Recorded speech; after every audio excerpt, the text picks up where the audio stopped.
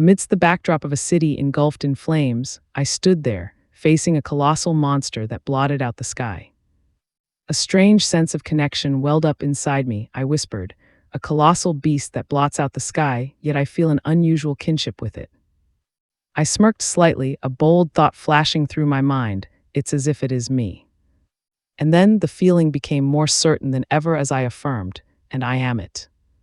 The roar of military aircraft surrounded us, but their attacks seemed to have no effect on the monster. I wondered in a daze, have you ever had a dream as strange as this? A monster so large it eclipses the sun and darkens the sky, yet I feel like it's a soulmate. This feeling was so intense, it's as if we are a single being. I smiled smugly. That's right, the monster is me and I am the monster. Under my control, the monster spewed a destructive stream of fire, incinerating everything in its path.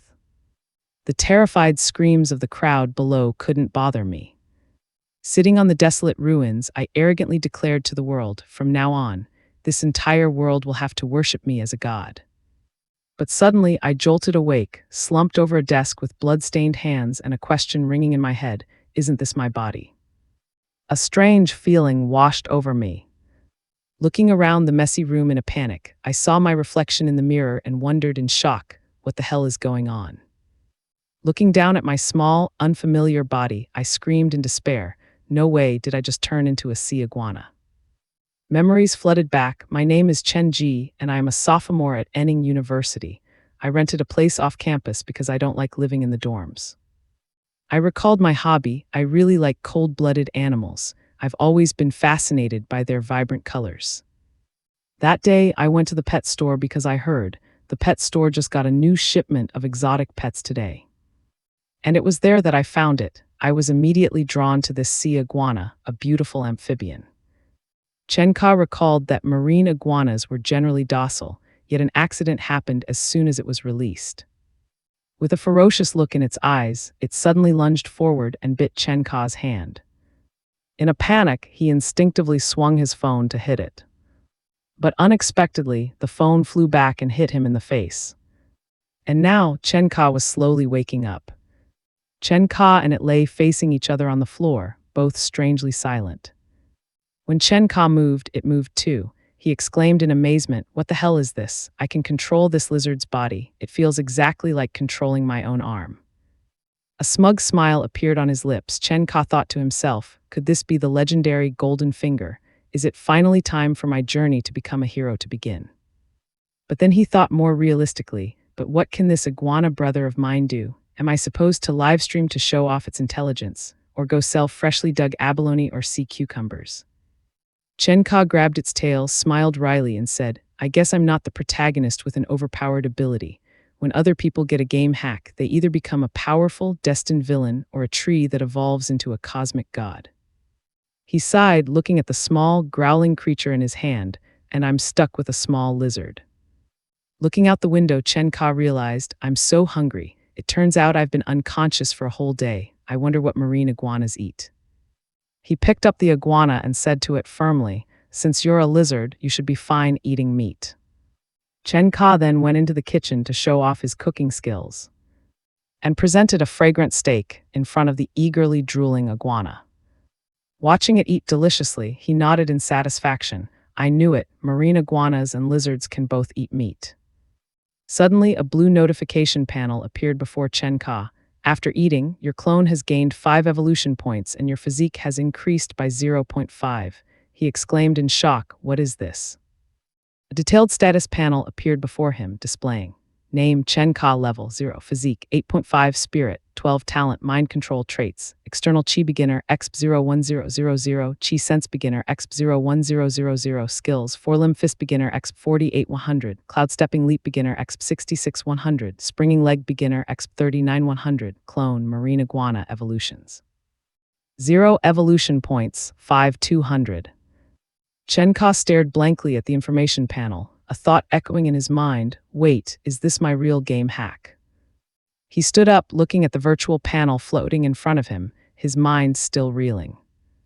Memories of arduous training days suddenly flooded back, his father's words still ringing in his ears. If you only train the form without understanding the intent, it's better not to learn at all. The root of power is in the feet. It must start from the thighs and be controlled by your abdomen, he said while correcting Chen Ka's posture, then shape it through the joints of your fingers. Chen Ka pleaded tiredly, "Dad, I'm so tired. Can I rest for a bit after finishing my horse stance?" But his father sternly refused. "No, giving up halfway is for cowards." Hearing that, Chen Ka clenched his fists, telling himself, "I don't want to be a coward." Faster, even faster. His father's urging voice rang out as Chen Ka ran tirelessly. But then he tripped on a rock and fell flat. Chen Ka lay there, panting from exhaustion. His father stood looking down at him, his voice calm and steady. "Get up. No one will be there to help you when you grow up." And then the day of his departure came. He handed Chen Ka a box and said, "This is all my savings. I have to go on a very long journey. The rest of the way you must walk on your own." Father patted Chen Ka's shoulder, instructing through tears, "Remember, you must not neglect your martial arts training. When you are strong enough, you will be able to see a completely different world." Chen Ka sobbed and asked, "Dad, how can I find you again?" He answered sadly, "When you become a grandmaster, although perhaps I won't be here anymore by then." With that, he turned and walked away, leaving Chen Ka standing alone, watching his steady back. The cold door slammed shut, taking with it the image of Chen Ka's beloved father. Returning to reality, Chen Ka looked at the old photograph on the wall and sighed involuntarily. A decade has passed just like that. Suddenly, a loud burp echoed, pulling him out of his thoughts. The little iguana had finished eating, its round belly looking comical. Chen Ka smiled and remarked, "This little guy eats really fast." But then he looked at it in astonishment. A pink light was enveloping its body. He rubbed his eyes in disbelief. "Is my vision blurry or did it just get longer?"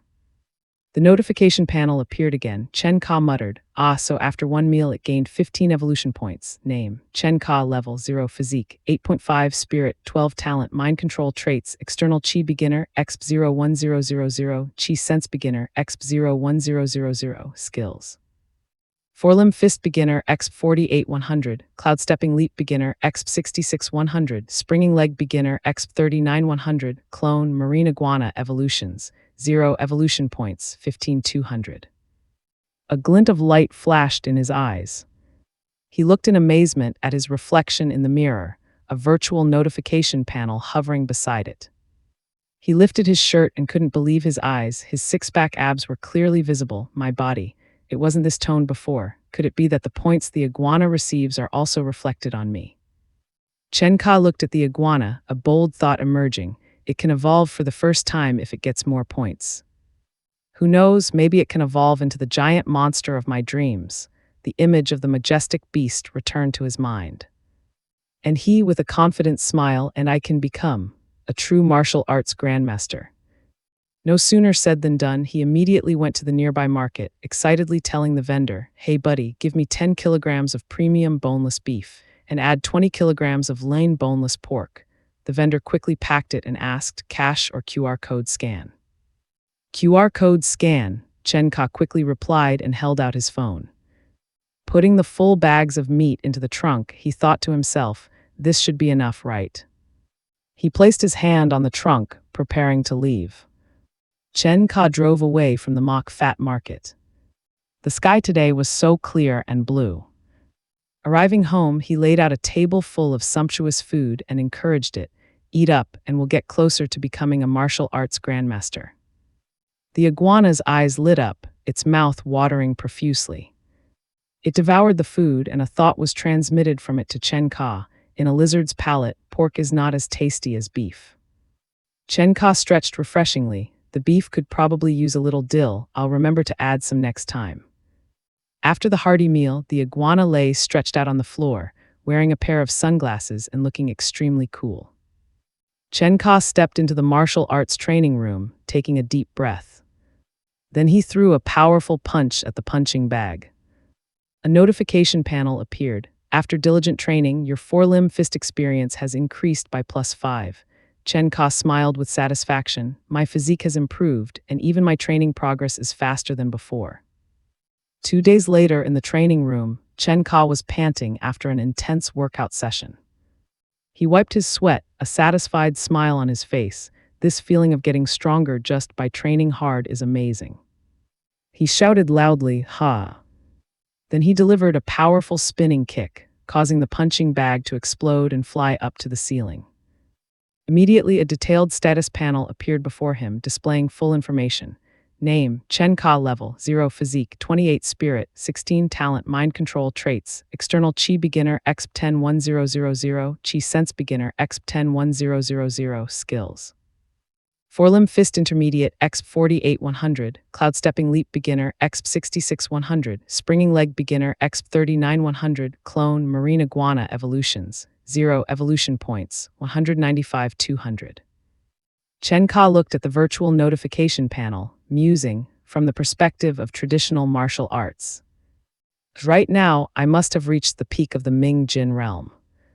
He recalled his father's teaching. The realms of martial arts are divided into Ming Jin and Hua Jin.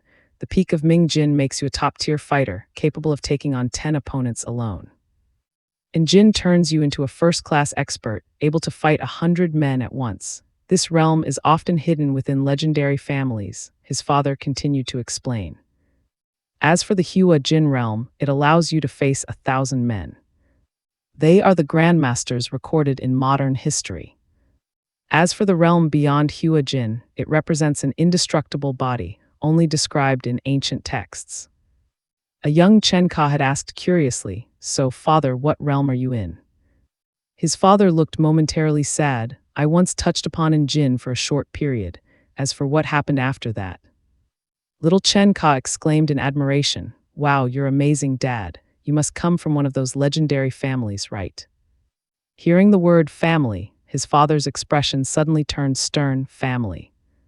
He replied in a somber tone, "I only come from a place called the Troop." Returning to the present, Chen Ka walked into the living room and exclaimed in shock upon seeing the much larger iguana, "Wow, Tilda, you've gotten this big already." He smiled in anticipation, "Just one more meal and you'll be ready to evolve. I hope it won't disappoint me this time." The iguana devoured its final meal and notifications continuously popped up. Chomp, evolution points 196-200, chomp, evolution points 197-200, chomp, evolution points 198-200. Slurp, another notification popped up, evolution points 199-200. Chen Ka muttered excitedly, "I'm almost ready to evolve. I can't wait to see how this little guy will change." Slurp, the last piece was eaten and the final notification panel appeared. Evolution points 200-200, followed immediately by a system announcement. The marine iguana clone has met the evolution requirements. The evolution process will begin now. The iguana's body suddenly convulsed, and yellow electric currents began to flash around it. "Oh my God," Chen Ka yelled as an intense purple energy enveloped both him and the iguana. "Ah, ah, ah." The intense pain sent them both writhing on the floor. The iguana growled in agony, its body beginning to transform violently. In its convulsions, it thrashed around the room, smashing the furniture to pieces. After a while, the pain finally subsided. Chen Ka lay sprawled on the floor, panting, "What the hell was that? I never expected the evolution process to be this painful." He slowly sat up, still dazed from what had just happened. Before him, the iguana was now much larger, clinging to the wall in the middle of the chaotic room. Chen Ka smirked confidently, "Let's see how strong you are after evolving." He gave the command, and the iguana immediately whipped its tail into a mannequin, creating a powerful impact. Chen Ka declared with satisfaction, "The evolved iguana now possesses extraordinary strength." A new status panel immediately appeared before him, detailing the incredible changes. Name, Chen Ka level, 0 physique, 2856 spirit, 1618 talent, mind control traits, external chi beginner, exp 10-21-000, chi sense beginner, exp 10-21-000, skills. Forelimb fist intermediate, exp 48-100, cloud stepping leap beginner, exp 66-100, springing leg beginner, exp 39-100, clone, marine iguana evolutions, 1 evolution points, 0-1000. He realized with astonishment, "I didn't expect that when the clone evolves, the main body's physique and attributes would directly double." Chen Ka pondered thoughtfully, "I just don't know if this increase is because my current strength is too weak, so or if my physique will double every time the clone evolves. If it's the former, then my strength will improve at a pretty good rate in the early stages, but if it's the latter, then that's truly terrifying. Chen Ka stood up, a red aura enveloping his body. Judging by traditional martial arts standards, I've just stepped into an Jin. Activating the traits allows me to release external qi. He thought gleefully, so now have I officially become a martial arts expert. But with training, the limit is 10 skill experience points per day. Because the improvements are reflected back and forth. So to strengthen my body further, I'll have to rely on this marine iguana, Chen Ka concluded as both he and his clone radiated a red aura. He discovered with surprise, even the iguana can release its external qi. He ordered it to stop, and the energy flow immediately dissipated. Suddenly there was a frantic knocking on the door, bang, bang, bang. Chen Ka turned to look at the door, the knocking continued relentlessly. Outside was a muscular man angrily banging on the door. Chen Ka calmly opened the door, the red aura still surrounding him. What's the matter? The muscular man was stunned, speechless at the sight before him. He felt an invisible, terrifying pressure radiating from Chen Ka. Sweat poured down his face as he thought tremblingly, what's with this kid? He gives me the feeling he could crush me in seconds. The muscular neighbor forced a strained smile, awkwardly explaining, well, it's been a bit noisy upstairs lately, so I came to check. Are you doing renovations? Chen Ka immediately dispelled the red aura, put on a friendly smile, and scratched his head innocently. Sorry, no renovations here. I've just been training lately and didn't realize it was so loud. The neighbor sweated, looking up at the sky in disbelief. Training? Whose training sounds like an earthquake? As soon as he finished speaking, he curiously peeked inside and was frozen by the sight of a room so devastated it looked like a battle had just taken place. Whoa, he gaped in astonishment. Trying to stay calm, the neighbor waved his hand. It's fine, no big deal. But hey kid, could you maybe change your training method a bit? Like, find a quieter way. Chen Ka waved cheerfully as the neighbor stepped into the elevator. No problem, really sorry about this. I'll adjust my training method from now on. The neighbor breathed a sigh of relief. Thanks, I appreciate it. The elevator doors closed, and Chen Ka went back inside with his large iguana clone. He closed the door, looked around the messy room, and sighed. Crossing his arms, he looked at the iguana and made a decision. The marine iguana clone has gotten too big. It's no longer suitable to be kept indoors. It's time to release the marine iguana clone into the sea. Night fell on a deserted beach. Chen Ka drove up and stopped right at the water's edge. Sitting behind the wheel, he said with determination, ready. He got out of the car, opening the back door to let the iguana freely head into the sea. Chen Ka closed his eyes, concentrating his mind, while his clone slowly submerged into the night sea water. The iguana swam out to sea, slowly diving deeper. And a thought resounded in Chen Ka's mind, activate sensory energy.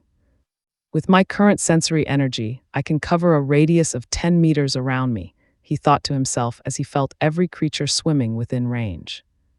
Suddenly, he discovered a strange fish with multiple eyes. This fish, it really has 5 eyes, he realized with astonishment. Guess I'll make it today's first target. Instantly, the iguana shot towards the 5-eyed fish with incredible speed. A loud splash was heard as the attack began. The fish seemed to be taken by surprise by the devastating bite. The iguana clamped down on its prey, ending the hunt quickly. After eating the mutated fish, 2 system notifications appeared. After eating the mutated fish, your clone has gained 10 evolution points, and your physique +1. After evolving, eating normal food only provides 1 evolution point per meal, Chen Ka realized, but a mutated fish can actually give up to 10 points. With these kinds of mutated creatures appearing in the ocean, and the recent news, it seems the world is far from peaceful. The iguana continued its hunt. Another system notification appeared. Reminder, your clone has reached its daily limit of 100 evolution points. You cannot gain any more points today. To the human eye, the ocean at night is cold and pitch black, but through the eyes of the marine iguana clone, the underwater world is colorful and vibrant. As an amphibian, the marine iguana can stay underwater for long periods, but since it doesn't have gills, it still relies on its lungs to breathe. therefore it needs to surface occasionally for air. Chen-ka controlled his clone to swim deep to the ocean floor. Finally, it found a quiet underwater caves. This place looks pretty good, Chen-ka thought to himself. Let the marine iguana clone rest here. Returning to the beach, he let out a sigh of relief. The clone is settled. It's time for me to head back. Chen-ka drove on the deserted road, the streetlights flashing past quickly. He raised an eyebrow in surprise when he saw a secluded house by the roadside. Do people really live in a place like this? Suddenly, a desperate scream of help came from the house. Chen-ka stopped the car, looking towards the old wooden house where the scream came from. He gripped the steering wheel tightly, telling himself, "Master your skills, act at the right time." Inside the house, a goon asked his accomplice, "Has that car left?" The other one looked out the window and replied, "It's gone." "Good," the leader said, while another was trying to restrain a struggling girl. "Silence," he growled. The leader angrily kicked his subordinate. "How could you be so careless? I told you to watch her, didn't I? You didn't even notice the gag had fallen out of her mouth." The subordinate clutched his stomach and cried out, "Boss, it's too dark in here. How could I see when I was dragging her in?" The leader gagged the girl again. He laughed menacingly, "Shut up and be good, or I'll let my boys have some fun with you tonight." At that moment, Chen-ka had gotten out of his car. He closed his eyes, activate sensory energy. Everything inside the house appeared clearly in his mind. Two goons were sitting and drinking, while the girl was tied up in a corner. Another one was standing guard. Kidnapping, human trafficking. Chen-ka analyzed the situation. 3 men, 2 of them have knives. He decided it's best to take them out within a minute, to avoid endangering the hostage. No sooner said than done, Chen-ka charged forward, smashing through the door. He moved like a whirlwind, taking down the first guard. The second subordinate didn't even have time to react before he was sent flying into the wall by a powerful kick. "Ay, ay, ay," he screamed in pain. The leader cursed angrily, "You bastard." He swung his knife to attack, but Chen-ka easily dodged and countered with a devastating blow, taking him down on the spot. The remaining one rushed over, "Boss, take a rest." He took a stance, Vietnamese King Fist, "Ning Phu, your turn." Chen-ka was unfazed, Troop 8 Extremities Fist, Chen-ka. The fight took place in a remote rural area. The opponent struck first, Vietnamese King Fist first form, stealing the incense burner. Chen-ka easily parried the blow and counterattacked. The opponent continued his attack, second form, twin horses connected hallway. But Chen-ka still had the upper hand. A thought flashed in his mind, an expert. He dodged the blow skillfully. Then he unleashed a powerful technique, 8 Extremities Fist, Iron Mountain Bump. The goon was sent flying, coughing up blood, but a smile formed on his lips. "Cough, this is getting interesting." He staggered to his feet to think that, after coming down from the mountain, I would meet a true disciple of the troop's 8 Extremities Fist, Iron Mountain Bump, an ultimate move of Baji. It truly lives up to its reputation. Chen-ka looked at his opponent coldly. What a pity. Ning Phu wiped the blood from the corner of his mouth, asking in confusion, "A pity, what do you mean?" Chen-ka stood tall, looking down at his defeated opponent. I didn't expect to see a common thug who could train in the Vietnamese King Fist to such a decent level. He said in a disappointed tone, "It's a pity that a disciple of the Vietnamese King Fist would walk the path of evil." Ning Phu growled in response, "What's with the high and mighty act? You're just a student, what do you know? I only understood after leaving the mountain in this world." He roared and lunged forward to attack. "If you want to get ahead, you have to do whatever it takes." Chen-ka calmly dodged the attack with ease. He delivered a thunderous kick, knocking the opponent down once again. Ning Phu lay motionless on the ground. Chen-ka stood there, reflecting on the fight. A battle between martial artists is truly dangerous. The pressure from him was greater than that of dozens of muscular men. He looked at the goons lying on the floor and thought, "It's a shame my control over my power is still so poor. Things didn't end well for these guys. Now I have to somehow learn to master my strength." The kidnapped girl let out a sigh of relief. "Woo-hoo." Chen-ka quickly untied her.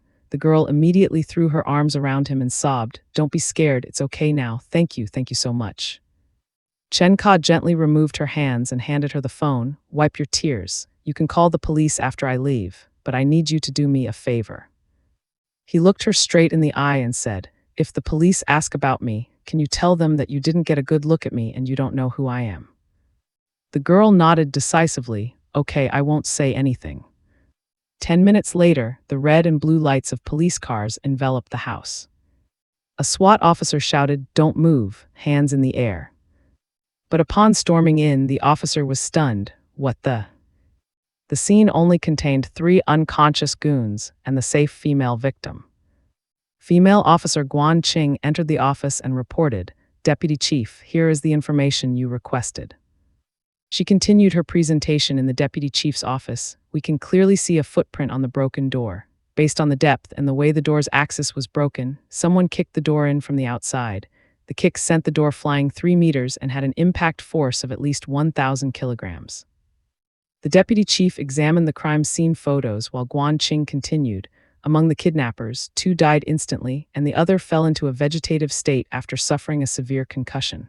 According to Lin Rongya, the person was wearing a mask at night and she couldn't tell what they looked like.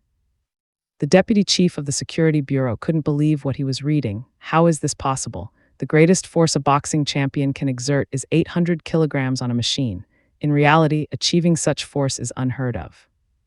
Guan Qing replied, "It's true that this person's strength is inhuman, although stranger things have been happening lately." Outside the window, lightning streaked across the night sky, heralding an impending storm. Chen-ka sat in his car, parked in a secluded spot near the riverbank. Under the moonlight, a group of people were gathered. A subordinate complained, "Boss, you just made some money and already spent 1 million on a woman from Bald Tiger. Isn't that a bit wasteful?" "Yeah, we spent a lot of time excavating a sunken ship and we only made a little over 2 million. The leader sneered, "So short-sighted. Do you guys know who that woman is? Money won't be an issue if we have her." The subordinate asked in surprise, "Really, boss?" The leader turned to another man. "Four Eyes, have you sorted things out with the company?" This man replied confidently, "Don't worry, boss. I've arranged for a shipping company. We've rented a high-end office building as you requested." Four Eyes confidently boasted of his achievements. "In addition, I've hired a headhunting firm to find us the most beautiful girls for the secretary and receptionist positions. You won't be disappointed." The leader, Zhang Changshu, smiled smugly. "With the ability to breathe underwater that I have awakened, as long as we find the location of a sunken ship, we can bring all the treasure ashore." He spoke with an ambitious tone. "Then we will have as much money as we want. Stick with me and I won't let you guys starve." Suddenly, a sharp dagger flew past their faces. Zhang Changshu yelled in alarm, "Who's there?" From the darkness, Chen Ka emerged. He said calmly, "I've seen many perverts, but you're a special one." Zhang Changshu pulled out another dagger, ready to fight. He growled and lunged forward. "You've got some nerve, but people like you don't usually live long." Chen Ka easily blocked the dagger's tip with 2 fingers. A powerful burst of energy erupted, sending Zhang Changshu flying backward. With a swift move, Chen Ka disarmed him. The 2 underlings looked at each other in terror. Impossible. The boss has become much stronger and faster after getting his superpower. He could easily take down TVS. This is not good, let's run. But as they turned, a chill ran down their spines. Chen Ka coldly ordered, "What are you doing? Look at me." His eyes glowed with a strange purple hue. "I'm going to test my mind control powers. What is your name and what do you do?" Zhang Changshu stood motionless, his eyes becoming vacant. He answered mechanically, "I am Zhang Changshu and I own a ship. I make a living by smuggling. A month ago, I gained the superpower of breathing underwater." Chen Ka thought to himself, "Mind control is very effective. He is now basically a puppet under my control." Zhang Changshu continued to confess, "I raid deep sunken ships and trade whatever treasures I get for money with the wealthy. This is your payment for working for me." Chen Ka broke the mind control, and Zhang Changshu came to with a look of confusion. He clutched his broken hand, crying out, Boss, what happened to my hand?" Chen Ka calmly replied, "You accidentally broke it yourself." Zhang Changshu nodded unconsciously. "I understand, boss. Yes, boss." Chen Ka smirked, "So my mind control has also affected his judgment." He ordered, "Go rest on the boat for a bit first. I'll be there as soon as I wake these two up." Zhang Changshu obediently complied. "Yes, boss." Chen Ka calculated inwardly. "To feed my lizard, I need a large amount of food. Zhang Changshu has a ship and often works with wealthy people. Perhaps I can make money through his company to feed my lizard." He looked at the three men he had just subdued and realized, the effectiveness of mind control is incredible. There was a little resistance when I tried to control Zhang Changshu, but with the other two it was very easy.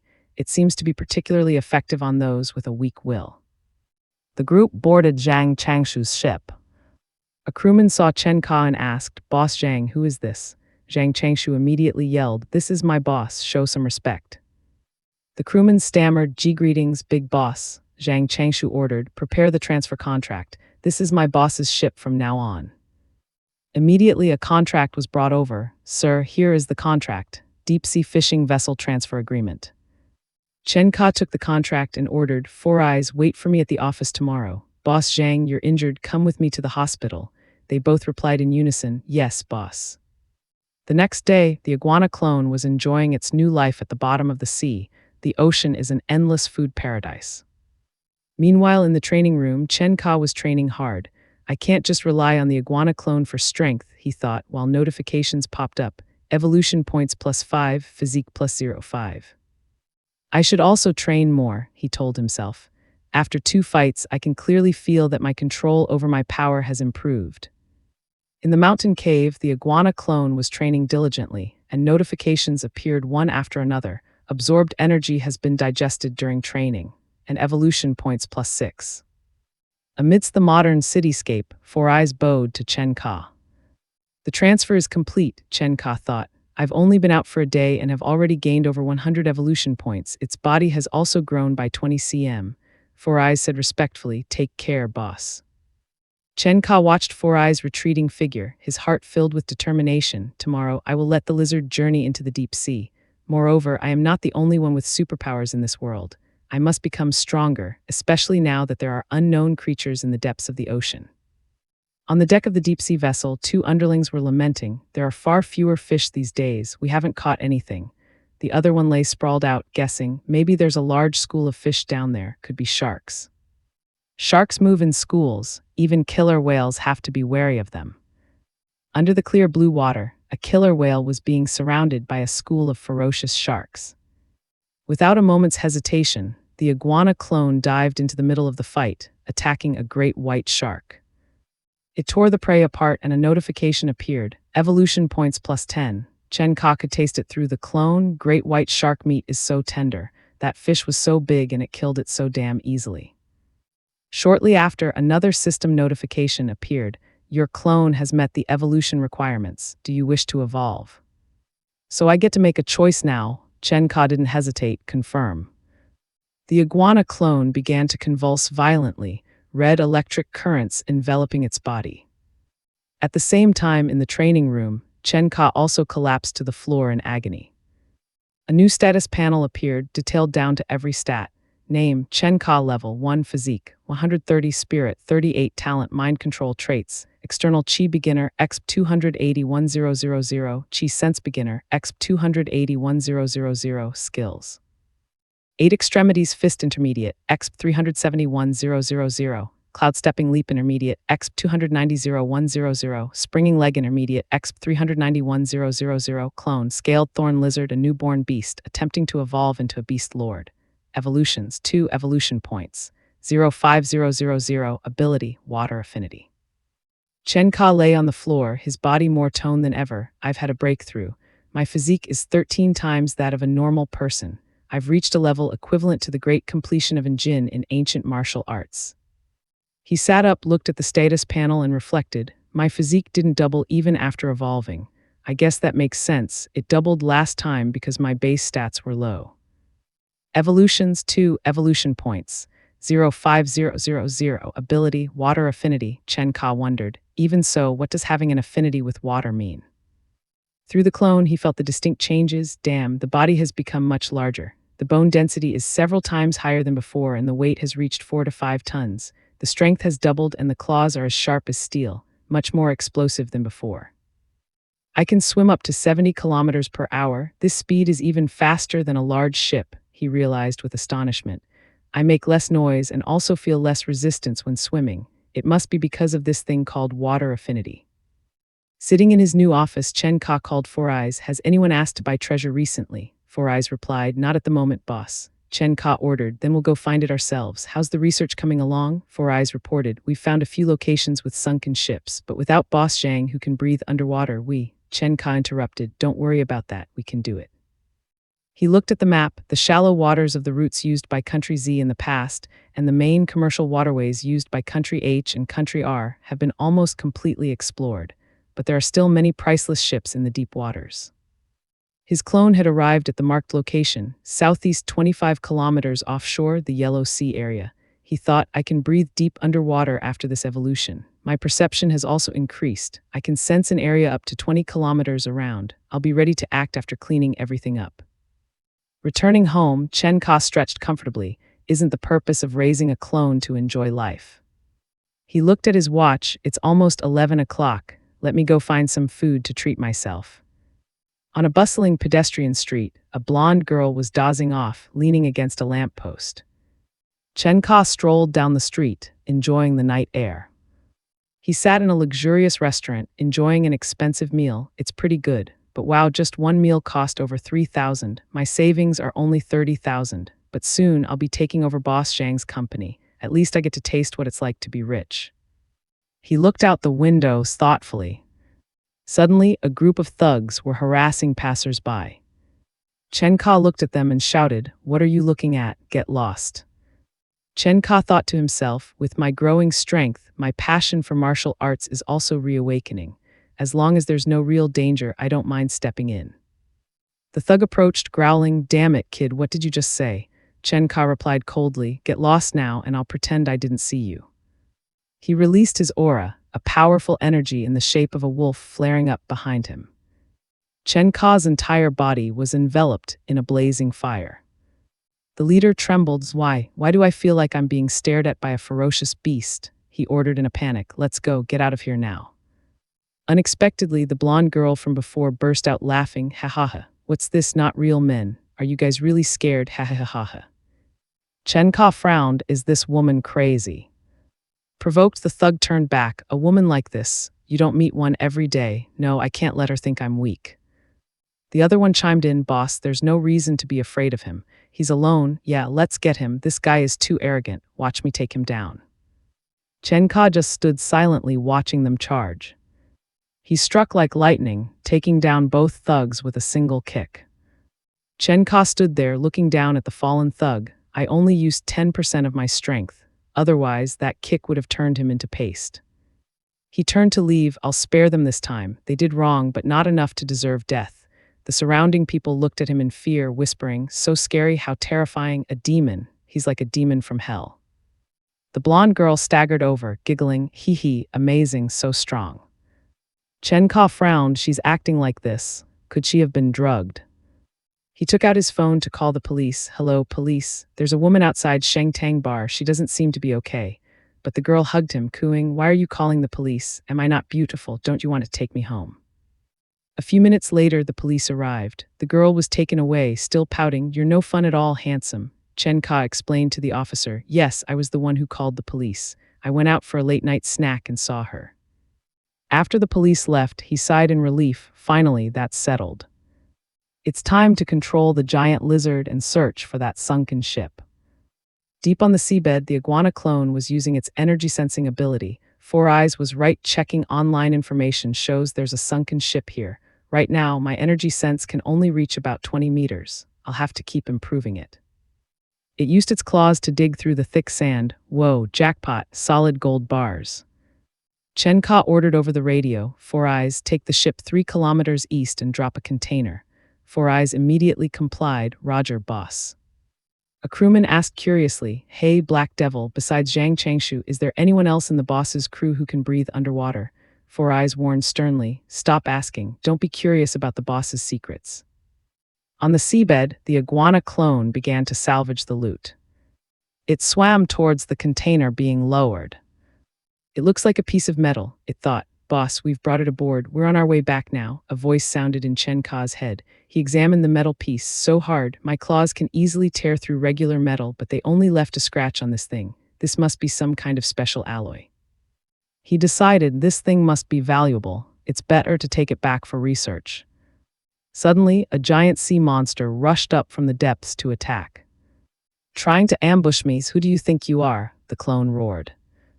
Although you are longer and bigger than me, when it comes to attack and defense power, you are no match for me. After a short battle, the iguana clone was victorious, leisurely enjoying some fresh sashimi. A few hours later, on a deserted beach, Chen Ka was testing his strength. The coral reefs have been eroded by the sea for years, making them extremely hard. A deserted beach at night is the perfect place to test my strength. He threw a punch at the rock. The impact force goes both ways, but my bone density is nearly 20 times that of a normal person. Plus, with the external chi shield absorbing most of the impact, my hand only feels a little sore. And that slight ache, my body's recovery ability almost eliminates it instantly. He repeatedly punched the rock, boom, boom, boom. After all these evolutions, my physique has surpassed the 200 mark. I haven't tested it yet, but my punch must be at least 3,000 pounds, which is 1.5 tons. With the help of external chi and the 8 extremities fist technique, I could easily punch through a person. He threw one last punch, shattering the rock. He lay on the sand thinking, the punching bag at home isn't durable enough and I can't train in the park either. With modern technology, if someone filmed me and uploaded it online, it would be a huge problem. If people found out I'm extraordinary, it would only bring trouble. Only on this empty beach can I train freely. It feels amazing, he shouted. My insane recovery ability. I've stopped for less than a minute and the scrapes on my hand have already healed. Suddenly, the iguana clone emerged from the water, holding the black metal piece from before in its mouth. Chen Ka sat up, looking at the strange object. This unusual black ore shines with a metallic luster, but at first glance, it doesn't look like anything special. He tried to lift it and was astonished. This block of metal weighs nearly 500 pounds, and it's extremely hard. Even the giant lizard's claws can barely scratch it. It would be the perfect material for making a weapon, but with my current skills, creating a simple weapon would be very difficult. Chen Ka decided, for now, I'll focus on dealing with those gold bars. He arrived at the port and called out, "Where are the goods?" Four Eyes hurried over. "Boss, it's all on the ship. Everything has been cleaned up." Entering the captain's cabin, Four Eyes exclaimed in amazement, "How much is all this worth?" Chen Ka picked up a gold bar. "I've never seen so many gold bars in my life," Four Eyes remarked. "The gold bars don't have any markings, so they must have been privately minted. It seems we can't sell them as antiques." Chen Ka went alone to the bustling city center. He walked into a jewelry store. A female employee greeted him with a smile. "Hello, welcome." Chen Ka asked, "Do you buy gold here?" The female employee replied, "Yes, we do. Are you looking to sell a ring or a necklace?" Chen Ka opened his backpack, revealing the glittering gold bars inside. "I want to sell these."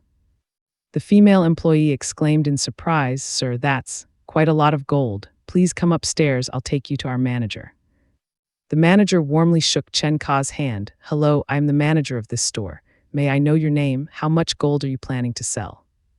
Chen Ka pointed to the backpack. "Chen, I want to sell all of this gold." The manager said politely, "Mr. Chen, I will need to have my team inspect the quality of the gold. Please wait a moment." Chen Ka sat and waited while the staff inspected the gold. After a while, the manager returned with the results. "Mr. Chen, your gold bars weigh a total of 11,250 grams. As they are not very pure and were privately made, we can offer a price of 400 yuan per gram. Is that price acceptable?" Chen Ka nodded. "That's fine." A bank notification popped up on his phone. "Your account has been credited, 4,500,000 yuan. Chen Ka drove away, thinking, people my age are still struggling with university, while I can make millions from a single adventure. He felt that everything was surreal. First, I should buy a car, he thought. This car's chassis is too low, it's terrible for driving on the bumpy coastal roads. He drove to a luxury car showroom.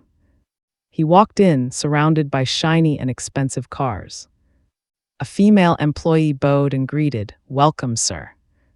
Chen Ka froze when he saw a familiar couple. He realized, is that my ex-girlfriend? Back then I spent a fortune trying to win her affection, And what did she do? Chased after wealth and status, living a comfortable life with rich playboys. His ex-girlfriend was on the arm of another man, saying in a sarcastic tone, "Honey, that guy over there is the loser who used to chase after me. What is a dirt-poor college student like you doing in a luxury car showroom?" Four Eyes was about to speak up angrily, but Chen Ka stopped him. "Don't bother with him." The other man sneered, "Oh, are we not allowed to speak the truth? Aren't you just a broke-ass college student? This isn't a place you can afford, is it?" His ex-girlfriend pulled her lover's arm. "Honey, don't waste your time on him. Let's go look at the cars." She pointed to a red sports car. "Honey, I want this one." The man looked at the car. "This one? Let me take a look for you." He thought to himself, money is for impressing women. I only get a few tens of thousands a month for spending money. How can I afford a luxury car? Chen Ka pointed to a white SUV. "This car has a high chassis and can carry things. It will meet all my needs." He said to the salesperson, "This one, I'll pay by card." The female employee announced, "Yes, Mr. Chen, this car costs 2.38 million yuan. Will you be paying by card or in full?" Chen Ka answered decisively, "In full." His ex-girlfriend exclaimed in shock, "What, he's paying by card for that car? That car is 2.38 million.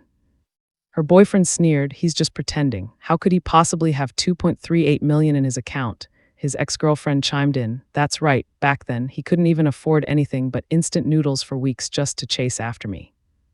A poor student pretending to buy a luxury car, he thought to himself, while his ex-girlfriend was also full of doubt. Unbelievable. He waved his hand condescendingly. "Hey, no need to put on an act, okay? It'll be embarrassing if your card gets declined."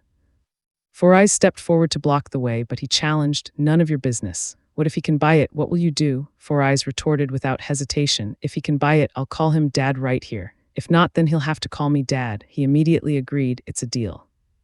His ex-girlfriend sneered contemptuously, as if he could actually afford it. "Yeah, he's just bluffing." Just then the saleswoman returned, respectfully handing the keys and card back to Chen Ka. "Sir, here are your keys and your card. The car is now yours." Chen Ka calmly took them, "Thanks." The two of them were stunned. "He actually bought it. That's 2.38 million, the ex-girlfriend stammered. "Chen Ka, how did he get so rich?"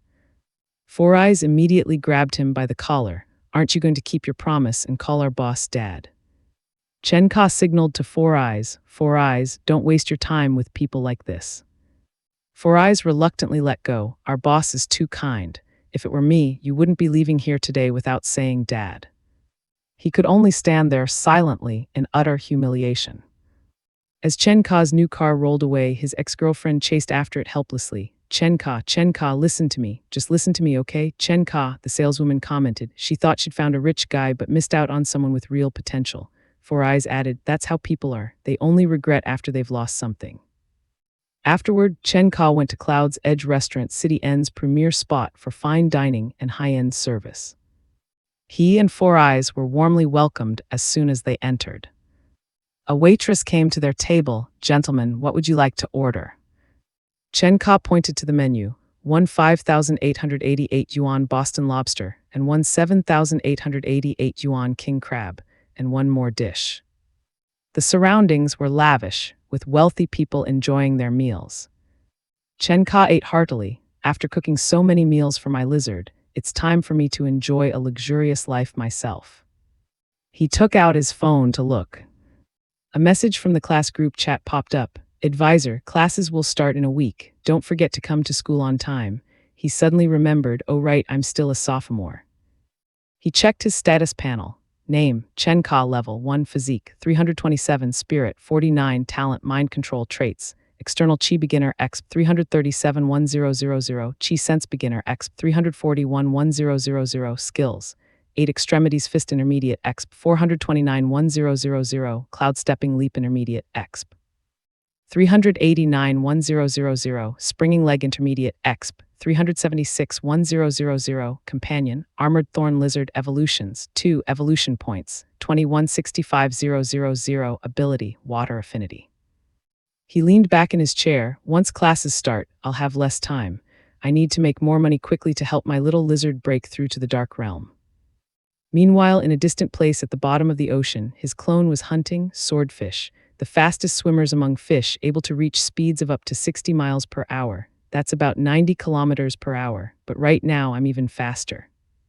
It tore apart a sailfish. Sailfish is actually delicious. Once I'm full, it's time to continue the treasure hunt. A notification popped up, evolution value plus 10. By expanding my senses, I can detect everything within a radius of tens of kilometers. Unfortunately, even after scanning the seabed, I still haven't found any shipwrecks. A few days have passed with no results. He contemplated the changing world. The world is starting to change in strange ways. I wonder if there are any secret supernatural organizations run by the government. In any case, now that I have these abilities, I need to be even more careful in my actions. Back in the city, Chen Ka and Four Eyes stood in front of a high-end office building in City N. He walked into the lobby. After Zhang Changshu transferred the company, I haven't even visited it once. This is the busiest area in city, and Zhang Changshu really went to great lengths to make the company look good. At the reception desk of Tianlin Marine Industry Company, Four Eyes was greeted. "Assistant Zhang, you're here," he ordered. "Zhao Enning, call everyone to the boss's office." The receptionist replied, "Yes, sir." The door to the boss's office opened. Four Eyes introduced, "This is the boss of our company." The employees were surprised. "Chen Ka, Mr. Chen." Then they greeted in unison, "Hello, boss." Two female employees whispered to each other, "So, he's the boss. He's so young, so handsome and rich." Four Eyes continued, "Boss, this is Enning Nakeson, our receptionist." The girl bowed, "Hello, boss." Another woman brought coffee. "Boss, here's your coffee." "This is your secretary, Su Lengyu," Four Eyes said. Chen Ka nodded, "Leave the coffee here." Alone in the office, he thought, although this is just a shell company, it's surprisingly well equipped. It must cost hundreds of thousands to maintain this company every month. It seems I'll need to find more treasure from shipwrecks. He called Four Eyes in. "Jiangsu will end the introductory meeting here, and let everyone get back to work. You should go back to the ship and keep an eye on things for now." Four Eyes obeyed, "Yes, boss." Watching their retreating backs, he thought, the current mind control effect is very stable, but subconscious hypnosis is not without its loopholes. I need to make sure they don't interact too much with the outside world. He took a sip of coffee and the notifications popped up again. Physique points plus 07. Physique points plus 07. He smiled, using the clone to hunt while just lying around and getting stronger. He took a sip of coffee. This feeling is amazing. At the same time, deep on the ocean floor, a bloody hunt was taking place. His clone was fighting fiercely with a giant sea creature. Is that a barracuda? But barracudas are only about 2 meters long, and this one is 4 to 5 meters long. Chen Ka analyzed through the clone. Its speed is incredible and its teeth are harder than steel. If it weren't for my strong life force field, I might have been injured. It seems the number of mutated monsters in the ocean is increasing. It tore into the prey, feeling an abundant source of energy. This meat is clearly different. It provides much more energy. Immediately, he felt a surge of power in his body and a notification appeared. Your clone has made an effort to devour and has received 90 evolution points. Physique points plus 9, he realized with astonishment. Something's not right. That fish definitely had something unusual about it. Right now, my muscles and bones are being strengthened, and this increase is 10 times greater than before. The clone swam away. Chen Ka felt a little regretful. What a pity. In such a vast ocean, that mutated fish seems to be the only one of its kind. At the office of Tianlin Marine Industry Company, Enning Nakeson curiously asked Su Lengyu, "Sister Lengyu, do you think the boss has a girlfriend?"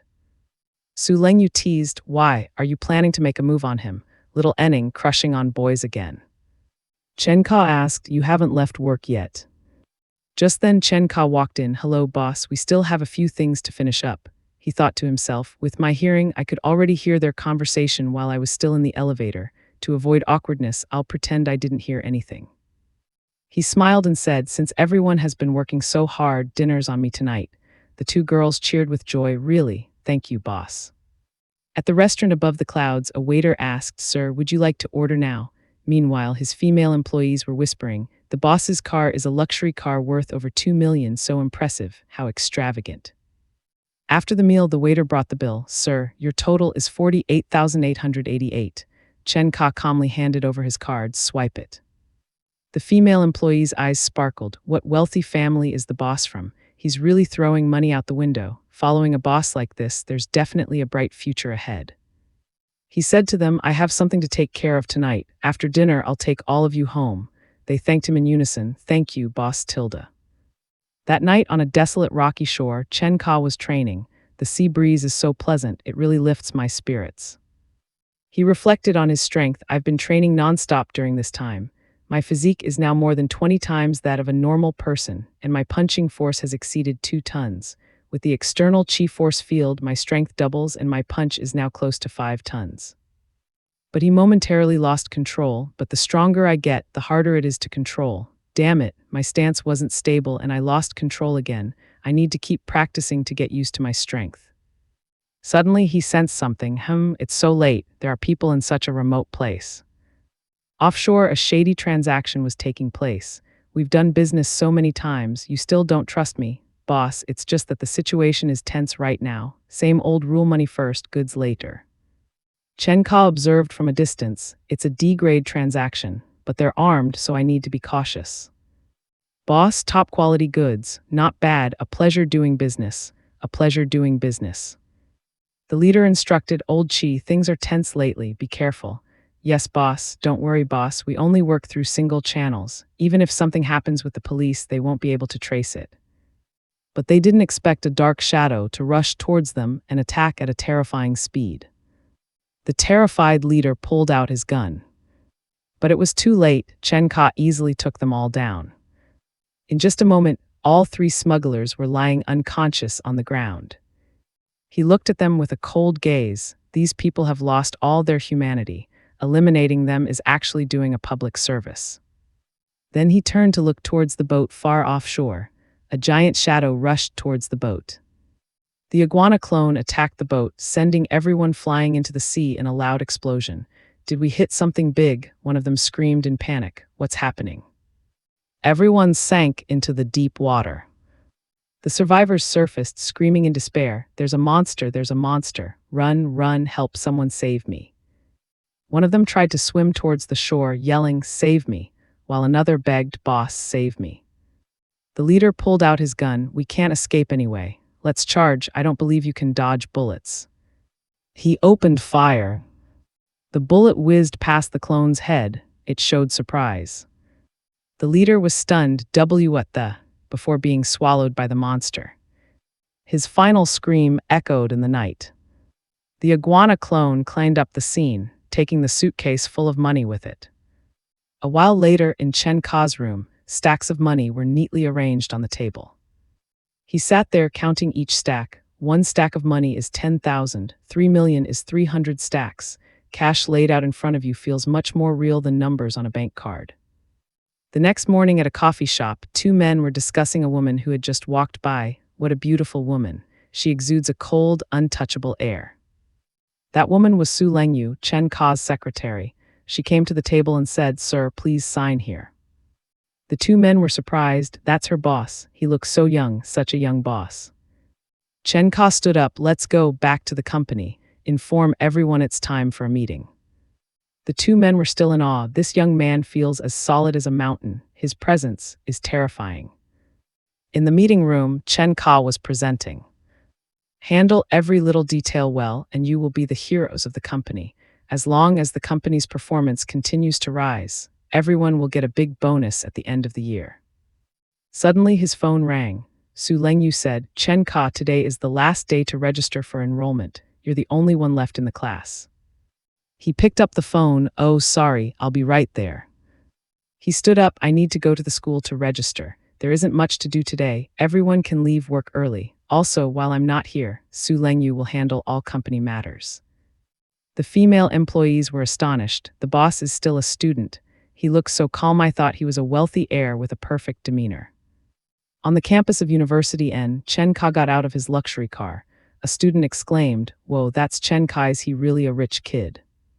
And that car, it's worth over 2 million. Another said, What? That car costs over 2 million. On the University N forum, a post was pinned to the top. Opening day announcement. On the last day of the new enrollment period, a tall, rich, and handsome guy appears in a car worth over 2 million.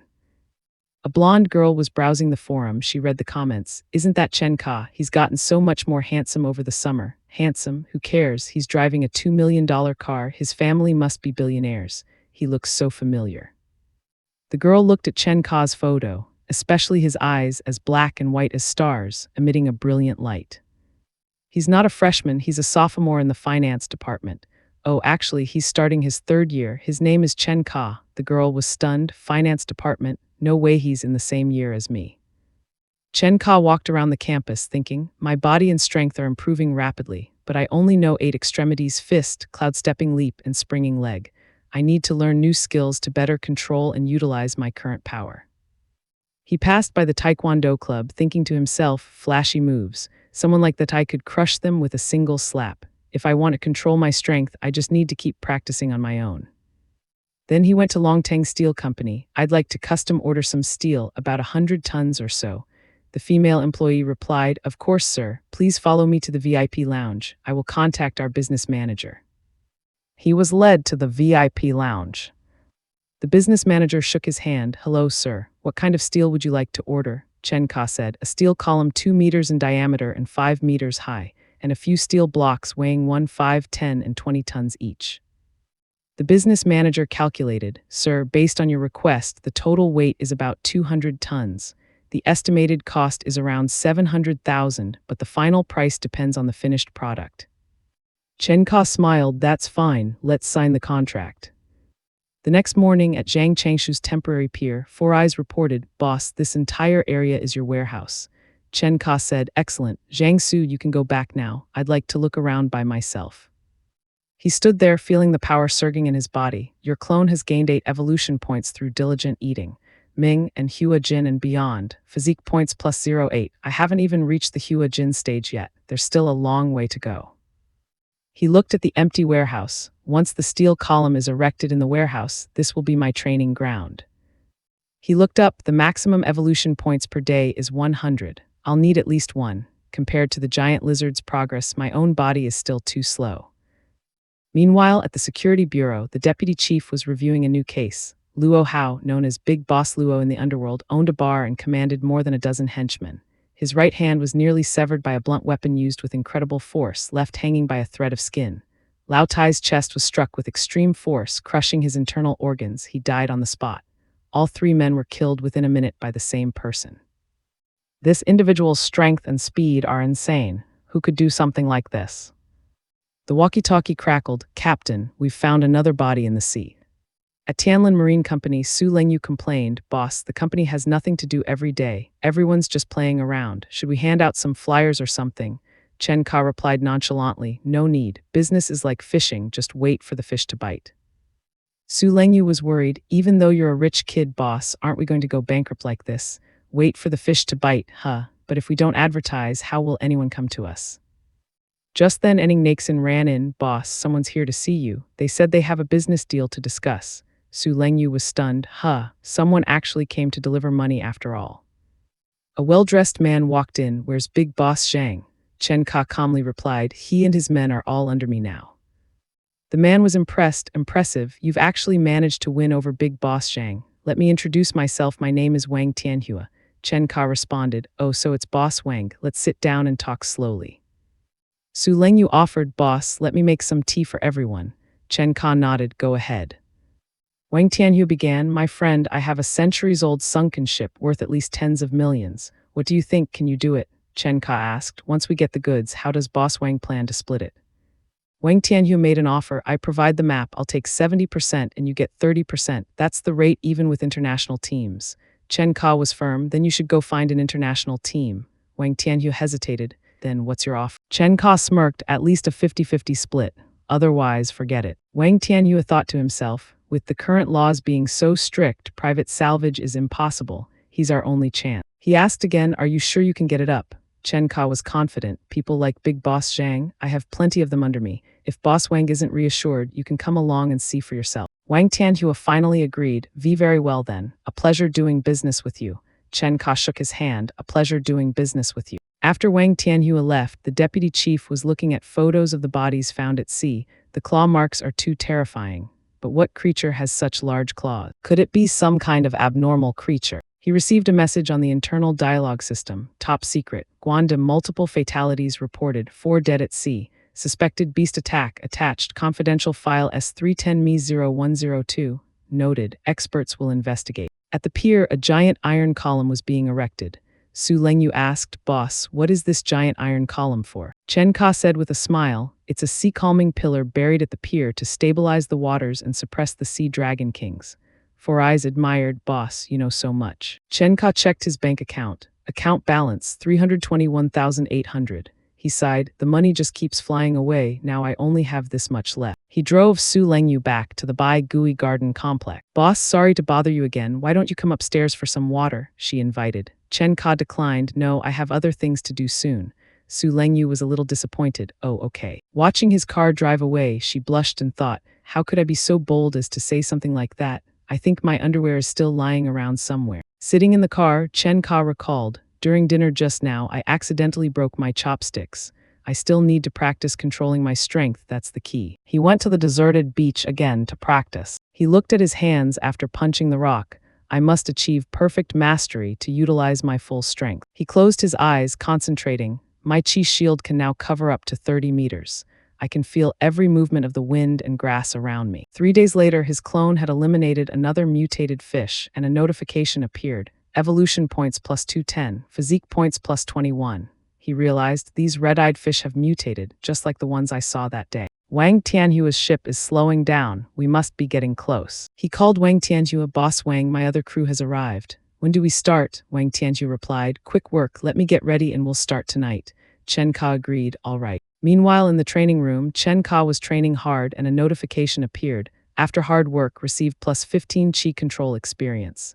He felt the power surging. "With the enhancement of chi, my strength is multiplied." Offshore, Wang Tianhua said over the radio, "My friend, I still don't see your other crew." Chen Ka calmly replied, "They're already underwater, just give me the location." Wang Tianhua was amazed. "Really? That's impressive. 200 meters to the left of my ship, about 700-800 meters deep." Deep on the seabed, his clone felt the heavy pressure. "Even with my physique, the water pressure is making me uncomfortable." It arrived at the designated location but saw nothing. "Oh, it seems there's nothing here." Wang Tianhua said into the radio, 800 meters deep within a 200-meter radius and there's nothing.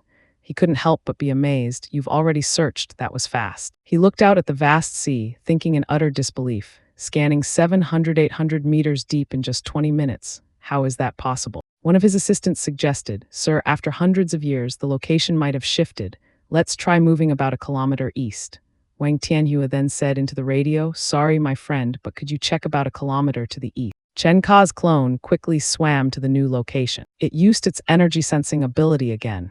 Red circles radiating out around it. Suddenly, it detected the target, found it. On the ship, the crew was busy salvaging the crate. "Keep going, almost there." Wang Tianhua's assistant reported excitedly, "Sir, 8 pieces are broken and 3 are intact. The estimated value is about 30 million. If we sell them individually, we could make another 20 million. Wang Tianhua laughed smugly, saying into the radio, "Did you hear that, my friend? That's the situation. The rest is up to you, I'll just collect the money." A few days later at the pier, Wang Tianhua was splitting the money. "The total is over 23 million. That's 11.5 million each, count it if you want." Chen Ka calmly replied, "No need, I trust you." Wang Tianhua laughed loudly, "Haha, you're a straightforward man. Next time I have information on a sunken ship, I'll contact." Chen Ka stood there, looking at the stacks of cash. "The money problem is solved, but my strength is still too weak.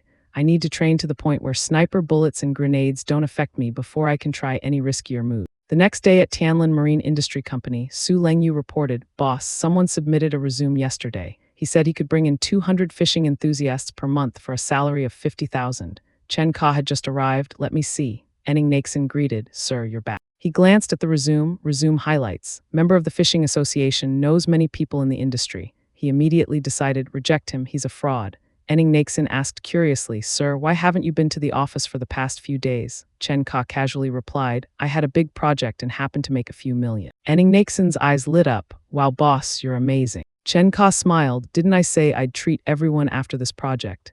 Tonight, I'm taking you all to Yunsheng Tianwai to relax." 2 female employees were chatting. "Working here is amazing. The work is easy, the pay is good, and the boss always treats us. The boss is so cool, unlike my friend's company, where the manager even tries to hit on." One girl blushed and thought to herself, "If the boss tried to hit on me, would I say yes or no?" At Yunsheng Tianwai restaurant, the employees were still in awe. "Boss, I didn't know sea fishing was so profitable. Just a few fishing trips and you've made millions." Chen Ka explained, "Just got lucky, caught a bluefin tuna. One fish is worth hundreds of thousands. Suddenly, a strange man approached. Are you Mr. Chen, the owner of Tianlin Marine Industry Company? He introduced himself. Hello, Mr. Chen. I am Li Tianrui, the vice general manager of Tianheng Group and also a friend of Wang Tianhua.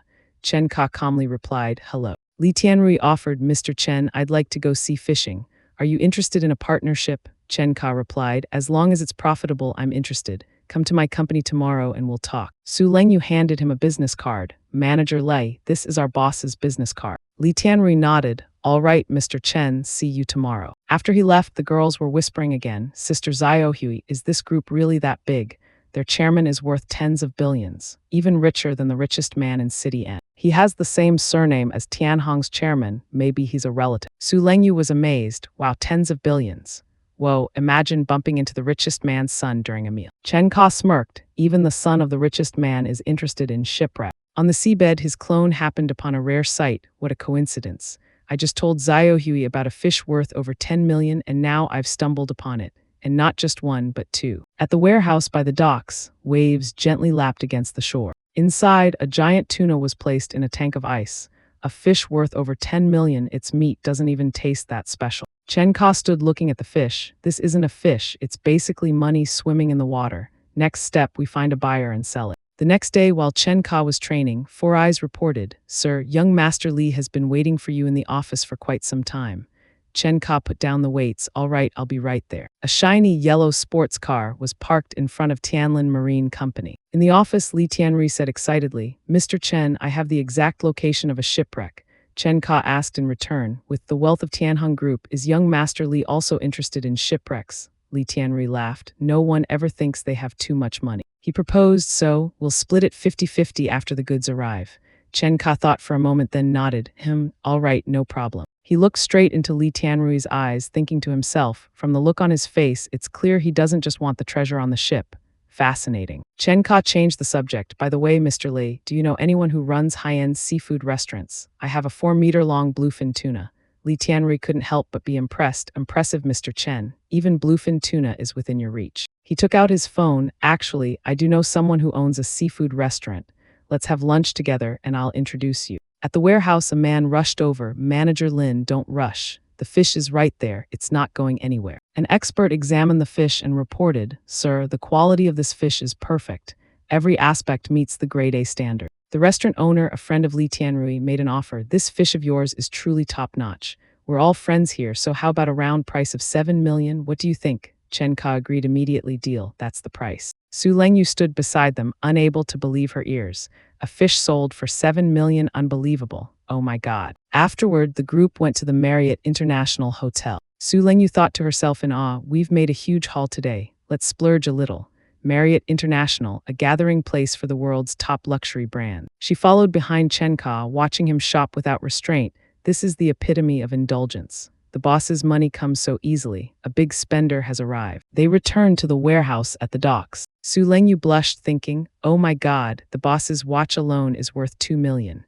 And he bought me so many luxury items, probably over 2 million as well. Chen Ka gave new instructions. Lengyu, I want to buy a villa. Keep an eye out for me. It needs to be big and spacious. If it's in a quieter location, that's fine too. I prefer peace and quiet. Around 30 million should be fine. She replied professionally, understood. Deep on the seabed, the iguana clone unexpectedly discovered 2 submarines. It's a pity I'm not strong enough. Otherwise, I would have torn those 2 submarines to shreds. It decided to stay out of trouble. It seems there's something dangerous down below. Let's leave. No need to take unnecessary risk. But a giant crab blocked its way. Ha, you think I'm a pushover? The clone charged forward to attack with incredible speed. Chen Ka realized it's much stronger than that mutated oarfish. Rumble, rumble, rumble. A world-shaking sound echoed as Chen Ka's deep-sea clone, with unstoppable force, shattered a massive ice wall. He thought to himself with excitement, unbelievable, the force this monster is releasing must be over 10 tons. This is getting interesting. Wham! With a devastating punch, the clone slammed into the giant crab, creating a massive explosion of water. Standing on the carcass of the defeated monster, the clone analyzed, this big guy can't be finished in one go. I'll have to slowly absorb it. Meanwhile, in his apartment, Chen Ka was engrossed in his laptop screen. A document titled, Excerpt from the Report, Anomalous Oceanic Phenomena in Recent Years, was open. He muttered to himself, his expression thoughtful, giant oarfish, giant spiny pufferfish, and now a giant spider. Perhaps this world is truly changing. His eyes scanned a shocking news item on the screen. Country M's SSN 698 nuclear submarine has disappeared at a depth of 600 meters in the Pacific Ocean. The latest report states it was attacked by an unidentified giant sea creature. He continued to read another, even more alarming report. A nuclear submarine in the Arctic collided with an underwater iceberg, killing all 127 crew members. Chen Ka leaned back in his chair, his gaze complex. All of this has happened in the past 2 years. And it seems the deeper you go into the sea, the stronger these unknown creatures become. On the ocean floor, his clone was settled in a cave, absorbing energy from its prey. 2 system notifications popped up: evolution points, plus 290 basic body stats, plus 29 in evolution points, plus 280 basic body stats, plus 280. After finishing the absorption, the clone stretched majestically, feeling the surging power in its body, and exclaimed with excitement, "My body size has now grown to 18 meters." Back in the warehouse, Chen Ka was testing his new physical strength. He threw a punch at the iron pillar, smiling with satisfaction. "My physical stats have increased by over 100 points. Bone structure, muscle strength, everything has reached a whole new level. Now even punching an iron pillar doesn't hurt anymore." He confidently crossed his arms, feeling his steel-hard flesh. "Now even a handgun can do nothing more than scratch my skin. And with this natural armor and reaction speed, ordinary bullets won't even leave a dent on me." In search of more knowledge, Chen Ka decided to visit the Xinhua bookstore. He picked up a book, feeling emotional. "This world is not as simple as I thought. Learning and reading are always the right choices." His presence and aura quickly caught the attention of 2 girls nearby. One whispered, "Wow, look at that guy, he's so handsome." Her friend urged, "Then go get his contact information." But the other girl timidly replied, I don't dare." Chen Ka paid no attention to his surroundings. He was focused on his goal and selected 2 martial arts books, Xing Yi Quan and Baji Quan, thinking, only by constantly learning can one continuously improve. Returning to the warehouse, he trained tirelessly.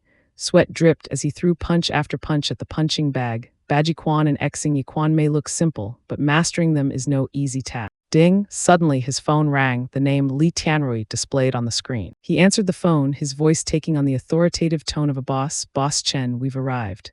Chen Ka replied curtly, "All right, send me your location. My men will be underwater in half a day." A while later, at the shipwreck site, one of Li Tianrui's men reported over the phone, "Boss Li, we've found gold and some broken porcelain."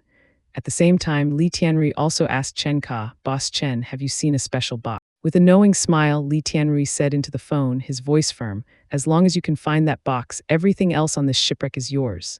Chen Ka casually replied, "All right, let me ask around." Chen Ka's clone easily lifted a whole chest of gold. He calculated, this gold alone is worth over 20 million. He glanced at the small wooden box nearby. What about that special box? He opened the box. Inside was just a mushy substance. Chen Ka scoffed, HMPH, just a pile of black mud. I don't understand what he wants it for. Opening the box and finding it empty, Li Tianrui screamed in utter despair, his hands on his head. Impossible. My elixir, where is my elixir? At a murder scene, a police officer reported to his superior, just like the previous victims, all their blood is gone, their muscles are shriveled up like dried meat.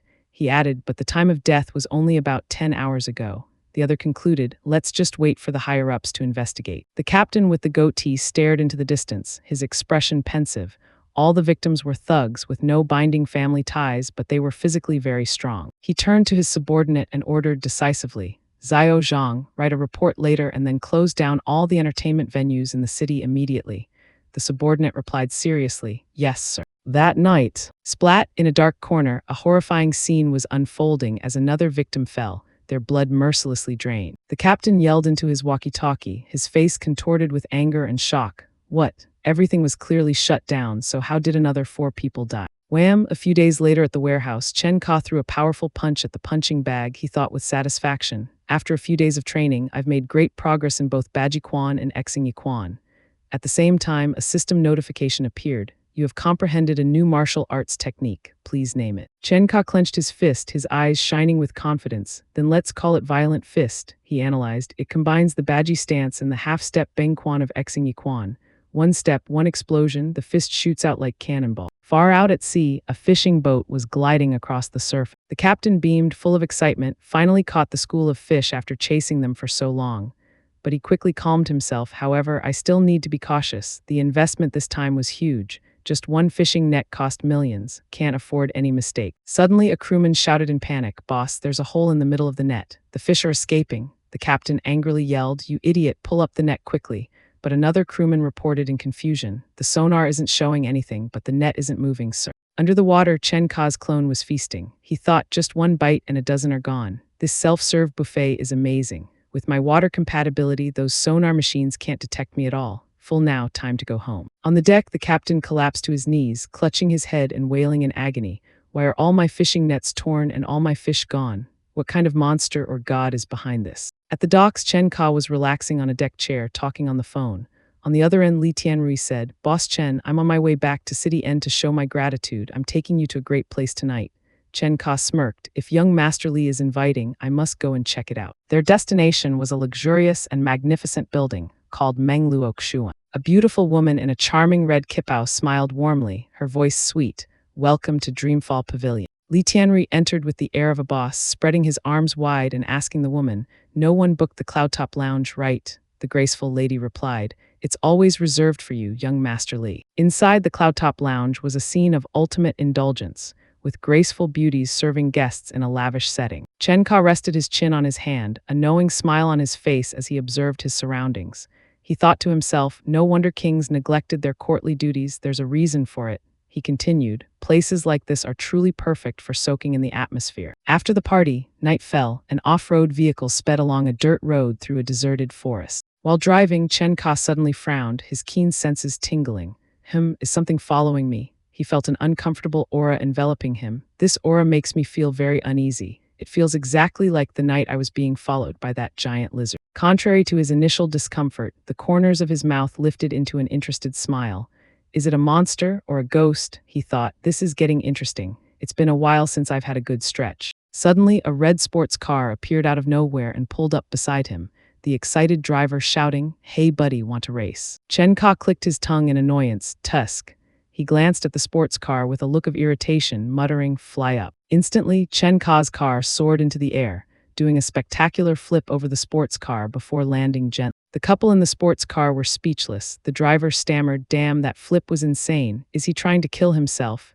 The girl beside him exclaimed in horror, "Oh my god, is he even human?" Chen Ka sat calmly in his car, completely unfazed by the sports car. He thought, at this speed, even the fastest car can't keep up, but that thing is still tailing me closely. He smirked, looks like it's not a weakling either. He drove to a deserted beach and stopped, getting out and calling into the darkness, his tone both casual and a little teasing, "Come on out, I'm not a bad person." From behind a tree, a beautiful woman with long hair emerged. She smiled charmingly. "Oh, the way this big brother talks is so interesting," she said in a coquettish voice. "I was just taking a dip in the sea when someone took my clothes. Could you get me something to wear?" Chen Ka laughed coldly. He saw right through her intentions. "You want clothes? Sure, I'll get them for you right now." With that, he lunged forward to attack at an incredible speed. Boom! Just as Chen Ka's punch was about to connect, the girl disappeared, leaving a giant tree leg to block his attack. Chen Ka froze for a moment, his eyes showing a hint of surprise at his opponent's strange ability. The girl revealed her true form as a female demon with a fishtail. She licked her lips and said, "What a strong and abundant life force. I really want to eat you." Chen Ka asked warily, "What are you?" The female demon sneered, "I'm human too, just a more perfect version. My name is Yin Zaya." Yin Zio stuck out her long tongue, her voice filled with greed. "Eating you is like eating hundreds of strong, energetic people. It's enough to help me complete my first stage of evolution." Whoosh! Chen Ka nimbly dodged Yin Zio's continuous attack. He spun around to counterattack, shouting, "Want to eat me? Let's see if you're capable enough." Yin Zio couldn't help but be surprised by his speed, so fast. Boom! Chen Ka unleashed a violent fist, creating an explosion of fiery red energy. Yin Zio was sent flying, crashing into a stone wall she had created. She muttered in disbelief, "Impossible. How can this be? You clearly don't have the aura of an awakened one." Chen Ka continued to charge, his body seemingly merging with his attack, piercing through Yin Zio's defenses. "Ah!" The female demon screamed in pain as she was hit by a series of blows. Chen Ka observed coldly, analyzing his opponent's weakness. It can merge with trees and rocks, but every time I attack its appendages, its aura weakens. A moment of tense silence. Chen Ka stood tall, his voice filled with confidence, merging with trees. A pretty good survival skill, but too bad for you that you ran into me. Now answer me a few questions and I'll give you a quick death. Lying on the ground, Yin Zio laughed maniacally. Do I look like someone who's afraid of death? Ha ha ha, the moon is beautiful tonight. A pity I won't be seeing it again. But that's okay, I've already taken my revenge. Her eyes flashed with regret and hatred. If I had just one more month, I could have completed my dark transformation. By then, even a martial god wouldn't scare me. Chen Ka looked down coldly at Yin Zio's disintegrating body, continuing her lament, but instead you ran into someone like me in a normal city. Under the moonlight, Yin Zio's body turned into countless fragments of light and vanished. 2 system notifications suddenly appeared, surprising Chen Ka. You have killed a corrupted, received 10 attribute points. He muttered, a corrupted, attribute points, what is this? The system panel continued to explain, attribute points can enhance skills, weapons, and improve oneself. They can also unlock special abilities such as lightning, ice, fire, etc. Chen Ka thought to himself, I already have extraordinary strength and soon the giant lizard will have it too. He smiled confidently as he imagined his clone evolving into a giant, fiery monster, a real-life Godzilla. Afterward, he drove back to the warehouse. Sitting in front of his computer, Chen Ka typed 2 keywords into the search bar, corrupted and awakened. The search results came up empty. Your search did not find any relevant information. He leaned back in his chair, stretched, and told himself, it seems the government has blocked these details. Oh well, I'm still too weak right now. When I'm stronger, I'll explore that world again. He looked up at the ceiling with a determined gaze. Perhaps after my physique surpasses 10,000 points. Just then a notification panel appeared before him. Please select an element to enhance. Wind, fire, water, earth, lightning, light, or dark. Current physique is insufficient, only basic elements can be enhanced. Without hesitation, Chen Ka raised his hands to the sky and shouted with excitement, enhance lightning. The system immediately confirmed, you have used attribute points to enhance an extraordinary ability, received lightning mastery, spirit stat +1. He flicked his finger, creating a small, crackling spark in the air and smiled with satisfaction, a budget version of lightning powers. Oh well, I'll take it. He realized even lightning mastery has experience points. It seems it can be improved through practice, not bad at all. A detailed status panel appeared. Character name Chen Ka, level 1 physique 465+, spirit 57+, spirit control, techniques external chi beginner, chi sense beginner, skills crushing mountain fist beginner, void stepping intermediate, spring kick intermediate, abilities lightning mastery beginner 10-1-0-0-0-0+1, attribute points 0, clone scaled thorn lizard. Evolutions 2 times already an adult monster, aiming to become the king of monsters. Evolution value 31,95000. Abilities observation hacky, armament hacky. Talents water compatibility, lightning mastery. At the same time on the seabed, his lizard clone, now enveloped in powerful electric currents, was fighting fiercely with a blue sea monster. After finishing off its opponent, it grabbed the carcass. A notification appeared, received 980 evolution points. Chen Ka thought to himself, another mutated sea monster. Its threat level is no less than that of the giant spider from last time. He realized something astonishing. Even the giant lizard now has lightning mastery, and it's even stronger than mine. At City N's airport, a few private jets had just landed. Captain Guanda walked over to greet the 2 men who had just disembarked. He asked, are you the agents from the Special Agents Bureau? He introduced himself. I am Guanda, assigned to receive you. The man in the black suit smiled, shook Guanda's hand and said, I am Huang Junfeng. Thank you for your cooperation in advance. The other man, wearing a white lab coat and sunglasses, spoke coldly. Nangong Jian, lead investigator of case 907. Take us to the body. In the morgue, Guanda pointed to the body and reported, this person died last night, the only body found. He continued, in the 4 days prior, 4 people died mysteriously each night. Huang Junfeng stepped forward, placed his hand on the body, and used his ability. A blue soul in the shape of Yin Zio gradually materialized from the corpse. The soul screamed silently for a moment before slowly dissipating into the air. Nangong Jian said with certainty, the aura is gone, it's dead.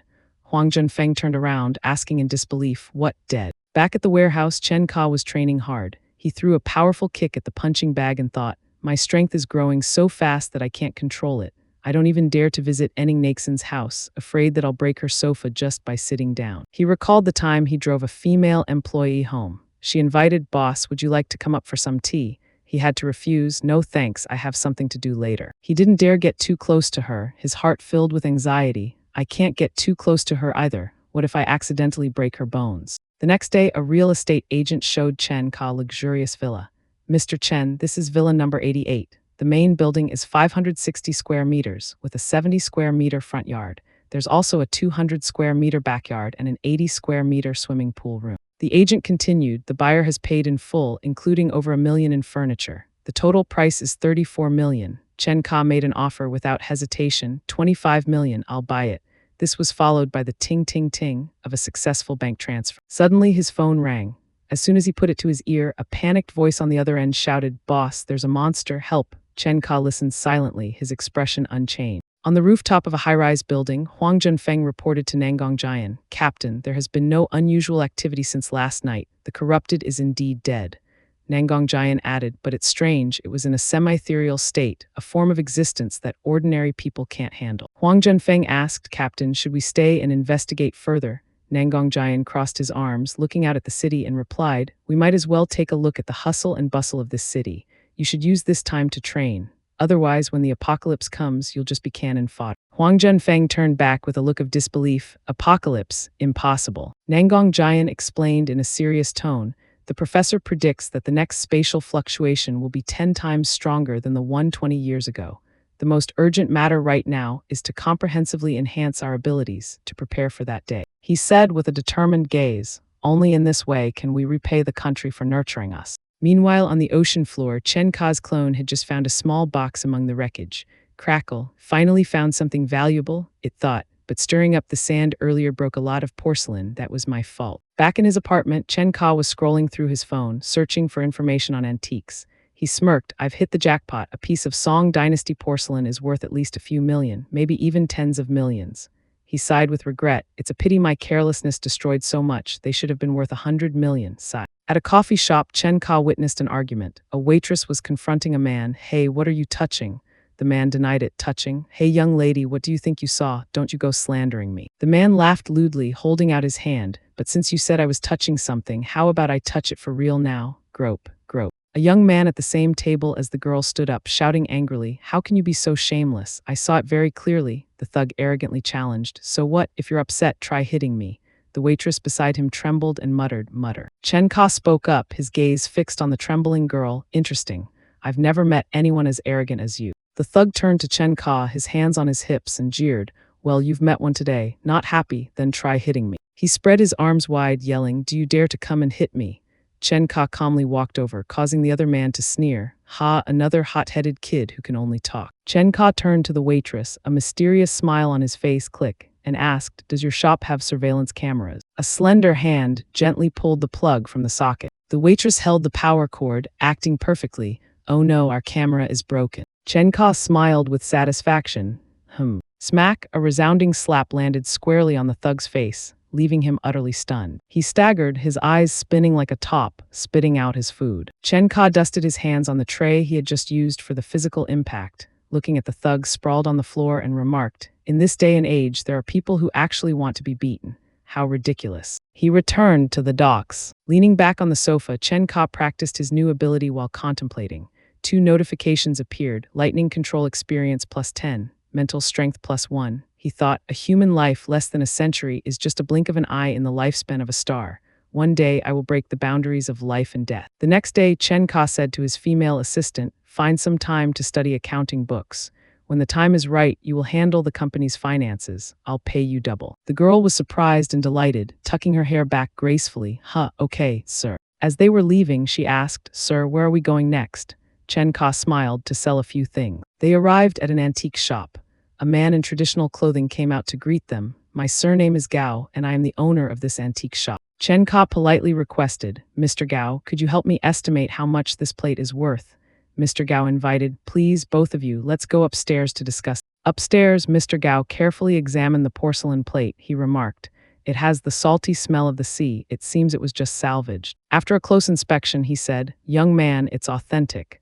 But this is part of a set, and you only have one piece, which greatly reduces its value." Chen Ka feigned surprise. "Oh, so it's really a set." He fabricated a story. "When I found this porcelain vase, there were many others around it. Unfortunately, this was the only one that was intact." Mr. Gao said, "What a pity. If it's just this one piece, I can only offer 4.5 million. Chen Ka replied, "All right, I'll think about it." Out on the street, Leng Yu was walking and drinking water. She reported, "Sir, after visiting so many shops, Mr. Gao still seems to be the most honest." Chen Ka, eating a lollipop, said, "Honest? Well, he did offer the highest price. Maybe we should just sell it to him." But then he narrowed his eyes, but there's something not right in his eyes. That guy is definitely hiding something. In a luxurious villa, Mr. Gao was reporting to a blonde man. The man asked, "You're saying you found a clue on that sunken ship?" Mr. Gao held up a briefcase containing the porcelain piece and said enthusiastically, "Look, this porcelain piece. It has the official seal we've been looking for. Sir, this porcelain piece was sold to me by a young man. He must know more detail." The blonde man ordered, "Give the information to Fox. Within half an hour, I want everything on this person." A few minutes later, Mr. Gao received the information on his phone, his expression turning grim. He reported back, a normal university student who suddenly spent 3 million on a luxury car and even went abroad with Li Tianri. He asked, "Sir, should we work with the people behind him?" The man named Du Hong flashed a sinister smile. "Work together, haha." At the antique shop, Mr. Gao smiled warmly, handing Chen Ka a file. "Fill out this form. We'll need your details for future transactions or auctions." Chen Ka took it and replied curtly, "All right." That night, lying in bed, Chen Ka couldn't help but think, today's transaction went unusually smoothly. I can't shake the feeling that Boss Gao is hiding something. Hopefully nothing strange happened. The next day, Chen Ka woke up and reassured himself as he walked towards the elevator. Nothing really happened last night. Maybe I'm just overthinking things, whatever. I'll just go straight to school and see how things are. He felt the power surging in his body and thought, after absorbing the sea python, my strength, muscle density, and everything else has reached 20-30 times that of a normal person.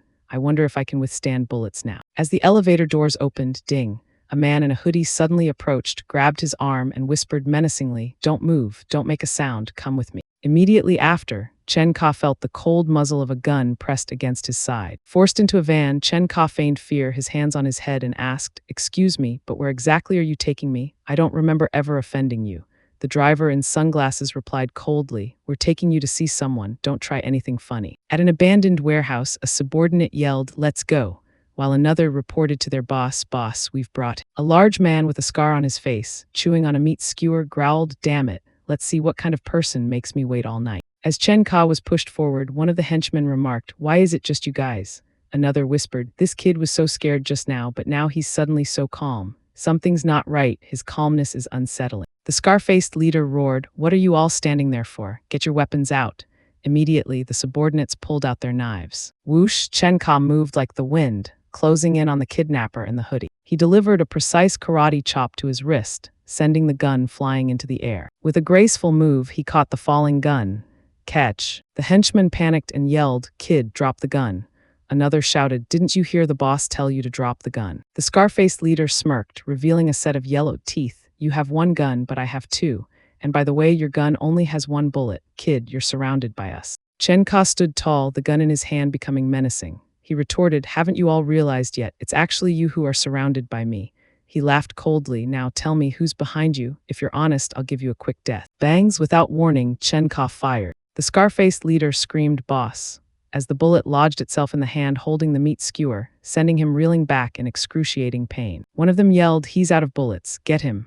A barrage of bullets flew towards Chen Ka, but he just stood there, letting the bullets hit his body without any effect. He slowly opened his palm, revealing a bullet he had just caught, enveloped in a blazing red aura. The henchmen were stunned. One stammered, "What the hell?"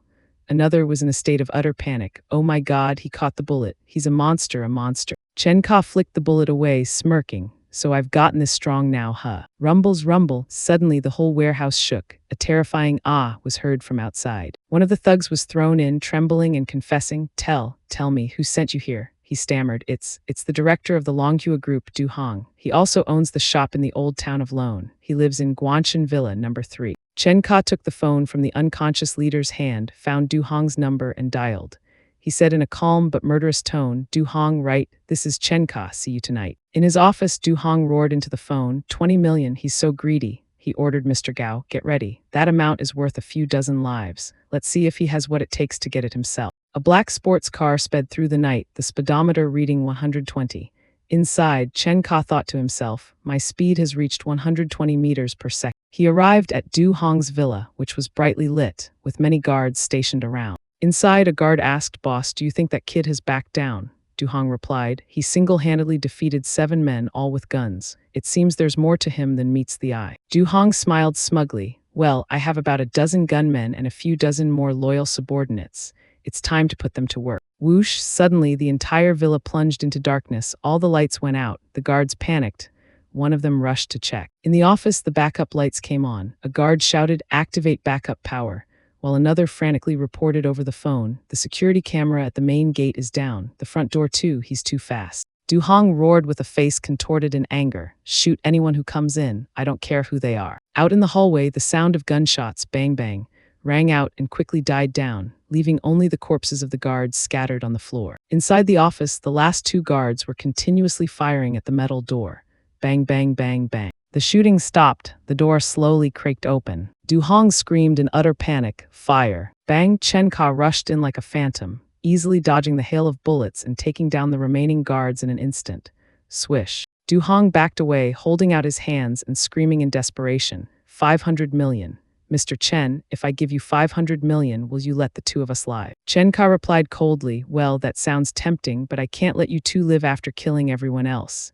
He moved closer, his voice haunting. "Let's talk about the awakened ones. I'll make sure you have a good time." Du Hong was speechless, cold sweat beading on his forehead. He began to recount in terror. "In 99, we were fighting for territory with over a dozen brothers in Tiger Mountain Town 99.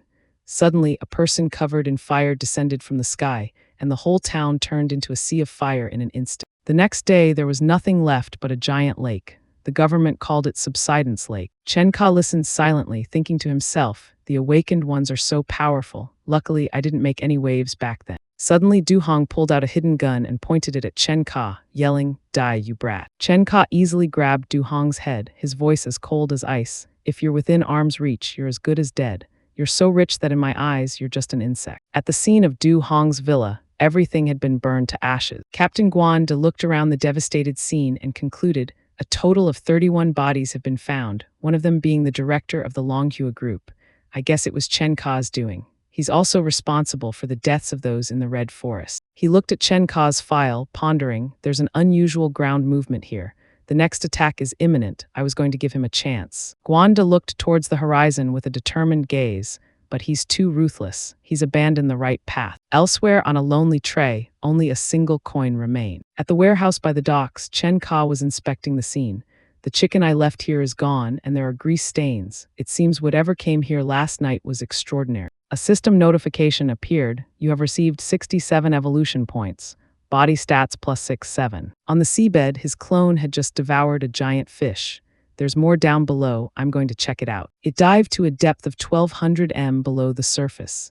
"There's an active volcano here. However, the pressure is becoming a bit unbearable." At the same time, at the warehouse by the docks, Chen Ka spotted a blurry figure leaving, carrying a bag of fried chicken. He shouted, "You're not getting away." Boom! He lunged forward with terrifying speed, throwing a punch at the spot where the figure had just disappeared. He stood on a piece of cracked ground, looking into the empty space. "There's nothing, it's gone. What kind of power is this? A spatial rift, a gateway to another world? What else could it be?" Suddenly, a strange sensation washed over him. The system announced, "Notification, your body is being corroded by a foul energy. Notification, your body is strong enough to be immune. However, this resistance will be overcome in 5 hours." Chen Ka stepped through the spatial gate, feeling a strange energy. He exclaimed, "This is another world." He found himself in a dark corridor, and at the end was another glowing portal, with a figure staggering out. Growl, a humanoid creature with glowing red eyes and sharp claws, burst out of the portal. Chen Ka got into a defensive stance, observing his opponent closely and wondering, is that a zombie or some other kind of monster? Boom, he threw a powerful punch, causing the monster to dissolve into a cloud of black smoke. A notification appeared. "You have killed a flawed ghoul and received 2 status points." The light from the portal illuminated a crooked sign. "Welcome to Tiger Mountain Town." He stepped through the portal and saw a desolate landscape.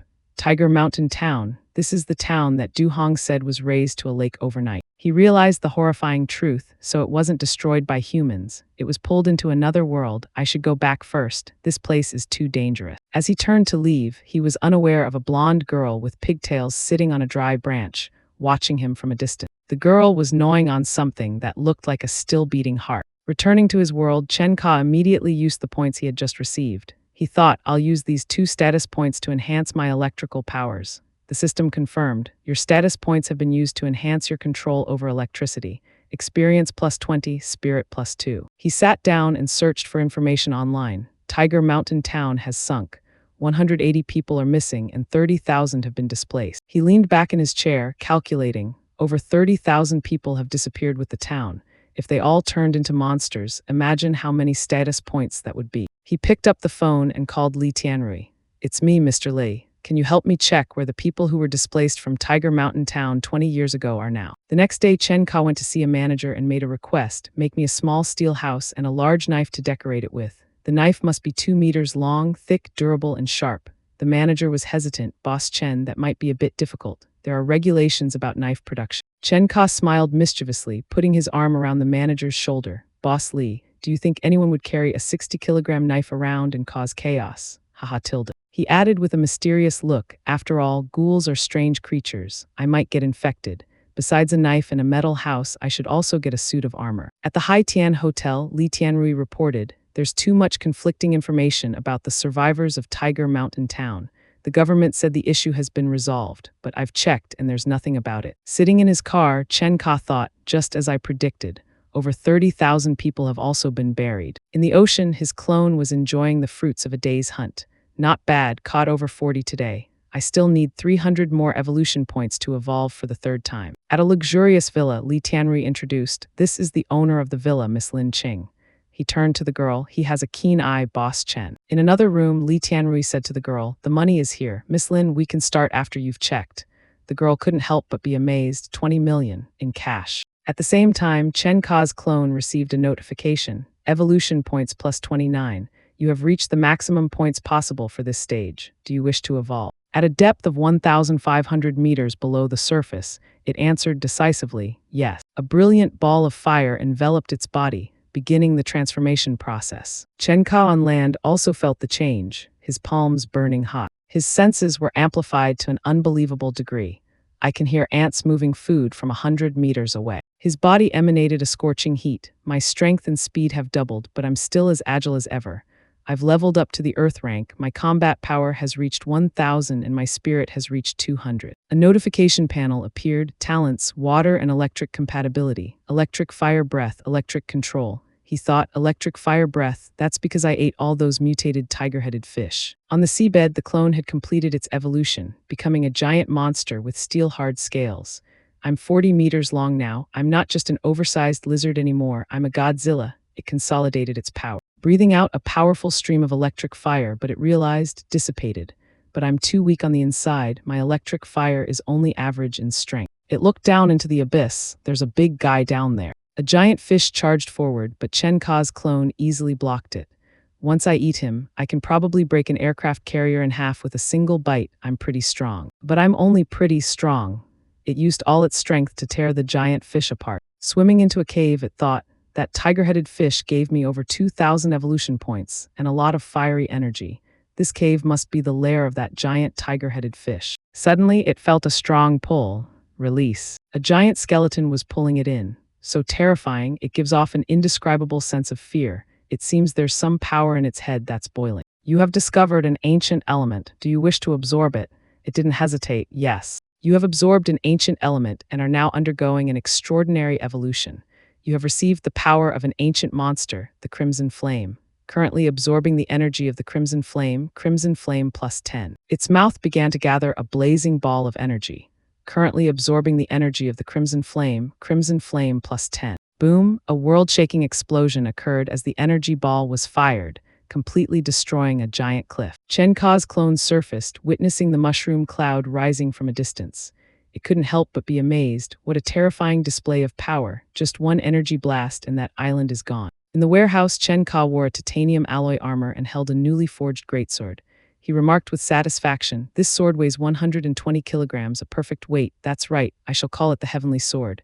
He admired his new gear, a 2-meter sword plus a titanium alloy armor. The titanium alloy armor isn't bad either, it's quite handy. He smiled confidently. "After my evolution, I can detect other creatures. I just didn't expect it to be a little girl," he thought to himself as he saw the blonde girl standing in a dark corner, holding a teddy bear.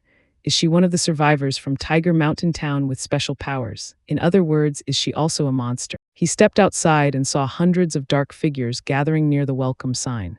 He commented sarcastically, "It seems the town gets more lively at night." He charged into the crowd, delivering a clean sword strike. "You have killed a ghoul and received 5 status points," he decided. "Enhance weapon, heavenly sword. Please select the aspect you wish to enhance: durability, sharpness, armor penetration, damage to monsters. Elemental enhancement: wind, fire, lightning, electricity, light."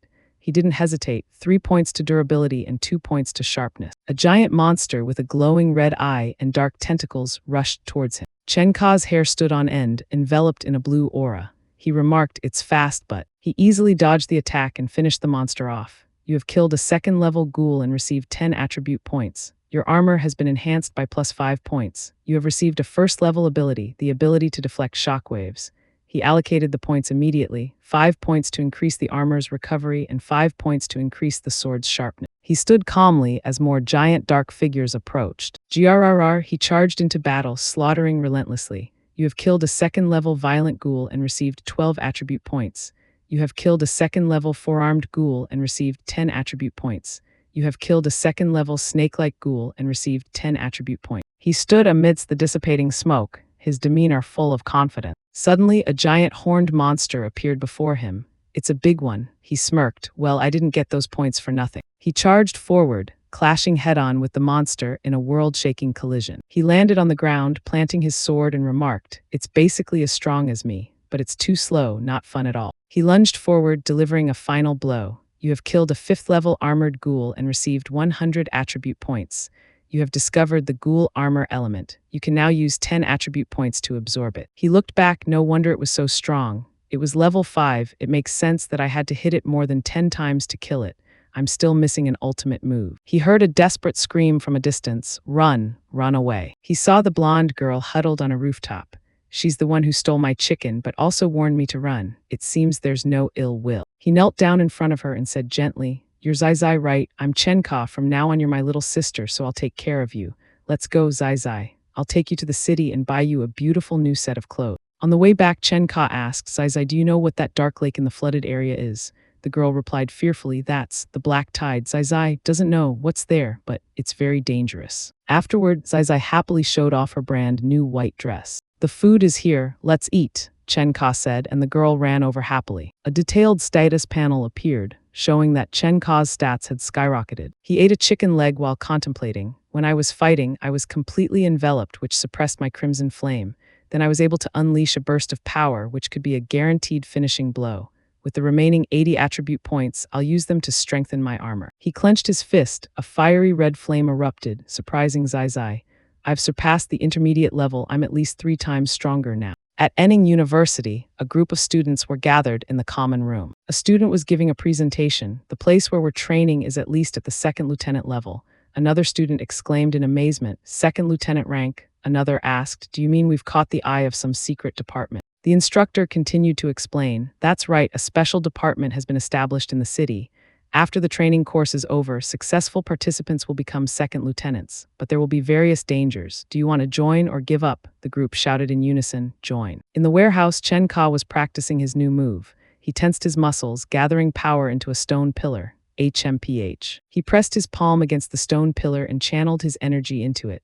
"My outer shell makes the power of the crimson flame merge inside me and then explode outwards. This will be my ultimate move. That punch had a force of at least 150 tons. I'll call that move Annihilation Fire." He stepped back, looking at the dents in the stone pillar, and said confidently, 100 punches like this should be enough. If I meet that ghoul again, 3 punches will do it. On the campus of Enning University, a minibus carrying students was driving on the road. A girl exclaimed, "Wow, that guy is so handsome." A friend of hers added, "That's an expensive car. He must have been born with a silver spoon in his mouth." In the front row, a girl whispered to her friend, "God, you care about him that much." The male friend replied, "Just wait and see."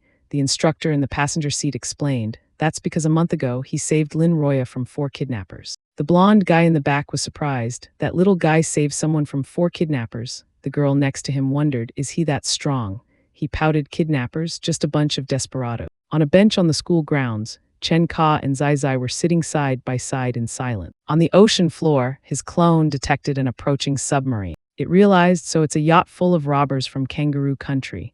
That's why it's so small. Seems like a good place to test my strength. Inside the submarine, the alarms were blaring.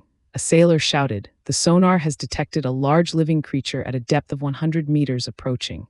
It's moving towards us and it's very fast. Oh no, it's about to hit us." After a powerful impact, a sailor reported in panic, "Two compartments in the aft of the ship have been damaged and are leaking. The sonar has been damaged." The captain shouted, "Close the valves and stop the flooding. Turn on the multi-beam echosounder, set a destination, and get an image of the surrounding." Another sailor looked at the screen and yelled, "Captain, it's a giant creature about 40 meters long. It's even bigger than a blue whale. How can something be that big? Even blue whales are only 30 meters long." The captain ordered, "Close the aft hatches and surface. The flooding is severe. It's still attacking. Launch torpedoes. Use their full maximum power and reload as fast as possible." Chen Ka's clone looked at the approaching torpedoes and laughed with glee. "It's coming, haha." It easily dodged them. "I've reached a speed of 200 km per hour. The torpedoes won't catch up. The show is just beginning." It swam around to the back and grabbed the submarine. Boom! The torpedoes exploded right behind it, creating a terrifying explosion. After the explosion, it thought, however, their explosions are not pleasant at all.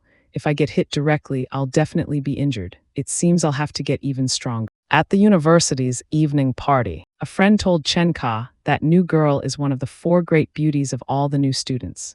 She dances as gracefully as a bird. Chen Ka looked up at the stage and couldn't help but be amazed. "Is that her?" Zai Zai, sitting next to him, exclaimed, "Very, very beautiful." The blonde girl in a white dress bowed to the audience. A young man in a white suit, holding a huge bouquet of roses, walked onto the stage and said, "I fell in love with you at first sight, Kayan, be my girlfriend."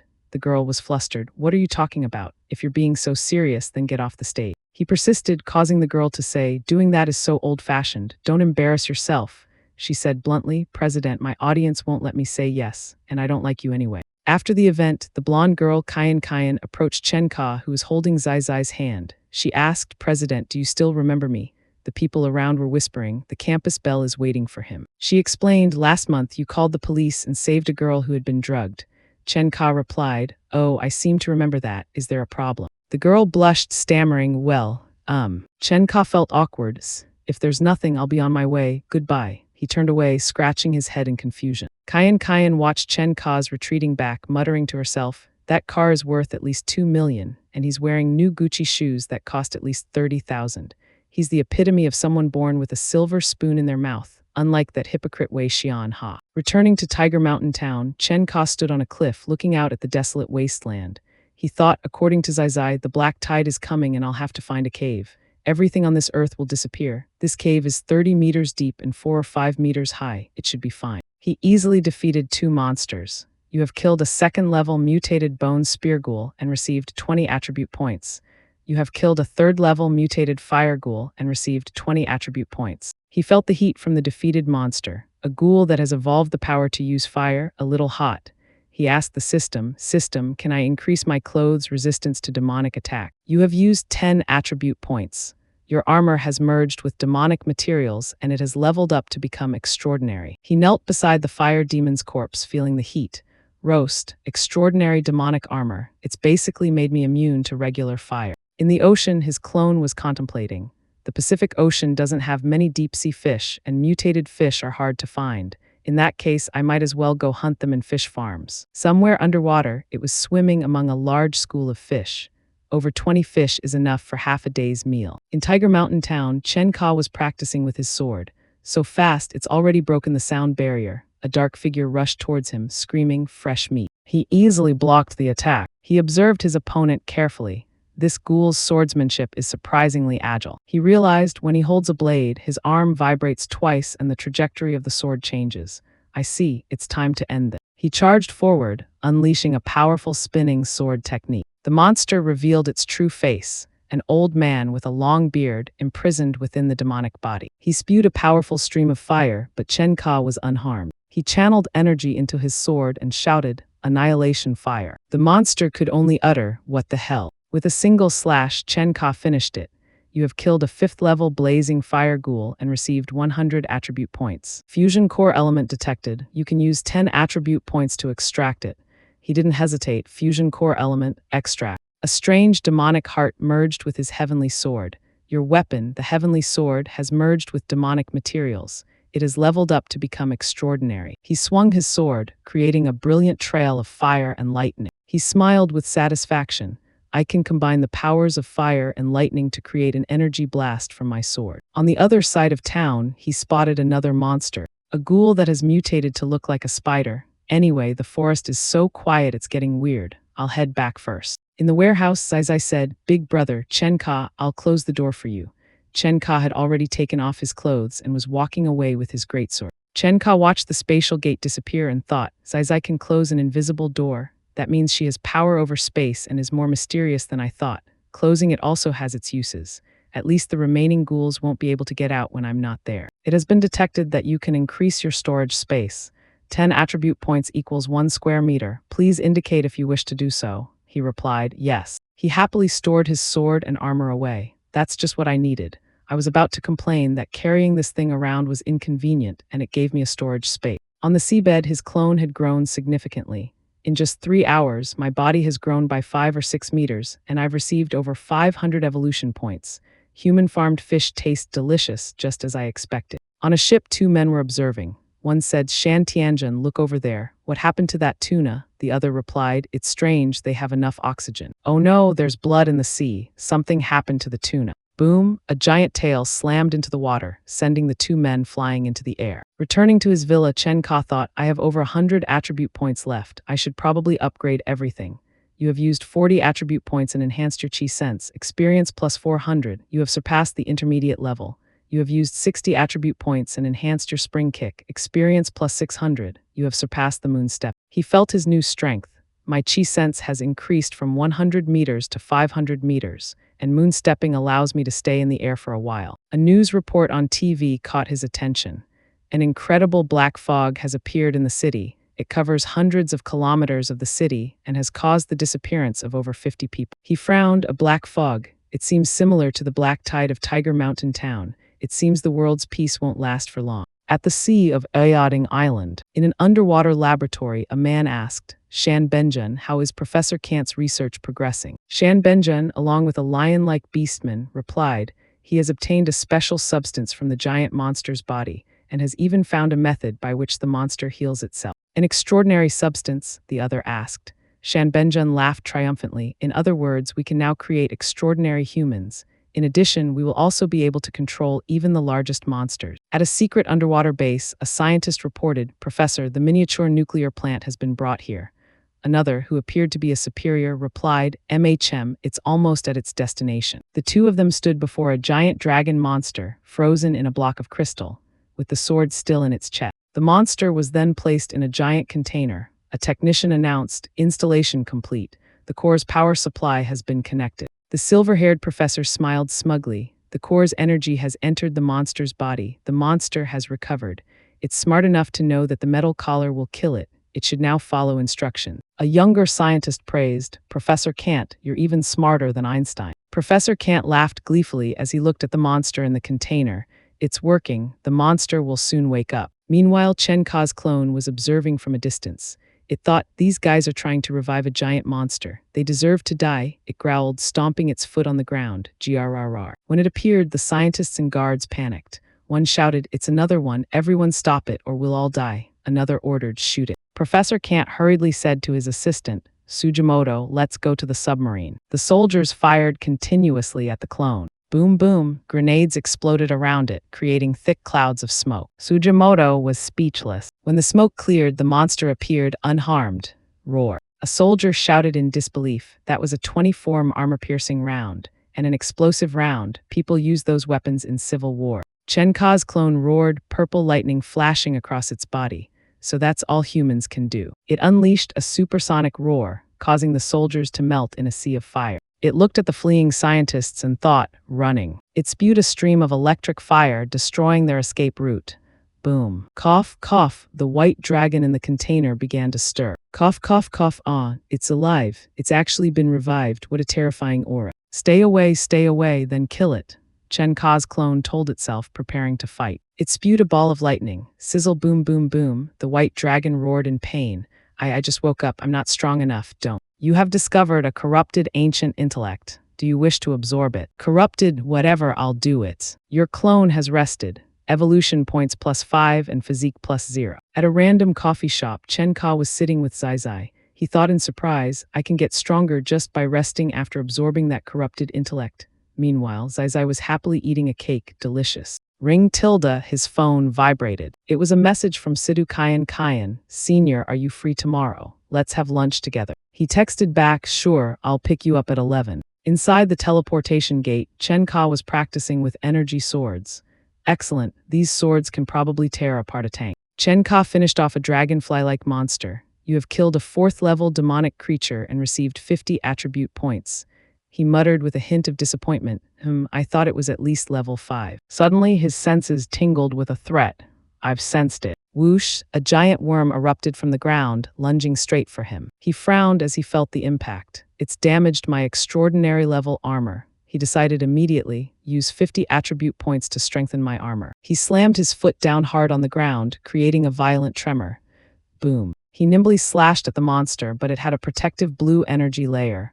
Whoosh, deflected. It has an energy wall, he realized. Well then. Annihilation fire, he shouted, channeling all his power into a devastating attack. Whoosh, you have killed a 6th-level demonic creature and received 200 attribute points. He allocated the points immediately, his body erupting in a fiery red flame. 100 points to strengthen my external Kai. 100 points to strengthen my crimson flame. The temperature of my flame has increased from 3,000 to 10,000 degrees. He looked up at the flying monsters in the sky and said with confidence, my attack range has also increased to 30 meters.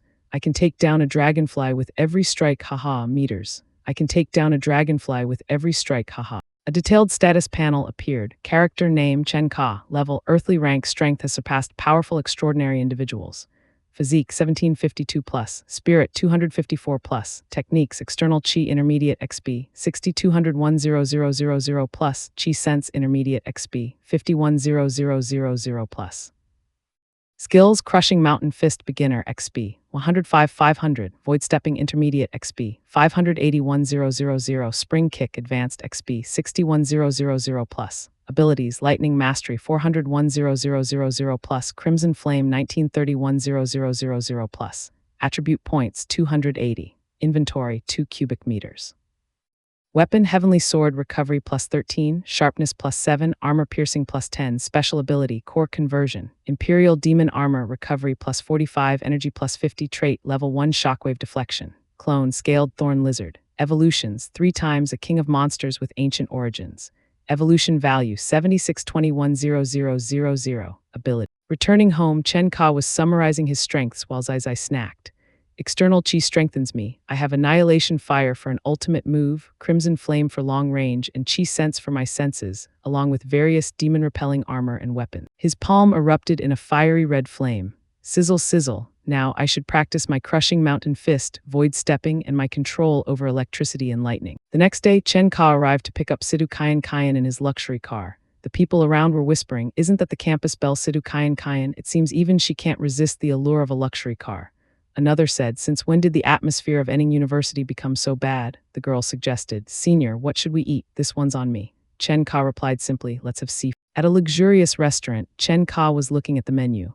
Wild-caught flower dragon, 4,000, 2 oysters from country F. Kayan broke out in a cold sweat, her face pale with shock. That's over 70,000. That, I only budgeted for 10,000. That's my living expenses and pocket money for 3 months. She said embarrassedly, her voice a whisper, Senior, I only brought 10,000, why don't you?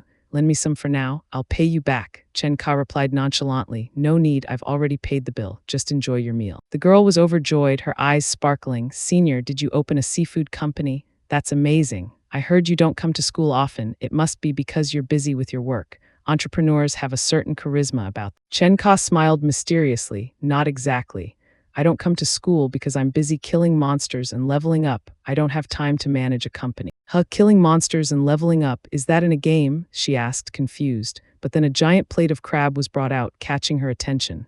Wow, that's a giant crab. Chen Ka looked at the crab and thought to himself from a distance, if the apocalypse comes, I don't know if I'll still be able to enjoy luxuries like this. After the meal, they went to a high-end designer store. Kayan thought to herself, blushing. He said he wanted to go shopping after eating, but I didn't expect him to take me shopping at LV. 80,000 for a meal and then spend another 20 or 30,000 on clothes afterward. Oh my god, I can't even afford one of his buttons with my 2,000 a month living allowance. Chen Ka said casually, let's go buy you some clothes. He took her hand, causing her to startle and think, he's holding my hand. Does he think I'm an easy girl? Ah. At the checkout counter, amidst the piled-up shopping bags, Chen Ka said to the staff decisively, I'll take them all. Card. The saleswoman recognized him, thinking to herself, it's him. The girl he was with before was really beautiful, but he's found someone even more beautiful in just a month. Kayan, now in her new outfit, was still stunned. He bought me $30,000 worth of clothes, and this is only the first time we've met.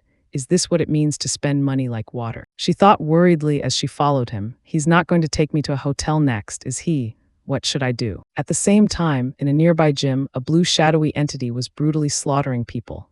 A man in a black suit, walking nearby, suddenly stopped, his senses tingling at the chaos. After they finished shopping, Chen Ka turned back and said to Sidhu Kayan, I have some urgent matters to attend to. I'll take you back to school now. Kayan thought to herself in surprise, he doesn't have any intentions then. She continued to think, no, or is he taking things slow? I'm probably overthinking it. Suddenly, Chen Ka's senses sharpened. He looked into the distance with a serious expression. A tear in space has occurred nearby. Something's not right. A while later, at the gym, the scene was a bloody, devastated mess. Chen Ka arrived at the scene, a heavy atmosphere hanging in the air. He realized this is the real world, yet a foul aura has appeared. A shadowy monster with glowing red eyes lurked in an alley, its voice full of malice. So you've seen me. Grrr, it lunged forward to attack like a flash of lightning, screaming, then die. Wham! Chen Ka easily delivered a thunderous kick, causing the monster to explode into pieces. You have killed a low-level foul monster and received 5 attribute points. He analyzed, so it was just tainted, not a demon, just like that shadow goblin before. At the crime scene, Guanda's team was investigating. He said with regret, I wanted to use this tainted individual to see if your hard work had paid off. Turns out someone killed it before you could. A team member remarked, it seems to be a superpowered individual who can control fire. Guanda crossed his arms, frowning in confusion. Since when did someone with the ability to control fire appear in City N? At home, Chen Ka was watching an emergency broadcast.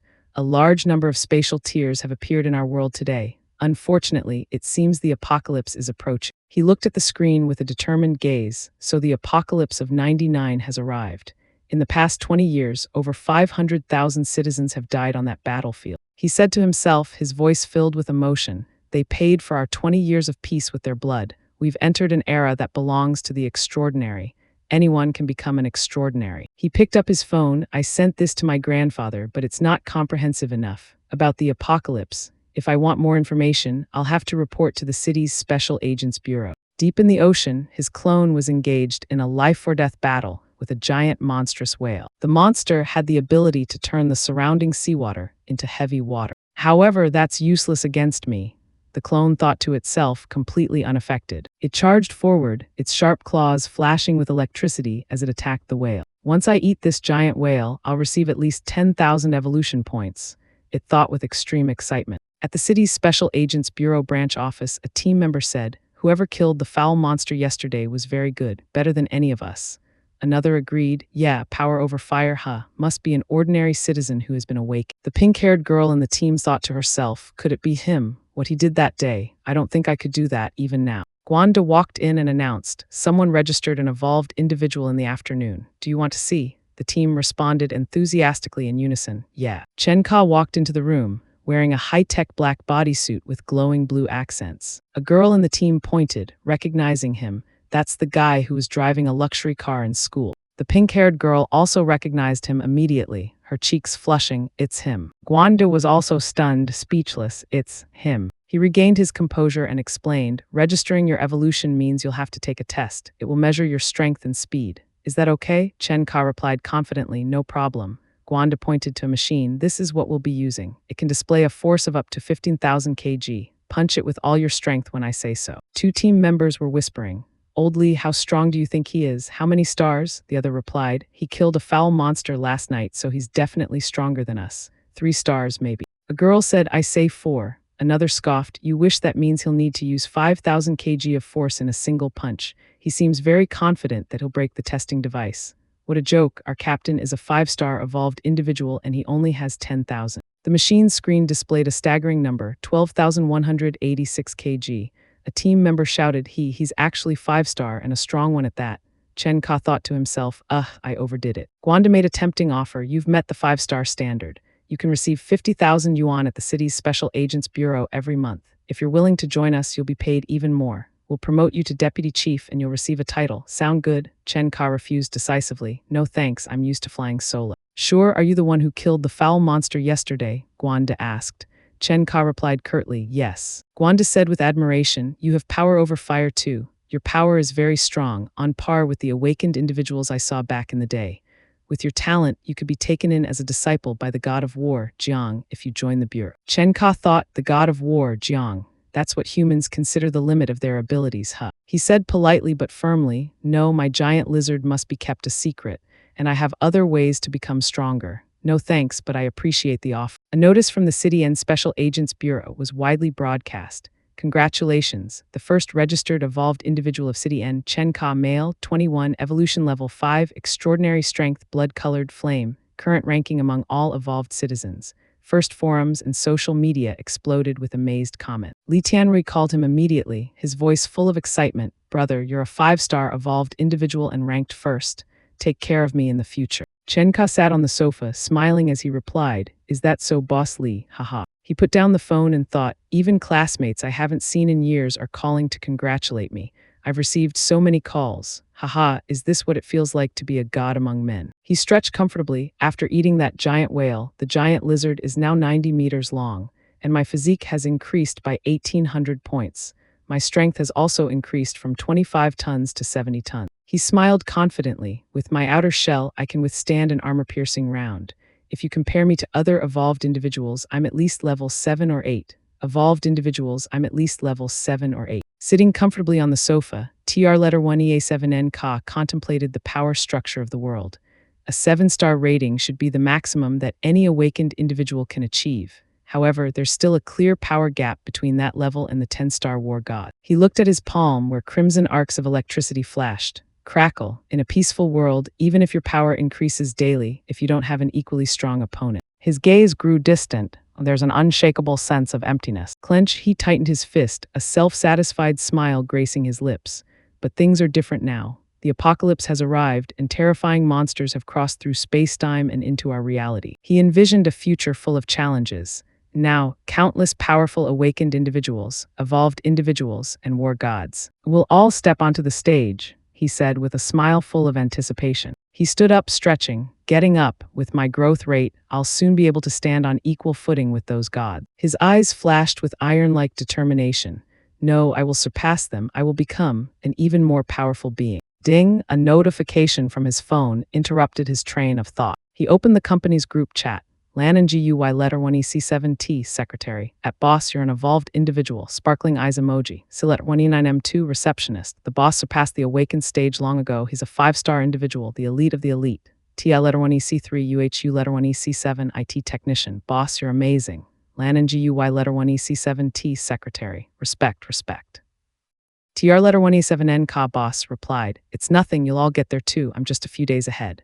C letter 1E9M2, really, I want to be awakened like my boss determined. It would be amazing if I could evolve into an angel so I could grow beautiful wings, sparkling eyes. Lan GUY letter 1EC7T, sweating, disdainful expression. You can't control what you evolve into. You might as well turn into a toad.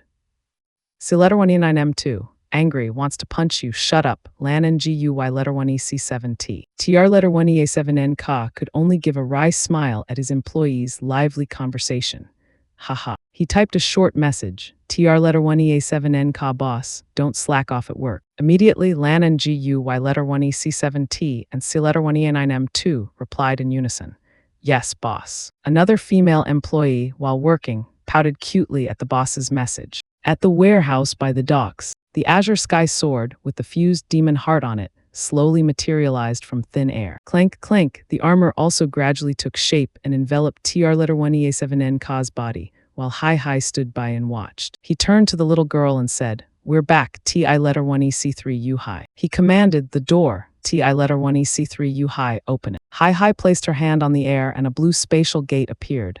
Jeej, the door is open. TI letter 1EC3 U Hi, wait here and don't move. I'll go take a look, he said. The little girl obediently nodded, MHM. He stepped through the gate, immediately feeling a blast of scorching air. This smell, something's not right. He found himself standing in the middle of a land of boiling lava. Does this door take us to a new place every time we open it? He looked back at the gate where Hai was standing. If we want to be sure about the world behind that door, she has to keep it open. But if we do that, he frowned, what if some even more terrifying monster learns of the door's existence? He recalled the monsters he had faced. That blue-eyed monster was chasing Hai. She deduced the door's location and sent that sausage monster after me. Once the door closes, it will take us to a different location when we open it again, and I'll have to rediscover that location. He placed a finger on his lips, pondering, is it a completely randomly generated world? He smiled, that's not so bad either. A system notification popped up. Notification, the extreme temperature here will kill most living creatures in seconds. But TR letter 1EA7N Ka remained calm. My crimson flame can offset the scorching effect of the high temperature. Standing in the sea of fire, TR letter 1EA7N Ka wore a casual smile, feeling the scorching wind brush against his armor. How fortunate. This warm breeze even feels quite refreshing. Immediately, a series of system notifications appeared around him. Notification, your body is being affected by the contaminants here.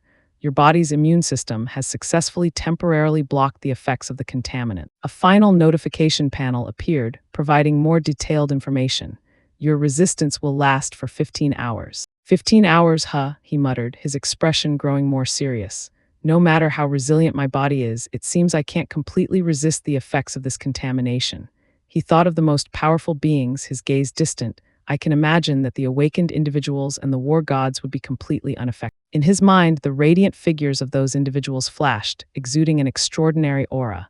They are truly insanely powerful. He shook his head, dismissing those thoughts and walking decisively on the cracked ground. Clomp, clomp, never mind, he said firmly. We have no time to waste. Let's see what this world has to offer. He closed his eyes, concentrating his spirit. Pink energy circles diffused from him, sweeping across the desolate land like radar. He opened his eyes, slightly disappointed. Open. Not a single trace of life or any monsters, he concluded. This place is completely barren. He stood on a high cliff overlooking the hellish landscape. Well, it's not surprising. A hellish environment like this is inherently not conducive to life. He was about to turn away. Then I'll just ask TI letter 1EC3U High to open another door. Suddenly, a huge dark shadow began to rise from the lava flow right below him. Sensing the sudden presence, he quickly turned around. Whoosh, a humanoid creature made of fire was sent flying by his slash before it could do anything. The surrounding lava flows and poisonous smoke continued to be drawn into its body, making it more and more distinct, converging. When the monster was fully formed, a notification panel appeared in front of TR letter 1EA7N Ka. Poisonous smoke monster difficulty 3. An amused smile appeared on TR letter 1EA7N Ka's lips. I didn't even notice it there, he said, his voice full of excitement. This world is a bit interesting after all. Whoosh, the monster gave him no more time. It lunged to attack again. Thud, the monster charged, but only hit his barrier, dealing no damage at all. The monster quickly reconverged into its original form. TR letter 1EA7N Ka looked at it, a realization dawning in his eyes. Converging, so it's not that my senses failed to detect it. It's not a living creature at all. Blue lightning bolts began to crackle on his armored arm. Since this is an impure monster, I must use exorcism lightning arts to disperse it, he said, his voice full of determination. Evil spirit begone. The monster seemed to sense the threat. It let out a roar and backed away. Crackle, crackle. TR letter 1EA7N Ka's entire body was enveloped in lightning. He held his hand forward, concentrating all the lightning into his palm. BZZZT, lightning arrow. F-whoosh, an arrow of pure lightning shot out with incredible speed. Boom, the lightning arrow struck the monster, and a brilliant electric explosion erupted. The monster let out a cry of agony as its body was torn apart by the electric current. Ay. When the light faded, only a charred skull remained, falling to the ground and shattering into pieces. Clink, clatter, a new notification appeared. You have defeated a level 3 anomaly monster and received 20 stat points. TR letter 1EA7N Ka looked down at the fragments, frowning slightly in thought. A level 3 anomaly monster. He looked towards the lava flow where the monster had finally dissipated. Dissipating. It seemed very strong, but it had a special ability that rendered physical attacks useless. I couldn't harm it at all just now. He continued his analysis. Furthermore, since it was born in lava, fire-based attacks are probably useless against it as well. He looked at his hand, still trailing blue wisps of lightning. Crackle. Or perhaps I was just lucky to happen to have the necessary talents to counter it, he told himself with a relieved smile. Otherwise, this battle would have been extremely difficult. Tap, a light footstep sounded from behind. He whipped around, his face filled with surprise and worry when he saw T-I-1-E-C-3-U High standing there. T-I-1-E-C-3-U High. I thought I told you to wait outside the door. He quickly walked towards the little girl, his voice slightly stern. It's dangerous here. The little girl just looked at him in silence. T-I-1-E-C-3-U High looked at Tr-1-E-7-N Ka with her big, round, worried eyes. She spoke simple but caring words. Jeej, worry, danger. Tr-1-E-7-N Ka was silent for a moment, then sighed, the stern look on his face softening. He smiled faintly. All right then, the place outside the door probably isn't safe either. He placed both hands on her shoulders, his voice becoming gentle yet stern. Stay far behind me. Under all circumstances, do not come close. The little girl obediently nodded, yes. Immediately after, her body became transparent like a blue phantom and vanished into thin air, vanishing. Whoosh, Tr-1-E-7-N Ka turned back, his sharp gaze focusing on the surroundings once more. He once again radiated energy circles to scan, this time more carefully and thoroughly. Clatter, clatter, clatter. He started to move, his agile figure leaping across the jagged rocks amidst the sea of lava. Clang, clatter, clatter. He jumped continuously, each step precise and powerful, easily traversing the treacherous terrain. Clatter, clatter, clatter. He moved like a phantom, quickly advancing deeper into the hellish land. Thud, he landed on a high peak. Below him was a strange sight, giant floating rocks connected to each other by glowing red chains. He looked down at the massive structure below, his eyes flashing with curiosity. This is. A smile full of interest appeared on his lips. You could call it a building, but it looks more like a seal or a prison. He realized it immediately. It can completely conceal the aura of a giant monster. Hiding in the darkness below was a great creature, bound by chains. Tr-1-E-7-N Ka looked down at the imprisoned creature, his eyes shining with excitement. So the real treasure hidden in this world is you. A giant black dragon, its entire body wrapped in glowing red chains, came into full view. Vandenfeld the blazing wings. Tr-1-E-7-N Ka couldn't help but be amazed. A real dragon. He looked at the dragon with a mix of awe and desire. I don't even want to imagine the stats you have. The dragon raised its head, its crimson eyes looking at Tr-1-E-7-N Ka with absolute contempt. Foolish humans, challenging me without regard for your lives. How ridiculous. It spread its giant wings, the chains stretching and creaking. This is my world, intruder, since you have stood before me. I will be merciful and give you two choices, it said in a condescending tone. The dragon growled, revealing its sharp teeth. One, I can bury you here. Of course, not even ashes will be left to bury. As for the other option, I would be delighted to have a new servant, as long as you kneel and acknowledge my power, Vandenfeld. Tr-1-E-7-N Ka smirked, completely unafraid. I don't want anything to do with you. He spread his arms, his gaze turning grady.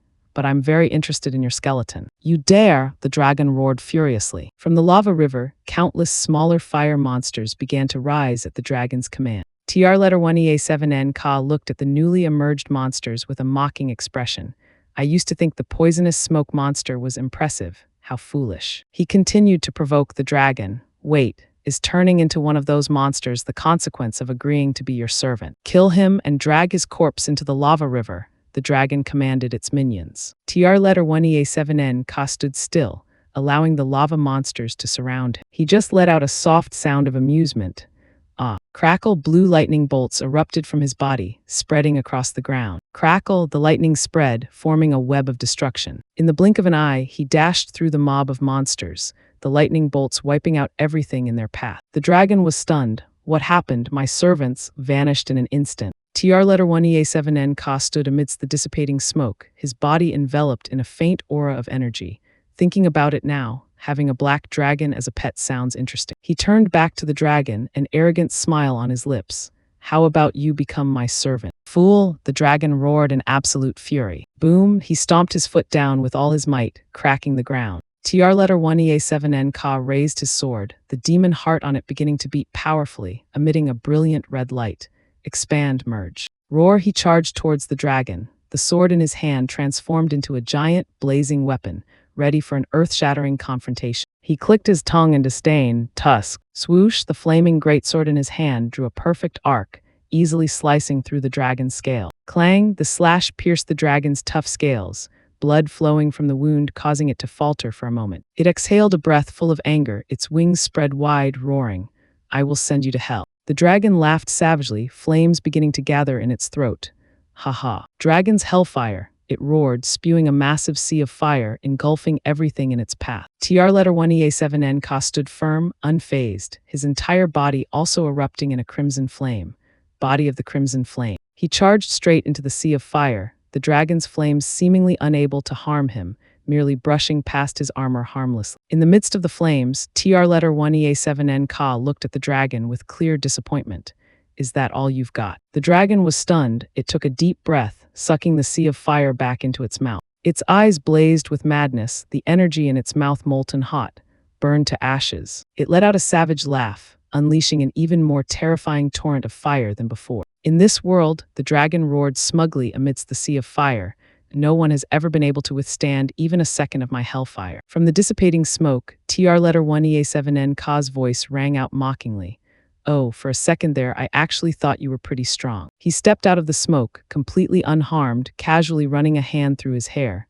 Looks like you're just an oversized hairdryer. What? The dragon roared in disbelief and anger. It began to gather energy once more. TR letter 1EA7N gave it no chance. He shot forward, blue lightning flashing around his sword. He flew up and kicked it straight in its charging lower jaw. A violent explosion erupted in its mouth.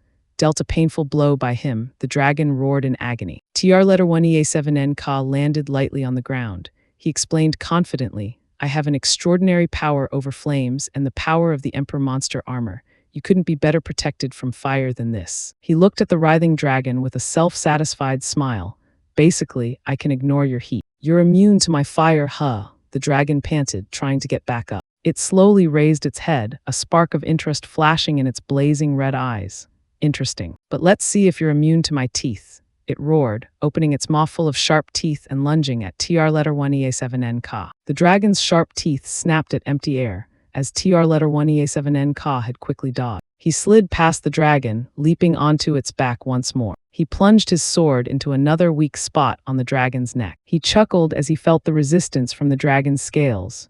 Ha. He sent a powerful surge of lightning through the sword, causing the dragon to roar in pain. The blade of his sword had sunk deep into the dragon's thick scales. Suddenly, he felt a new surge of power from the dragon, his eyes narrowing slightly in surprise. The dragon thrashed violently. TR letter 1EA7N quickly jumped back, somersaulting in the air to avoid its attack. He landed on a rock ledge, his sword scraping against the ground. He looked at the dragon, its entire body now turned a fiery red.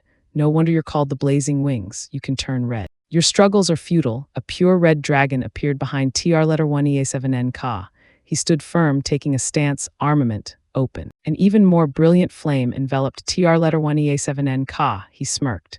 This is a little trick I just learned from the Blazing Wings, blood burst. How dare you steal my power? Die. The dragon roared in absolute fury. TR letter 1EA7N charged forward, landing squarely on the dragon's head and delivering a devastating punch. A brilliant red energy explosion erupted from the point of impact, shaking the very space around them. The dragon's massive head fell, motionless. TR letter 1EA7N stood on the giant corpse, a notification panel appearing. You have slain a level 5 draconic demon and received 1,000 stat points. The flames on his body slowly died down. He looked down at the corpse with a cold expression. Game over, you piece of trash. A blue phantom of TI letter 1EC3, Yu-Hai slowly materialized on the dragon's back. She took her full form, sat down, and looked at TR letter 1EA7N with admiring eyes. Jeej, strong fire dragon, dead. The last of the flames on TR letter 1EA7N's body vanished. He felt a change in his body. So this is the effect of 4,000 stat points into my physique. That move was terrifying, and it only used 10% of my chi. My natural recovery should be able to compensate for it. He looked at a red orb of energy in his palm. I'll call this form Blood Burst Type I. He walked around the giant corpse, assessing his spoils. Scales, teeth, the flesh of a dragon. Even that lava-like blood is an extraordinary material. He patted the dragon's massive head. This head alone is worth at least 100 million if sold to the government. He crossed his arms, deep in thought. There's just one problem. How do I explain where I got this level 5 dragon head from? If I say I killed it myself, wouldn't that reveal that I'm strong enough to be level 6 or even level 7? He looked at TI letter 1EC3 Yu-Hai sitting on the dragon's back. Come down, TI letter 1EC3 Yu-Hai. He lifted her down. I'll keep it for now. Who knows, it might be delicious. You have exchanged 200 attribute points for storage space. He placed his hand on the dragon's head, blue lightning flashing. The entire massive head vanished into thin air. Dragon head has been stored. He looked at his status panel. Use 400 attribute points to enhance my intuition. I need the ability to see through everything. Intuition enhancement successful. You have obtained high-level intuition. Monster auras cannot be concealed from you, and inanimate objects can also be detected. He continued to allocate points, 400 attribute points to enhance my armor's intimidation. Armor's intimidation enhancement successful. He closed his eyes, feeling the new surge of power. A terrifying aura erupted from him. You have awakened the king's intimidation. He opened his eyes, slightly surprised. I've awakened a king's intimidation. He looked at his hands, where orange gold flames danced. They say it can make a person tremble in fear. He smiled confidently, and a single glance can render them completely powerless. He let out a relieved breath, feeling extremely satisfied. The flames and the aura vanished. It will be useful for clearing out the small fry, he muttered. The scene shifts to a vast sea. A long-distance fishing boat from Country R is gliding over the wave. On deck, a young fisherman shouted with excitement as he felt a strong tug on his line. Something's biting. The person next to him was equally excited. Pull it up. As the giant net was hauled up, their excitement quickly turned to disappointment. Only a few scattered fish lay in the net. One person wondered, that's strange, why are there so few fish? The first fisherman clicked his tongue, crossing his arms with a nonchalant air. Tusk, who cares as long as they're alive? Suddenly, another person pointed out to sea with a look of utter astonishment. Look, what is that? The sea surface began to churn violently, unusually large waves forming and rising around the boat. A fisherman was stunned to see bolts of lightning striking the sea in the distance. A giant bolt of lightning struck the water, creating a terrifying explosion that sent countless fish flying into the air. An older fisherman spread his arms wide, joyfully welcoming the rain of fish. Fish, so many fish, I've never seen so many fish in my life. From beneath the water, a massive head, looking like a dragon's, slowly opened its eyes. Deep at the bottom of the sea, a replica of TR-1EA7N Ka in the form of a giant lizard was present, its power stirring up the entire sea region. Back in the lava world, TR-1EA7N Ka smiled smugly. The king's intimidation has made the lizard's suppression even stronger. Nothing can move within its sphere of influence. He felt the flames and lightning intertwine at his feet. When I use flame and lightning together, I can fly. Blue bolts of lightning intertwined with blazing orange flames, lifting his body off the ground. Mankind has always yearned for the sky. He shot forward, a brilliant streak of light trailing behind him. As long as I combine the power of electricity and fire, I can escape the shackles of gravity. He soared into the air, leaving behind a beautiful crescent-shaped trail of energy. His expression turned serious as he flew through the air. He headed towards a distant mountain range. My intuition tells me there are unexplored places in this world. He looked ahead, his gaze thoughtful. An existence that even the dragon who ruled this world was unaware of. He accelerated. By the way, the blazing wings was just a phantom dragon imprisoned here. There must be a higher power trying to imprison it. I should go see what's going on. He landed in front of an ancient, dilapidated structure, ruins of the giant kingdom. He cautiously ascended the steps. Inside, the stone walls were covered with ancient carvings, depicting a fallen civilization. He stared at the murals in awe. There was once a giant dragon civilization here. What did they worship? His expression became pensive. A dragon god, a real god. He looked towards a dark, deep gateway. It feels like there's a great danger in there, but it's no guts, no glory. He walked down a long corridor, flanked by imposing stone dragon statues. Suddenly, he felt a familiar presence. A faint dragon phantom appeared behind him. I see, so the blazing wings was their younger brother. A series of notifications appeared. The contamination in this area has intensified. You are temporarily immune to the contamination due to your strong physique. In 3 hours, your physique will weaken, and you will be affected by the contamination. TR-1EA7N Ka smirked. I was right, there's something strange in this temple. It hasn't even shown itself, yet it can already cause such contamination. He shouted into the darkness. Stop hiding, I know you're here. His voice echoed throughout the vast temple. Stop hiding, I know you're here. His intuition suddenly screamed danger. He immediately leaned to the side to dodge. A green energy beam grazed past where he had just been standing, creating a small explosion. He looked in the direction the energy beam was fired from, his eyes sharp and cold. Who's there? From the darkness, a humanoid creature with 4 arms slowly emerged, exuding a green aura. A voice rang out, the revered one has awakened. The creature's face was a cracked white slate, with a single red symbol glowing like an eye. The symbol on its face began to change shape bizarrely. TR letter 1EA7N Ka silently faced the creature, assessing the new threat. The creature slowly raised one of its four arms. It reached forward, a terrifying black and red energy enveloping its hand. It uttered softly, "Eternity." TR letter 1EA7N Ka was stunned, his entire body tensing up before the unimaginable power. He swung his sword to block, but the force of the attack was too great. A massive stream of black and red energy crashed into him, sending him flying like a leaf in a storm. Engulfed in the destructive energy, a thought flashed through TR letter 1EA7N Ka's mind. Could the supreme being I'm fighting be a level 6? He immediately dismissed the thought, his gaze becoming sharper and more determined.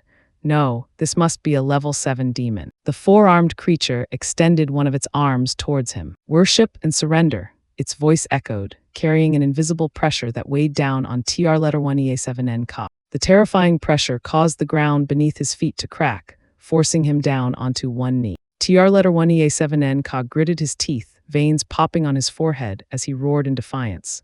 "Ha, you want me to kneel? Are you asking to die?" He let out an angry roar, a burst of blazing orange energy erupting from his body. His outburst of power created a vortex of energy, shattering the pressure weighing on him and blowing away the surrounding earth and rock. The entire temple trembled violently from the newly unleashed power. TR letter 1EA7N Ka's face in his blood-burst state shone, with a cold, resolute expression. He stood up straight, flames swirling around him, his voice filled with killing intent. "For that you will die." The creature hovered in the air, seemingly unharmed by TR letter 1EA7N Ka's counterattack. It looked at TR letter 1EA7N Ka, seeming to recognize his power. Blood burst form eye. A series of sharp rock fragments levitated in the air around TR letter 1EA7N Ka. He raised his sword, slashing away all the spikes created by the monster. He cut down all the incoming rock spikes. He spun his sword around, deflecting all the sharp projectiles. He charged towards the monster with terrifying speed. The powerful attack slashed through the creature's body. Its two halves vanished like an illusion. Suddenly, a cold hand rested on the back of TR letter 1EA7N Ka's neck, stunning him. The creature had reappeared right behind him, its entire body now tinged with a terrifying red. A mocking voice uttered, "You disgusting ant." A horrific energy explosion erupted at point-blank range. The creature stood amidst the smoke and dust, observing silently. Suddenly, the symbol on its face flashed. It seemed to sense something unusual. From the center of the explosion, a new, fiery, and demonic form slowly emerged. A voice full of wrath rang out, "I will end this." TR letter 1EA7N Ka's new form, full of hatred and power, faced the Supreme Being. The final battle was about to begin. The Supreme Being used all four of its arms to create a stream of black and red energy. TR letter 1EA7N Ka, in his blood-burst state, charged forward like a meteor, his sword slamming into the ground with terrifying force. He let out a roar bursting from the center of the explosion, his blazing eyes fixed on his enemy. He and the Supreme Being clashed in a high-speed battle, his fiery sword strikes continuously cleaving the air, destroying everything around them. The Supreme Being moved with impossible speed, its body blurring and vanishing just before TR letter 1EA7N Ka's blade could connect. Suddenly, TR letter 1EA7N Ka appeared right behind it, his flaming sword piercing through the Supreme Being's chest. It was stunned in disbelief. He roared, pouring all his strength into the sword. Blood burst, form ii. Two of the Supreme Being's four arms hastily grabbed the blade, trying to stop it from piercing deep. It looked down at TR letter 1EA7N Ka with contempt, its voice cold. How arrogant. A massive explosion of energy erupted from the Supreme Being's body, sending TR letter 1EA7N Ka flying. The azure sky sword was blown into the air, plunging into the ground. From within the smoke and dust, TR letter 1EA7N Ka's defiant voice rang out. "My weapon only slows down my attacks. I'll deal with you with my own two hands." He roared, his entire body ablaze, ready for a bare-fisted fight. "Come on." The Supreme Being raised its four arms, creating a blazing red energy shield to block the blow. A rain of fiery punches descended upon the Supreme Being's body, each blow creating a small shockwave. The ground around them shattered under the force of their confrontation. TR letter 1EA7N Ka attacked relentlessly, his punches sending the monster crashing headfirst into the ground. A final kick found its mark, sending the Supreme Being flying backward. While soaring through the air, the Supreme Being's face began to show crack. TR letter 1EA7N Ka shot up into the air, intercepting the falling, shattering head. He grabbed the head with one hand, his strength causing the cracks to spread further. He tightened his grip, punching the head straight into the ground, creating a terrifying explosion and a deep crater. From within the smoke, the rest of the Supreme Being's body vanished into thin air. In the distance, the Supreme Being reappeared, forming a frame with two of its hands, aiming at TR-1EA7N Ka. It commanded with a powerful voice, "Imprison." TR-1EA7N Ka stood firm, his eyes wary. The ground beneath his feet suddenly exploded. Sharp stone pillars erupted, trapping him in their midst. Silver chains appeared from nowhere, shooting out from the broken rocks. They quickly wrapped around TR-1EA7N Ka's body, binding him tight. He roared, trying to break the chains with his strength, his entire body straining with the effort. The Supreme Being looked down at the bound TR-1EA7N Ka, a system notification panel appearing to explain the trap's mechanism. The dragon's sealing formation can absorb the energy of the item it has sealed and use it to strengthen itself. TR-1EA7N Ka said in a condescending tone, "The harder I struggle, the harder it will be to escape your bonds." TR-1EA7N Ka looked up, his gaze unwavering. "So that's how you trapped the ancient dragon." He clenched his fists, the chains creaking under his strength. "It's a pity you're not good enough to seal me." The flames on his body flared more intensely. He roared through gritted teeth, "Because I am different from those foolish dragons." With a heaven-shaking roar, he unleashed his full power, and the silver chains shattered into pieces under the unstoppable pressure. Standing amidst the broken chains, he declared in a powerful voice, "Listen well. My name is TR-1EA7N Ka." The Supreme Being's face cracked a large chunk from sheer astonishment. TR-1EA7N Ka stood tall, flames of authority enveloping him, while the Supreme Being unconsciously took a step back. The ground beneath TR-1EA7N Ka's feet shattered as he channeled power into his leg. He stood firm, flames swirling, ready for a counterattack. Suddenly, he vanished from his original position, leaving a deep crater in the ground. The Supreme Being was stunned. TR-1EA7N Ka appeared in midair, diving down like a flaming arrow. He roared, delivering a fiery punch straight into the Supreme Being's face. The punch was so powerful that the ground below cracked, creating a small earthquake. He gave his opponent no second to breathe, punching the Supreme Being so hard it flew like a bird. The Supreme Being was sent flying into the air, completely disoriented. TR-1EA7N Ka continued his pursuit, unleashing a series of combination punches against its body. He ended the chain of attacks with a powerful uppercut. The punches were like a rain of fiery energy attacks descending upon the Supreme Being, leaving it unable to resist. Under the force of the rain of attacks, the Supreme Being's body began to crack, fragments flying off in all directions. TR-1EA7N Ka gave it no opportunity to recover. He charged forward, flying past its falling body. He landed on the ground with a terrifying impact, creating a seismic shockwave that shook the entire battlefield. As the dust and smoke cleared, he stood there, his entire body still ablaze, the very embodiment of destructive power. In the dark consciousness of the Supreme Being, he seized a red orb of energy, the essence of the Supreme Being's power. He stood on the Supreme Being's cracked body. Slowly, he pulled it out. He held up a beating purple heart, its core of power, and said with a greedy smile, "And I want your power." A series of system notifications appeared.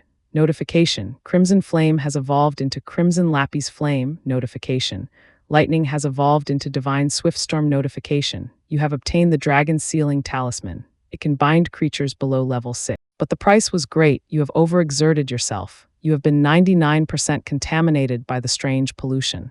He gritted his teeth, trying to endure the pain. TI-1EC3 Yuhai appeared, running towards him with a worried expression.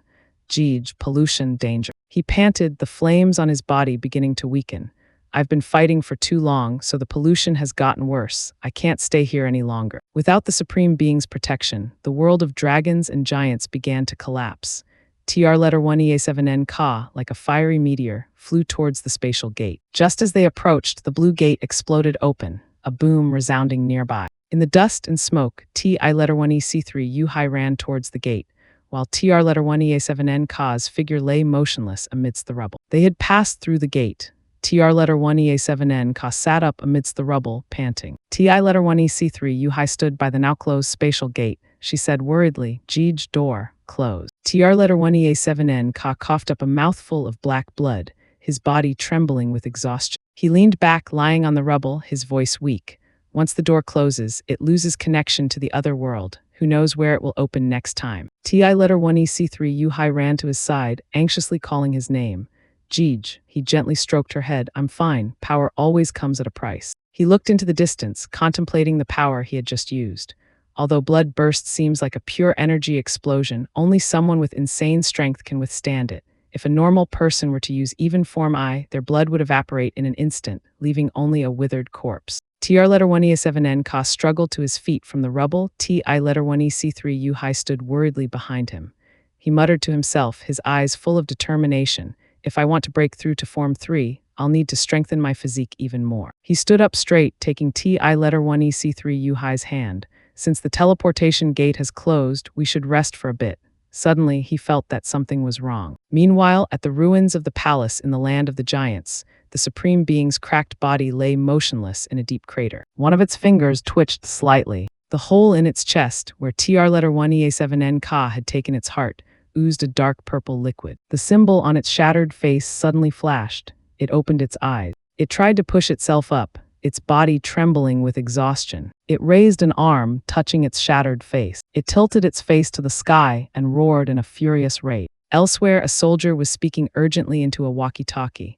35 degrees north, 1,200 meters away, it's a group of level 5 impure monsters, requesting artillery support. A horde of humanoid monsters with sharp teeth and blazing red eyes was charging towards. Somewhere in City K, soldiers were watching from a distance as artillery shells rained down on the horde of monsters. A rain of rockets descended, creating a sea of destructive fire, incinerating a large portion of the monster horde. The commander, Seth, asked, still 6 minutes until the second volley. I hope this group of monsters doesn't run away. Another soldier, Mark, replied calmly, relax, Seth. They're eating the corpses of their own kind, and they haven't moved from their position. Seth ordered, I want to know their pollution percentage. Mark looked at his device, Mark, 15.5. Mark said with confidence, we can hold out for another 8 hours. Seth nodded, his eyes full of determination. That's enough for us to bring this thing back. A bald soldier, Tyler, said greedily, the corpses of 7 level 5 monsters will sell for a fortune. Even if they're not intact, they're still very valuable. Mark said practically, we have to use this money to strengthen our firepower. The third soldier added, as long as a third is left, I'm happy. Seth said grimly, as the people of Country Z say, be grateful for what you have. Tyler said gratefully, if we didn't have the base's support, any one of those monsters at full strength would have been enough to finish up. Seth smiled, ordering, time to get to work. Leave that monster to me. Tyler, Mark, clean up these corpses. Seth calculated as he walked, they're enough to get 5 bottles of pure energy. We'll keep 3 and sell the rest. Tyler said excitedly, the black market price is 200 million a bottle. We'll be living like kings for a while. Suddenly, a giant dark shadow emerged from the smoke and dust, towering like a mountain behind them. All 3 soldiers were stunned. Seth's face contorted in horror as scales began to grow on his skin. What is this? The giant creature was fully revealed, its massive tails or tentacles writhing in the air. Mark looked at his scanner with a panicked expression as the numbers jumped wildly. Pollution level 19, 38, 97, 175, 297, 531. One of the creature's giant tails swept through, easily impaling a soldier. He could only utter a "why" in disbelief before collapsing. Seth's face twisted in fear, scales now covering half his face. He screamed desperately, run. He turned and fled, but it was too late. Another tail slammed down, crushing his last comrade and nearly hitting him. He could only scream again in utter panic, run. He ran for his life, not daring to look back at the giant creature towering behind him. The giant creature's expressionless face seemed to be staring straight at him. Suddenly, blood gushed from Seth's eyes and ears. He was stunned. The creature had appeared right behind him at some point. In a horrifying moment, Seth's head exploded. At the apocalyptic base of Country M, an alarm blared. Report, an apocalyptic event has occurred. Activating highest level of apocalyptic defense. Begin eliminating all threats for the good of humanity. A giant missile was launched into the sky. The missile soared into space, heading for its target. A massive nuclear explosion engulfed the creature, creating a destructive fireball. Elsewhere, TR letter 1EA7N Ka was sound asleep in his comfortable bed. He stretched and yawned loudly, slowly waking up from a long sleep. He walked to TI letter 1EC3 Yuhai's room door, holding a key in his hand. Time for breakfast, TI letter 1EC3 Yuhai. The door opened and TI letter 1EC3 Yuhai stumbled out, rubbing her eyes sleepily. She mumbled, Jeej, hug. He smiled gently, letting out a relieved sigh. He sat down, opening his arms and hugging her. What am I going to do with you? Ti letter 1ec3. Yu-hai quickly fell asleep in his warm embrace. Suddenly, he was startled by the sound of the doorbell. A woman with fiery red hair, dressed in a tight black leather suit, was standing at his door. On the back of her jacket were the words, "Lightning fast delivery, chase away your hunger." She introduced herself. "Hello, Mr. TR letter 1E7N, here's your food." Her name was Hang PH letter 1E7, T letter 1ED, Y letter 1EBFN. TR letter 1E7N Ka opened the door, still holding the sleeping T.I letter 1EC3, Yu-hai in his arms. Hang PH letter 1E7, T letter 1ED, Y letter 1EBFN waved a friendly greeting. Hi. He turned and walked away, silent. He muttered to himself, "This is the first time I've seen a food delivery girl at the crack of dawn on a $100,000 motorcycle." Hang PH letter 1E7, T letter 1ED, Y letter 1EBFN giggled, replying, "I've also never seen someone living in an expensive villa who orders takeout every day, and happens to have a child too." A dangerous glint flashed in TR letter 1EA7N Ka's eyes. He turned back to her. "Miss, you know me a little too well." A dark red killing intent emanated from him, stunning Hang PH letter 1E7, T letter 1ED, Y letter 1EBFN. The bag of food fell to the ground. She took a step back, stuttering, "No, you're from City N. No, the first of the new generation of evolved individuals, TR letter 1EA7N Ka." Hang PH letter 1E7, T letter 1ED, Y letter 1EBFN's face flushed. She stammered in admiration. I finally get to see you in person. Finally. TR letter 1EA7N Ka looked at the strange girl in front of him, his eyes full of suspicion. This girl is strange. What is she here for? Hang PH letter 1E7, T letter 1ED, Y letter 1EBFN shyly covered her mouth with her hand, her eyes sparkling with mischief. "Well, of course, I'm here to pursue you." TR letter 1EA7N Ka was stunned, completely unprepared for this sudden confession. "What?" He took a step back, still holding TI letter 1EC3 Yu-hai. The girl said with determination, "That's right, I want to pursue you." She turned, walking towards her motorcycle and calling back, "Remember my name, Hang PH letter 1E7, T letter 1ED, Y letter 1EBFN. I live nearby. Well, see you on the next delivery." Later, inside the house, TR letter 1EA7N Ka was talking to a blonde friend, Lai Thiern DU letter 1EC7.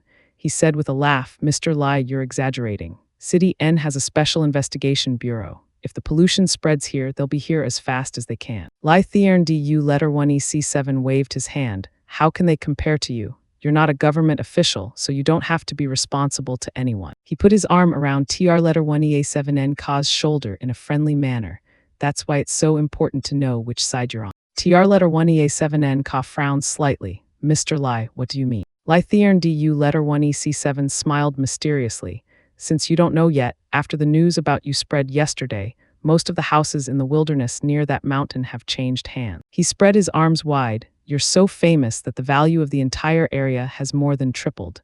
All the rich people in City N are scrambling to move here." He explained further, "They say they want your help, but all they want are your resources. Connections, money, whatever you want, they won't refuse you as long as you help them when the monsters come. You help them too." TR letter 1EA7N Ka muttered, his gaze distant. "Resources." Lai Thiern DU letter 1EC7 shrugged. "They're all businessmen. Who can blame them?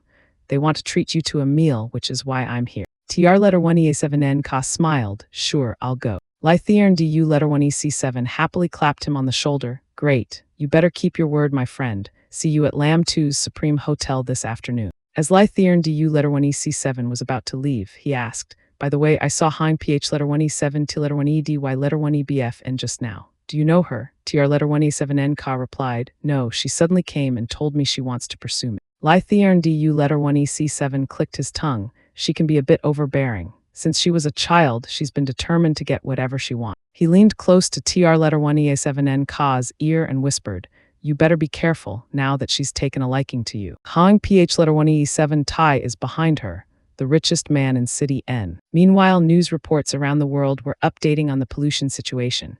A message on a phone popped up, breaking news, regarding the world's pollution problem. Country Z has used its most powerful device and temporarily reduced the pollution level. Social order has been restored. TV screens showed news of various disasters. Village Y has been invaded by polluted monsters and hundreds have been killed. A temple in Country R has been polluted by a female corpse buried alive by its monks, creating a vengeful monster. 20 people have been killed. Another news report said, Country Z announced its plan to deal with the apocalypse 20 years ago and has created a perfect defense system and resource stockpile. It has become the safest city in the world. Tensions have worsened around the world. Various wealthy individuals have flocked to Country Z, and many have been affected at its borders. A black market has even sprung up for disaster avoidance contracts. At Nun Than University, a blonde girl was studying German, Apfel, Glob. A blue-haired girl sitting opposite asked, "Thi letter 1 EBF and Thi letter 1 EBFN, since the apocalypse is coming, why are we still putting so much effort into studying?" The blue-haired girl, 2 distroke letter 1 ED3 Thi letter 1 EBF and Thi letter 1 EBFN, leaned back. "I should either work for a multinational company after graduation or become a translator." The blonde girl took off her headphones, but the situation is bad enough that it doesn't matter anymore. Who knows if people will even survive soon? It's better to find a strong guy here and get married. The blonde girl thought of TR letter 1 EA7N Ka. TR letter 1 EA7N Ka, a 5-star awakened individual, has extraordinary power in controlling flames.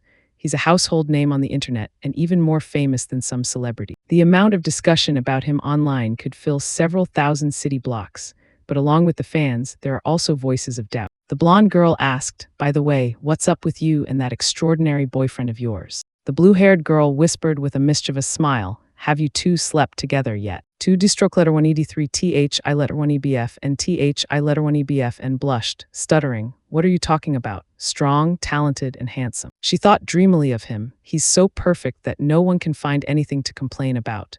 TR letter 1 EA7N Ka, my nominal boyfriend at Nin University." She wondered to herself, but in reality, do I actually have feelings for him? Suddenly, her phone rang. Incoming call from TR letter 1 EA7N Ka. The blue-haired girl said excitedly, "Let me get that." 2 distroke letter 1 ED3 Thi letter 1 EBF and Thi letter 1 EBF and quickly snatched her phone back. "Go away." She stepped outside and answered the call with a sweet voice. "You were looking for me." From the other end of the line, TR letter 1 EA7N Ka's voice came through. He was standing in the gym, slightly lifting his shirt to reveal his toned abs. "Are you free this afternoon? I've already made reservations for lunch." 2 distroke letter 1 ED3 Thi letter 1 EBF and Thi letter 1 EBF and smiled brightly, her voice full of joy. "Of course." TR letter 1 EA7N Ka replied succinctly, "Good." At the Hoang family's villa, Hoang PH letter 1 E7 Tai, a powerful middle-aged man, asked his daughter, "You've met him already?" Hoang PH letter 1 E7 T letter 1 ED Y letter 1 EBFN stood there, still in her tight leather suit, and replied definitively, "Yes." He smiled with satisfaction. "How is he?" Hoang PH letter 1 E7 T letter 1 ED Y letter 1 EBFN tied back her fiery red hair and said, "He knows I was investigating him, and he can be very intimidating when he's focused on something." She recalled the terrifying killing intent she had felt. He seems like someone with the qualities of a king. The image of TR letter 1 EA7N, Ka exuding an overwhelming aura, flashed again in her mind. Hoang PH letter 1 E7 Tai laughed heartily, pouring tea as he spoke. "Ha ha ha, it seems this old father's investment was right. He is very powerful." Hoang PH letter 1 E7 T letter 1 ED Y letter 1 EBFN straightened up, saying firmly, "But if you want to bribe him with a few million or a few tens of millions, that's not going to happen." Hoang PH letter 1 E7 Tai took a sip of tea, his expression full of confidence. "Either way, TR letter 1 EA7N Ka is just a kid in his 20s. Do you really think an old man with as much business experience as me could be outsmarted by him?" Hoang PH letter 1 E7 T letter 1 ED Y letter 1 EBFN leaned on the table, looking directly at her father. "The world has changed, father. Your money isn't always the solution, but power can be." Hoang PH letter 1 E7 Tai's expression soured. "You've only been there once. Don't tell me you like him. What did you actually say to him?" Hoang PH letter 1 E7 T letter 1 ED Y letter 1 EBFN turned away, crossing her arms. "I'm pursuing him not for you, and not because I want anything from him." Hoang PH letter 1 E7 Tai raised an eyebrow. "Oh." She smiled sincerely. "I simply like him." Hoang PH letter 1 E7 Tai was stunned, stuttering, You're being serious." Hoang PH letter 1 E7 T letter 1 ED Y letter 1 EBFN thought dreamily of TR letter 1 E7N Ka. "Of course. He's the first man to make me feel something in years." She turned back, her expression becoming serious. "All the powerful clans from City N and even City H and S are keeping an eye on him. I know exactly how they manipulate people." Hoang PH letter 1 E7 Tai said slyly, "Money, women, power. As long as he has human desires and emotions, they can be exploited. They just want to break him down, make him kneel before them and join their forces. He looked at his daughter. Daughter, you are too naive to go against them. Hawing ph letter 1e7 t letter 1ed, y letter 1ebf n puffed out her chest confidently. My aunt said that the way to a man's heart is through his stomach. Hawing ph letter 1e7 Tai raised a skeptical eyebrow. That's right. Wait, are you planning to learn how to cook? He pondered. My daughter is known for being a bit crazy, and now she's been smitten by a man and has even decided to change herself for him. A sly smile appeared on his lips. Plus, she's beautiful, so maybe she can actually get him. Hawing ph letter 1e7 t letter 1ed, y letter 1ebf n turned away. I swore off learning to cook since I nearly burned down our old house a few times. That's not happening. Hawing ph letter 1e7 Tai asked, so what are you planning to do? She pointed to the text on the back of her jacket. She declared proudly, I'm delivering takeout to him, and only to him. I used your name to start a food delivery company. Hawing ph letter 1e7 Tai choked on his tea, coughing violently. What? The Hawing family's money used to start a food delivery company. Cough. Hawing ph letter 1e7 t letter 1ed, y letter 1ebf n continued to explain her plan with a sly smile. The small space he rented before, the warehouse at the docks, or even the villa. He always relies on delivery for his food, even breakfast. I found someone to get his phone and download the delivery app. As long as he places an order, I'll be the first to know and can then personally deliver it to him. Hawing ph letter 1e7 Tai coughed violently, clutching his chest and shouting in utter disbelief. Cough, cough, cough, deliver. Cough, cough, takeout. What the hell are you doing? Hawing ph letter 1e7 t letter 1ed, y letter 1ebf n just smiled confidently. Before long, he'll be moved by my sincerity. Tr letter 1ea7n Ka drove his luxury car, his hand resting on his chin indifferently. As his car entered the west gate of Nin University, students began to whisper. That's Principal Tr letter 1ea7n's car, one exclaimed. It's really him, another confirmed. 2 stroke letter 1ed3 thi letter 1ebf and thi letter 1ebfn, in a magnificent evening gown, sighed wistfully. Tusk, if only I were the one he came to pick up. He said succinctly, get in. She smiled brightly, replying sweetly, sure Tilda. 2 young men watched the car speed away, one saying with a lack of confidence, we're such trash compared to them. The boy with glasses said, Captain, you're letting other people's ambitions affect you. We've all evolved, so I'm sure our team will be able to catch up to them. The captain frowned. He just happened to surpass 5-star first. He continued, according to the department head, the 3 of us are the elite selected from millions in City N. An outsider like Tr letter 1ea7n Ka. He just got lucky. The captain nudged the other with his elbow. Right, Luan T letter 1ed. Luan T letter 1ed stuttered, his eyes still glued to the beautiful girls walking towards the car. Yeah, we're just as talented as him, not one bit less. He sighed dreamily, Tusk, that girl is so beautiful. The captain angrily smacked Luan T letter 1ed on the head. Luan T letter 1ed, stop getting distracted. He looked towards the distant Tr letter 1ea7n Ka, gritting his teeth. As long as Tr letter 1ea7n Ka remains arrogant, he'll be the only one the girls have eyes for. The most important thing now is for us to get stronger. The boy with glasses said, you mean, we shouldn't tell Lam and H letter 1b0 letter 1e3 C Nha what we just saw. Tr letter 1ea7n Ka seems to be with someone else. The captain placed a hand on Luan T letter 1ed's shoulder. I know you like Lam and H letter 1b0 letter 1e3 C Nha, but she likes Tr letter 1ea7n Ka. You can compete fairly. He continued, even if you don't win, at least you'll be a real man. He looked straight into Luan T letter 1ed's eyes, but talking behind someone's back, that's not what a hero would do. Tr letter 1ea7n Ka's car sped down the empty road. In the car, 2 stroke letter 1ed3 thi letter 1ebf and thi letter 1ebf n said with a serious expression, Principal, in 2 weeks it will be the second apocalypse. She continued, if there are a lot of monsters and the special task force can't handle them, will you do something? Tr letter 1ea7n Ka smiled slightly. Why the sudden question? She lowered her head, her voice slightly sad. There are a lot of people criticizing you online. They say you're a coward. He asked nonchalantly, why? Because I didn't join the special task force. She replied, probably. She explained further, they say you didn't join the bureau because you don't dare to face the monsters that will appear in 2 weeks. He leaned back, I'm the first student in the country to evolve. Of course, there will be people who don't like me. She said, the crown of glory is indeed heavy, then continued to ask, if there was a monster strong enough to turn the world upside down and the special task force was short on manpower, would you? He smiled confidently and resolutely. I would stand on the front lines without a moment's hesitation. He explained his reasoning as the car sped down the highway. I didn't join the bureau because I don't want to be tied down by cumbersome procedures. Having to file a report before everything I do, that doesn't suit me. She smiled with satisfaction. Yes, the person I like wouldn't be a coward. At the Supreme Hotel, TR letter 1E7N Ka walked in with 2 stroke letter 1ED3 TH I letter 1EBF and TH I letter 1EBFN. He introduced himself politely. Good afternoon. I am TR letter 1E7N Ka. 2 stroke letter 1ED3 TH I letter 1EBF and TH I letter 1EBFN was overwhelmed by the powerful faces in the room.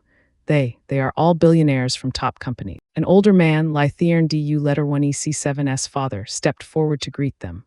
A pleasure to finally meet you, Mr. TR letter 1EA7N. It seems my useless son has updated you on the situation.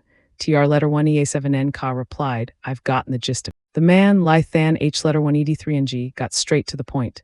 Then I'll get to business. To ensure our security in the upcoming apocalypse, we have decided to form a security council and would like to invite you to be the chairman. TR letter 1EA7N Ka asked, a security council? Lythan H letter 1ED3NG smiled. Of course, its purpose is to protect us old folks, and to ensure that the villas around the hill won't be damaged by the impure monsters. He continued, his voice smooth. And since we are being protected, it is only natural that we pay you a remuneration of 100 million a month. 2 stroke letter 1ED3 TH I letter 1EBF and TH I letter 1EBFN was stunned. What, 100 million a month? TR letter 1EA7N Ka muttered, 100 million. Doesn't sound bad at all. He continued, but that must be the price to protect all the billionaires in those villas. He looked directly at Lythan H letter 1ED3NG, his gaze sharp. As a fee to join the Security Council, I trust you'll be able to collect money from the more than 30 billionaires living there, right? If you divide it evenly, each family will only need to contribute $1 million. He smirked, and I don't know how much you'll charge them to join. 10 million, 100. He concluded, somehow, it seems like this is a profitable business. Hawing PH letter 1EE7 Tai, who had been silent until now, spoke up. You mean that amount is not enough, Mr. TR letter 1EA7N. TR letter 1EA7N Ka looked at him, his voice full of sarcasm. In times of peace, you rich people form cliques. Even if something happens, you use money to settle it, and so you act arrogantly. He continued, and now, the apocalypse has knocked you off your high horse in an instant. Everyone is equally threatened by the impure monsters. There's no difference between a prince and a beggar, and that makes you, who have earned millions throughout your lives, very unhappy. He smiled knowingly. As for me, I understand you the best. Lythan H letter 1ED3NG forced a laugh. Tusk, we're only doing this because a tear in space occurred a few nights ago. The Bureau had to use nuclear weapons to push back the monsters. He held up 2 fingers, Mr. TR letter 1EA7N. As long as you agree, 200 million will give you 200 million. He continued, all of us old folks just want to be able to sleep peacefully at night. Right, old Tai. Hawing PH letter 1E7 Tai said with disdain, Old Lai isn't your son, Lai Tong Van in the Special Task Force. You are the most familiar with the efficiency of those lazy bums. If they were reliable, we wouldn't be here today. Another man held up 3 fingers, 300 million a month, dear chairman. Hawing PH letter 1E7 Tai added, as long as you nod, Mr. TR letter 1EA7N, I will add another 100 million from my own pocket. TR letter 1EA7N Ka picked up a banknote, a small flame erupting on his fingertip. Money will become worthless paper. I'm afraid that after a few attacks, your cash will only be good for starting fires. 2 stroke letter 1ED3 TH I letter 1EBF and TH I letter 1EBFN was stunned. The other billionaires were equally astonished.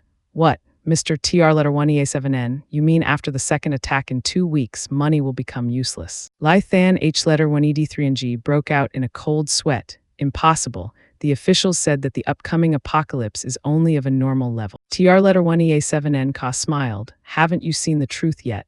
In the media reports, only normal evolved individuals are sent to face the attack. Lythan H letter 1ED3NG bowed his head. If you say so. Well, TR letter 1EA7N Ka stood before the window, looking out at the city.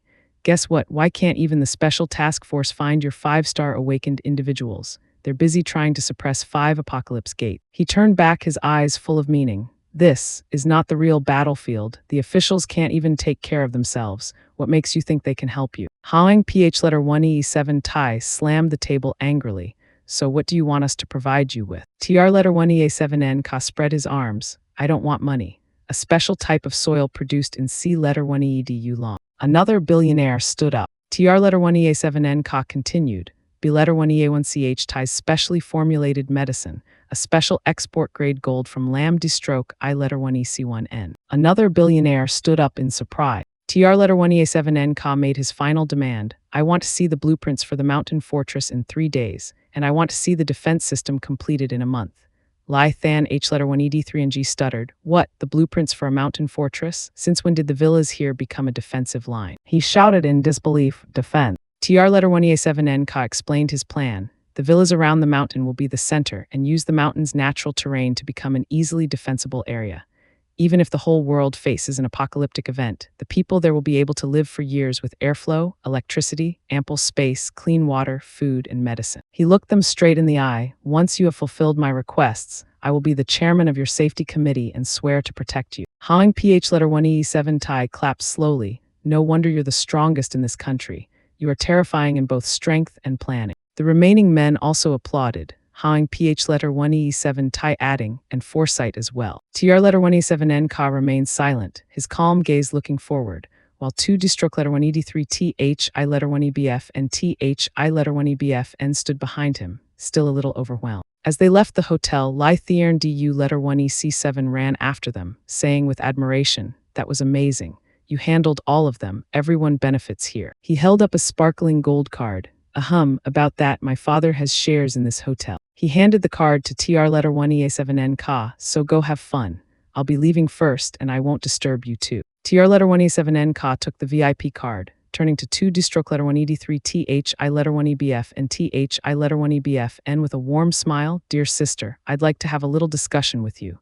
We can't waste Mr. Lai's kindness, can we?" 2 D-stroke letter 1ED3 TH I letter 1EBF and TH I letter 1EBF and blushed, replying shyly, "Senior, yes." The scene shifts to a modern building with a net cafe on the ground floor. In a room, TR letter 1EA7N Ka used his power, his eyes flashing red. Inside a luxury suite, the space was specially set up to block all noise, signals, and could not be tracked. 2 D-stroke letter 1ED3 TH I letter 1EBF and TH I letter 1EBF and looked around nervously. "Senior, this is a bit too fast." TR letter 1EA7N Ka pulled her into his arms, his voice firm, "Be my girlfriend." He looked at a red stream of energy on his fingertip, thinking to himself, TH I letter 1EBF and TH I letter 1EBF N is a normal person, so when I manipulate the energy in her body, I must be extremely careful.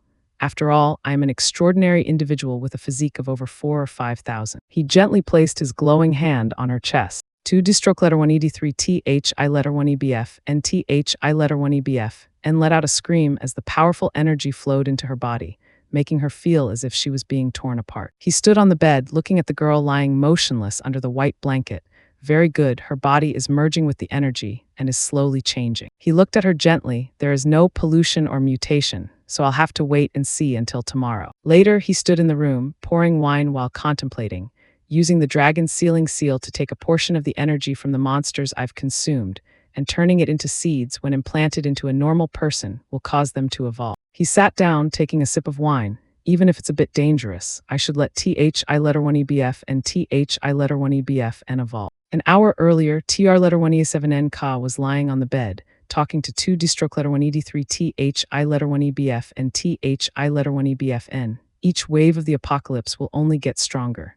In an atmosphere like this, there's no way you can finish college. 2 D-stroke letter 1ED3 TH I letter 1EBF and TH I letter 1EBF and asked innocently, "Senior, what can I do if I don't study? Run from monsters." He looked at her deeply. "Find the answer for yourself. TH I letter 1EBF and TH I letter 1EBF N. Do you want to become an evolved person?" She was stunned, then knelt before him with an excited expression. Senior, you mean I can evolve too? Of course, that would be my dream." He explained his plan. "I can use the dragon's sealing seal to crystallize a portion of a monster's power. Once your body absorbs the energy of that crystal, you will be as strong as if you had evolved." He warned her with a serious expression, "But if you can't control this power, not only will you not be able to evolve, you will turn yourself into a monster.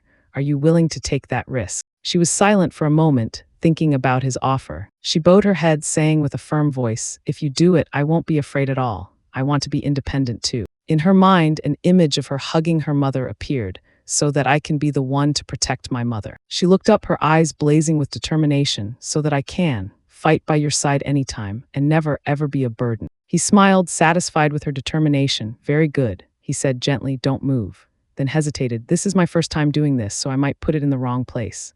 2 distroke letter 1 ed3 thi letter 1 ebf and thi letter 1 ebf and also stuttered, this is my first time too. This is the part that helps her awaken. Brothers, don't get the wrong idea. Haha. In a flashy commercial, a heroic song played. When the dust settles, a superhero will step onto the stage. He is the embodiment of power, the fearless protector of the city, the 4-star evolved heavenly dragon. With his shining metal body, he will tear through the darkness and destroy all danger. Every step he takes is a step towards freedom. Every appearance he makes strikes fear into the hearts of evil. A true man never looks back at the explosion behind him because he knows his real battle lies ahead. Cheer for him, applaud him. Every one of your voices will give him the strength to move forward. Join us in witnessing the legend of the heavenly dragon. A middle-aged woman, Mrs. Vuong, was showing TR letter 1EA7N Ka video on her phone. Mr. TR letter 1EA7N, this is the short video we shot for the TH letter 1EA7N TH letter 1EE7Y City Special Task Force. They have several 100,000 followers on our app. She swiped to another video, and this is the 5-star captain of the Tin H letter 1EA3 I City Bureau. Looks cool, right? She said with full confidence, these viral videos can make a few million without batting an eye, and they're very easy to make too, Mr. TR letter 1EA7N. TR letter 1EA7N Ka asked skeptically, these things, are they made with special effect? Mrs. Vuong laughed, not entirely. Mr. TR letter 1EA7N, our app can turn on a filter with just a tap. It will automatically make your moves look even more powerful. She explained, after all apps like this need to help evolved individuals promote themselves so they can gain the public's trust. That's why we've recently signed contracts with many special task forces and evolved individuals. She moved closer, her voice sweet. You, Mr. TR letter 1EA7N, you are a celebrity we especially want to sign. After all, the government has recognized you as the first of the new generation of evolved individuals. She presented her offer. We just need you to show off your strength, and we will use our package to promote you. Your popularity will explode. You will have no problem finding sponsors. Take a look at a few of these sponsored videos. A bizarre ad appeared. Once you eat Superman instant noodles, you will become our hope in the fight against the apocalypse. Go from 996 to 7 in just 3 minutes. Our noodles contain gene enhancers containing 5-ribonucleotide, potassium sorbate, and 58 other high-quality food additives, so you will stay energized even under the dual pressure of the apocalypse and capitalism. Remember, you're not just a Superman, you're a worker who's been kidnapped by instant noodles. #eat noodles and get stronger, #the taste of money. Another ad, flash sale, super savings. Wear these explosive sneakers and you'll run faster than the soaring rent costs of the apocalypse.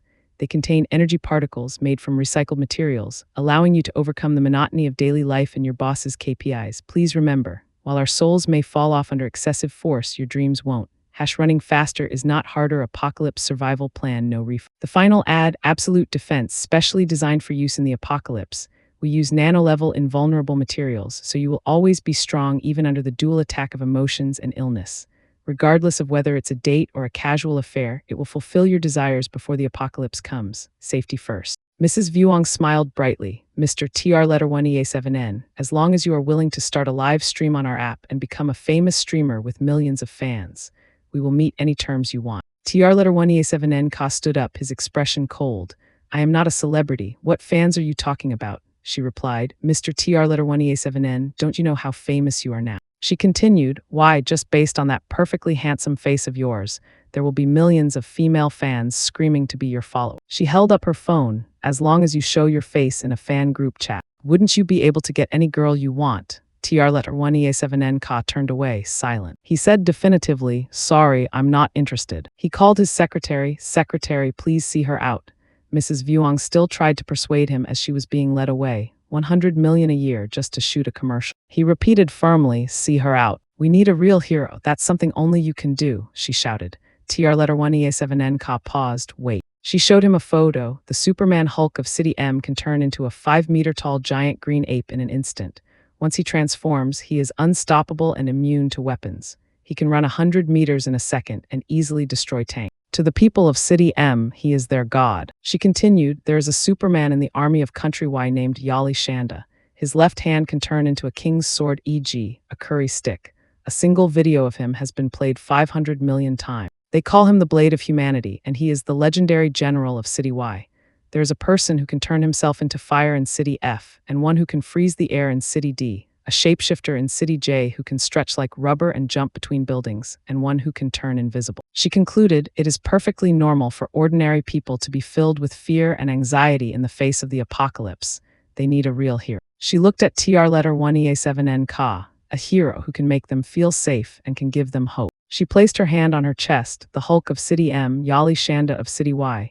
They have become symbols of their countries. We need such a symbol too. TR letter 1EA7N Ka looked out the window, thinking to himself, increasing my sphere of influence isn't a bad thing. He stood by the window looking out, especially now that there are people criticizing me online. He turned back, live streaming. That's a no, but I can consider shooting a video. Mrs. Vuong cheered with delight, really. In the commercial, TR letter 1EA7N Ka was portrayed as a savior. In the darkness, you are the light. In despair, you are hope. Your blade strikes with precision and grace, and you move through the air in a deadly dance. A giant demon appeared behind him, but he remained unfazed. A true hero fights not for glory, but for every last life on this earth. The end of the video showed him facing a giant demon, TR letter 1EA7N Ka, the first evolved individual of the new generation.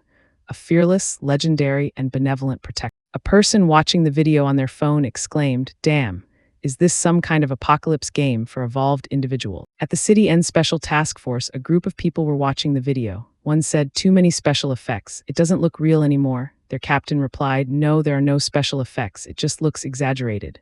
Damn. Quan D stroke letter 1E9C, who had met TR letter 1EA7N Ka before, said with a serious expression, "This TR letter 1EA7N Ka must be stronger than a 5-star. He has evolved beyond even awakening. It seems he is getting further and further away from." At a temple somewhere, a group of monks stood before a torii gate with a strange spatial vortex in the middle. An old monk smiled, "Our greetings to the great Tengu." From within the spatial vortex, a creature with black wings and a fiery red Tengu mask stepped out. Behind the Tengu was a beautiful woman with white hair. She was identified as Izanami. The old monk hurriedly bowed, "Our greetings to the great Izanami." Izanami asked the Tengu, "Are you sure you have detected the offspring of that ancient monster?" The Tengu replied, "My lady, this giant monster appeared near our city, the sea airspace of City R, but City M was the one who discovered it first." The old monk lamented, "According to international law, resources from a monster should belong to all of humanity, but the one who discovers it has priority. In the end, we can only receive 30% of the resources." Izanami smirked, "What international law? If we kill it first and control all its resources, we will naturally have control over the distribution of its resources." Note, resources refer to the high-quality materials that can be extracted from the corpses of such giant monsters. Deep under the sea, a submarine was moving. Two divers left the submarine, entering the deep water. They were the Poseidon assault team of Country M. One said, "There are footprints here, they're huge." Another shouted over the radio, "Captain, the whale monster has a skull 20 meters long." They stared in horror at the giant skeleton of a sea monster. One checked his meter. "The radiation is 46 SV. He confirmed, "That's right, that's the source of the radiation." Suddenly, a giant dark shadow swept past them in the murky water. One asked, "Did you hear that?" "Hear what?" The soldier looked at his meter with a panicked expression. "Wait, something's wrong with this thing." The numbers on the meter jumped wildly. 88 SV, 125 SV, 459 SV. It's not stopping. He screamed, 1,000 sieverts. There's no way it's this high unless we're near a nuclear waste site. From the darkness, a giant whale monster with glowing blue eyes emerged, staring at the meter read 1500 SV. The soldier stuttered, What is this?" At the haunted house of H letter 1EA3 IFAM City, an officer was questioning the manager. "Someone went missing here yesterday. Why didn't you report it to the police immediately?" The manager nervously explained, "I thought a tourist just got lost. It hasn't been 24 hours yet, so I sent some people to search nearby. I didn't expect." The officer said with a grim expression, 3 people have gone missing tonight, plus 1 yesterday and the day before. Your haunted house has swallowed 5 people. This could be a sign of the upcoming apocalypse. The special task force will handle this, he said, as his team, including the captain we met earlier, walked in. The captain said, "Strange, the sensor detected pollution just now. Why did the pollution disappear when we entered the haunted house?" The one with glasses replied, "It's likely we're dealing with a strange monster. Of course it would absorb all the pollution energy in its vicinity." The captain held up a stick. "Is this the themed room on the map the director gave us?" The group stood in the middle of the dilapidated room, paper talismans floating around them in an eerie atmosphere. Suddenly, a long-haired mannequin with glowing red eyes lunged down from the ceiling, startling the captain. He hastily used his spear to push it away, letting out a shrill scream. Ah! The mannequin's head fell to the ground, while the rest of its body, which was made of old wooden dolls, shattered into pieces. The captain breathed a sigh of relief but was still a little shaken. Damn it, I thought it was a real ghost. The girl with the gun said with disdain, it's just a prop. Is this drama necessary? The boy with glasses, Lai Tongvan, looked at his watch, his expression becoming anxious. The source of the pollution is getting closer. Immediately, the ground around them exploded, debris flying everywhere. Luan T-1ED shouted, holding out his shield to protect a silver-haired girl, watch out. A giant muscular monster with a purple chainsaw charged forward, attacking them furiously. Luan T-1ED did his best to block, pushing the monster back. Lai Tongvan shouted in terror, a 3-star strange monster with enhanced attack and defense. It also has extremely strong regeneration. Its weak point is. Another team member charged forward to attack. I don't care if it ate 5 people and got tougher. It won't be able to win against my extraordinary weapon, but his attack seemed to have no effect. Lai Tongvan muttered, this bastard, it's his head. The captain turned to him with a skeptical look.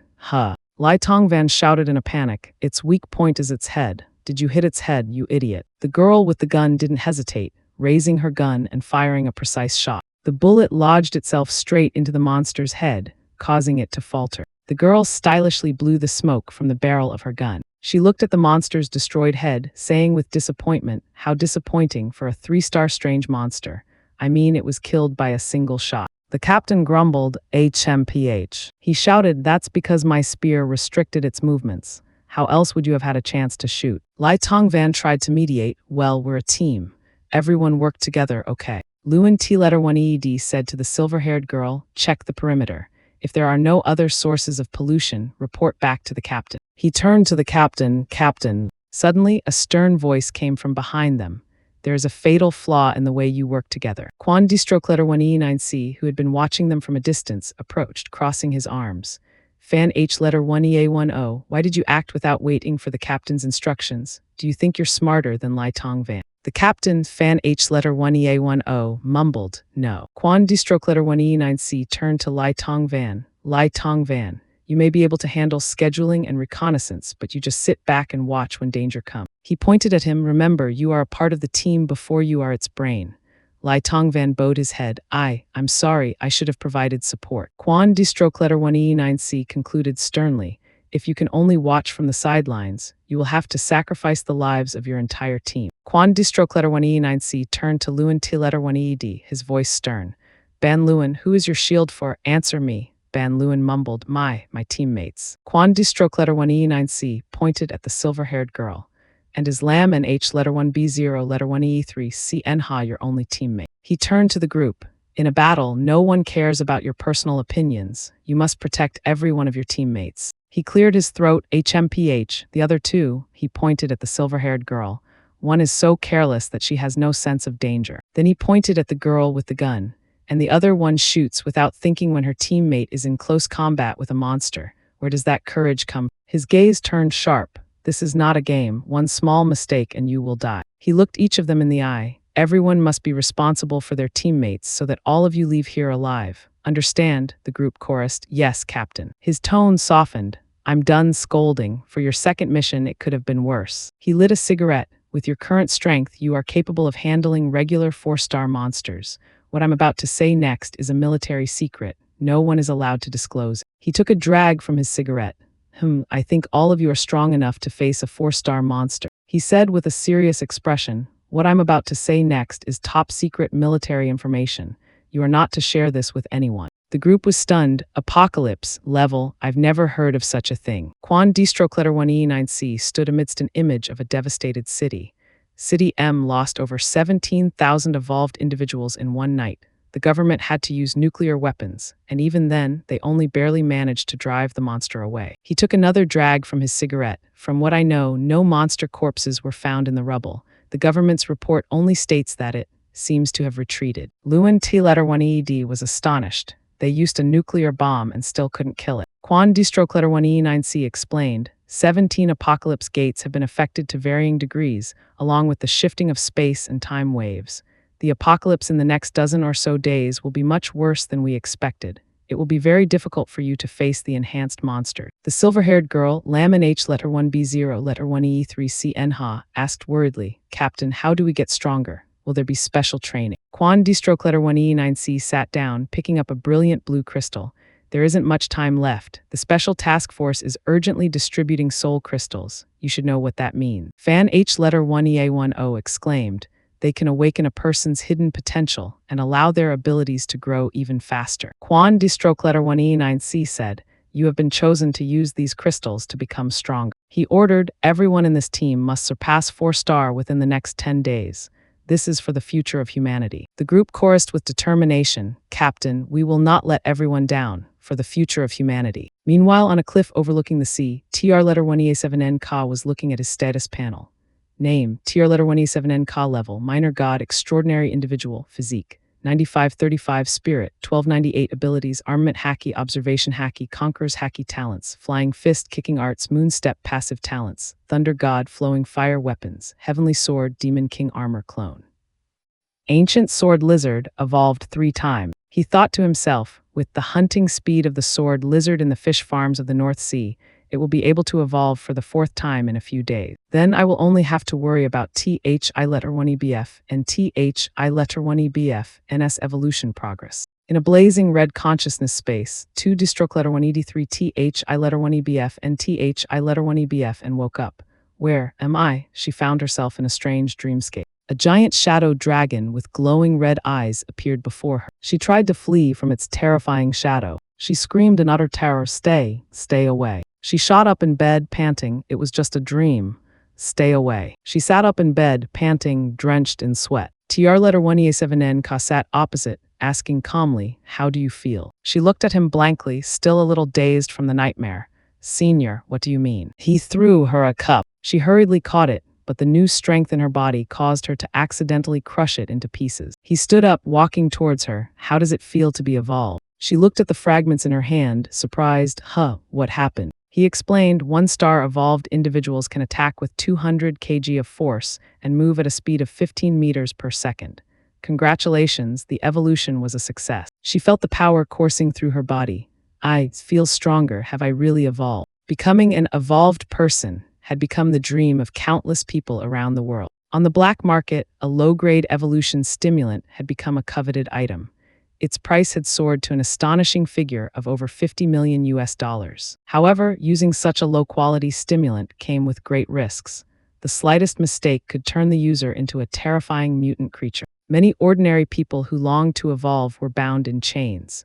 In harsh conditions, family members stood by with guns in hand during the artificial evolution process. Once the body became unstable, the results would be horrific. Despite this, countless people were still willing to risk mutation and embark on the path of evolution without hesitation. As the doomsday approached, the era of universal evolution had arrived. At the open sea, Gyacho Island, Izanami stood observing from above. Izanami ordered Ebisu, open a path. With her was a group of other powerful evolved individuals. Ebisu bowed, yes, great master. Ebisu plunged into the sea like a brilliant golden orb. He created a giant energy bubble, pushing the seawater away, creating a path to the seabed. The golden orb shot down to the seabed, colliding with the ground. Izanami and the others landed on the seabed, which was littered with human bones and weapons. The group entered an underwater cave. At the end of the cave, a giant dark shadow appeared, emitting ripples of energy. A woman named Benton warned, the monster will release a king's aura. Everyone, do not look into its eye. Another woman, Irina, with a fox mask, exclaimed, even in its infant form, its presence is comparable to a 9-star phantom beast. How terrifying, an emperor-level creature. A man wearing a demon mask, Susanoo, asked, Inari, are you sure your senses were correct? Inari, who was Irina, replied confidently, this monster is slightly stronger than the emperor-level one that attacked our base last month. My perception cannot be wrong. Izanami looked at the monster with a covetous expression. Such a magnificent primordial monster. It will surely bring a great amount of essence for us to use. She ordered Benton, use your illusion arts to control it. The rest of you extract every drop of its core essence and then destroy the corpse. Leave no traces. The followers chorused, praise be to the gods. The monster roared, a brilliant blue energy enveloping it. Benton strained, trying to use her illusion arts to subdue the monster. The monster let out a roar, resisting the control. Izanami looked at the monster's power. Look, look, the power of this monster, how beautiful it is. We will devour it, absorb it, become it. She spread her arms wide. The darkness will devour all. Chaos will rule all. Praise the darkness, praise the chaos, praise the endless void. She laughed maniacally, the intertwining of light and darkness, the cycle of life and death, everything will return to nothingness. We will become eternal, we will become divine. Praise the darkness, praise the chaos, praise the endless void. In a secret laboratory, a scientist was observing a growing fetus in a test tube. Our pursuit of transcendent power has never stopped. A nuclear bomb was dropped from a fighter jet. As the flames of destruction tore through the sky, a mushroom cloud, a symbol of the end, bloomed, shrouded in death. A narrator's voice boomed, recalling a distant past. The violent shockwave swept across the earth like a divine vessel. Civilization and order were torn asunder. The world returned to the primordial chaos of its morning. 30 days and nights passed, and only then did the dust settle. Once towering mountains were flattened into wastelands. Raging rivers were reduced to stagnant pools. In the exposed cracks of the rocky earth, the survivors stared in horror. The remains of a colossal monster, the size of a mountain. Its bones shimmered with a strange metallic luster. Even after its destruction, it maintained a fighting stance, as if silently recounting the story of a lost era. In its crystallized marrow, we discovered a mysterious substance that glittered like the stars. When light shone upon it, the substance vibrated like a living organism, refracting colors beyond the visible spectrum. After 700 days and nights of research, we finally unlocked its secret. An old scientist shed tears of joy.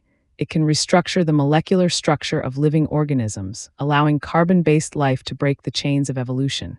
This is the fire of Prometheus, the forbidden fruit of wisdom. The Prime Minister held up a petri dish containing the glowing blue material at a press conference and declared, "Today we will anoint ourselves as gods." We named this substance Divine Origin. But fate soon revealed its terrifying face. The first batch of volunteers turned into crystal statues in the sacred blue light, their final expressions forever frozen in a mixture of pain and ecstasy. Their mortal flesh was like silk paper trying to contain a raging fire. We finally understood that it was not the origin that lacked power, but the human body made of mere clay that was unworthy, completely incompatible with the divine gift of the gods. However, fate always has a plan. After the apocalypse descended, monsters began to roam the earth. We were surprised to find that the survivors who had once been exposed to the origin substance, and some who discovered they could evolve by absorbing the monster's pollution. Only then did we realize the myth had not abandoned us, it was accelerating towards us. In this era, we are the inheritors of the myth. We continue to evolve to become stronger until one day we can reach the realm of the gods. Izanami spread her arms wide, her followers chanting, "We will become gods, praise be to the gods, praise be to the gods." Suddenly she stopped, her beautiful face showing a look of surprise and vigilance. She whipped around and shouted, "Someone, who's there?" Standing on the head of the dead monster, a figure appeared, his calm yet authoritative voice echoing down, "Praise me. My name is TR-17N-Ka." Izanami, after a moment of stunned silence, became furious. She ordered her trusted subordinate, Inari, analyze his information immediately. The girl with the fox mask immediately bowed. "Yes, great master." Inari quickly unleashed her ability, Eye of the Ancient God. A pink light enveloped her. TR-17N-Ka gently jumped down from above, creating only a small ripple in the water upon land. He smirked, an interesting thought crossing his mind. Oh, a sensory ability similar to observation hacking. Then his eyes flashed with a brilliant red light. He commented disdainfully, "No, its power is far inferior." Crack, a piercing sound, the fox mask on Inari's face suddenly cracked. She was thrown backward by an invisible force, letting out a cry of pain. Izanami watched the scene in horror. She turned to the injured Inari and shouted, "Where is the information?" Inari collapsed to the ground, her voice trembling with shock and pain. "My divine eye has been reflected back." Izanami was completely stunned. She stuttered, unable to speak. What?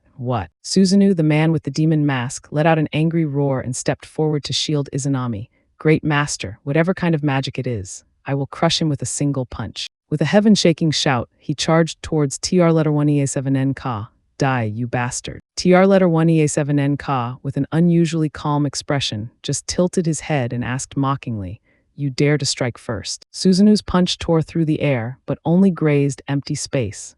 He stared in astonishment as his target had vanished right before his eyes. Whoosh, with just a slight movement, TR-17N-Ka had easily dodged Susanoo's punch, simultaneously delivering a blow that sent him flying backward, straight towards the sharp spike. Suddenly, another figure appeared, his hand emitting a cyan energy. he coldly commanded, repulsion. Stop, immediately. An invisible force held Susanoo fast, his body hovering just inches above the deadly spike. Just a little more, and he would have been impaled by the sharp, spear-like rocks below. TR letter 1EA7N Ka casually crossed his arms, smirking with interest.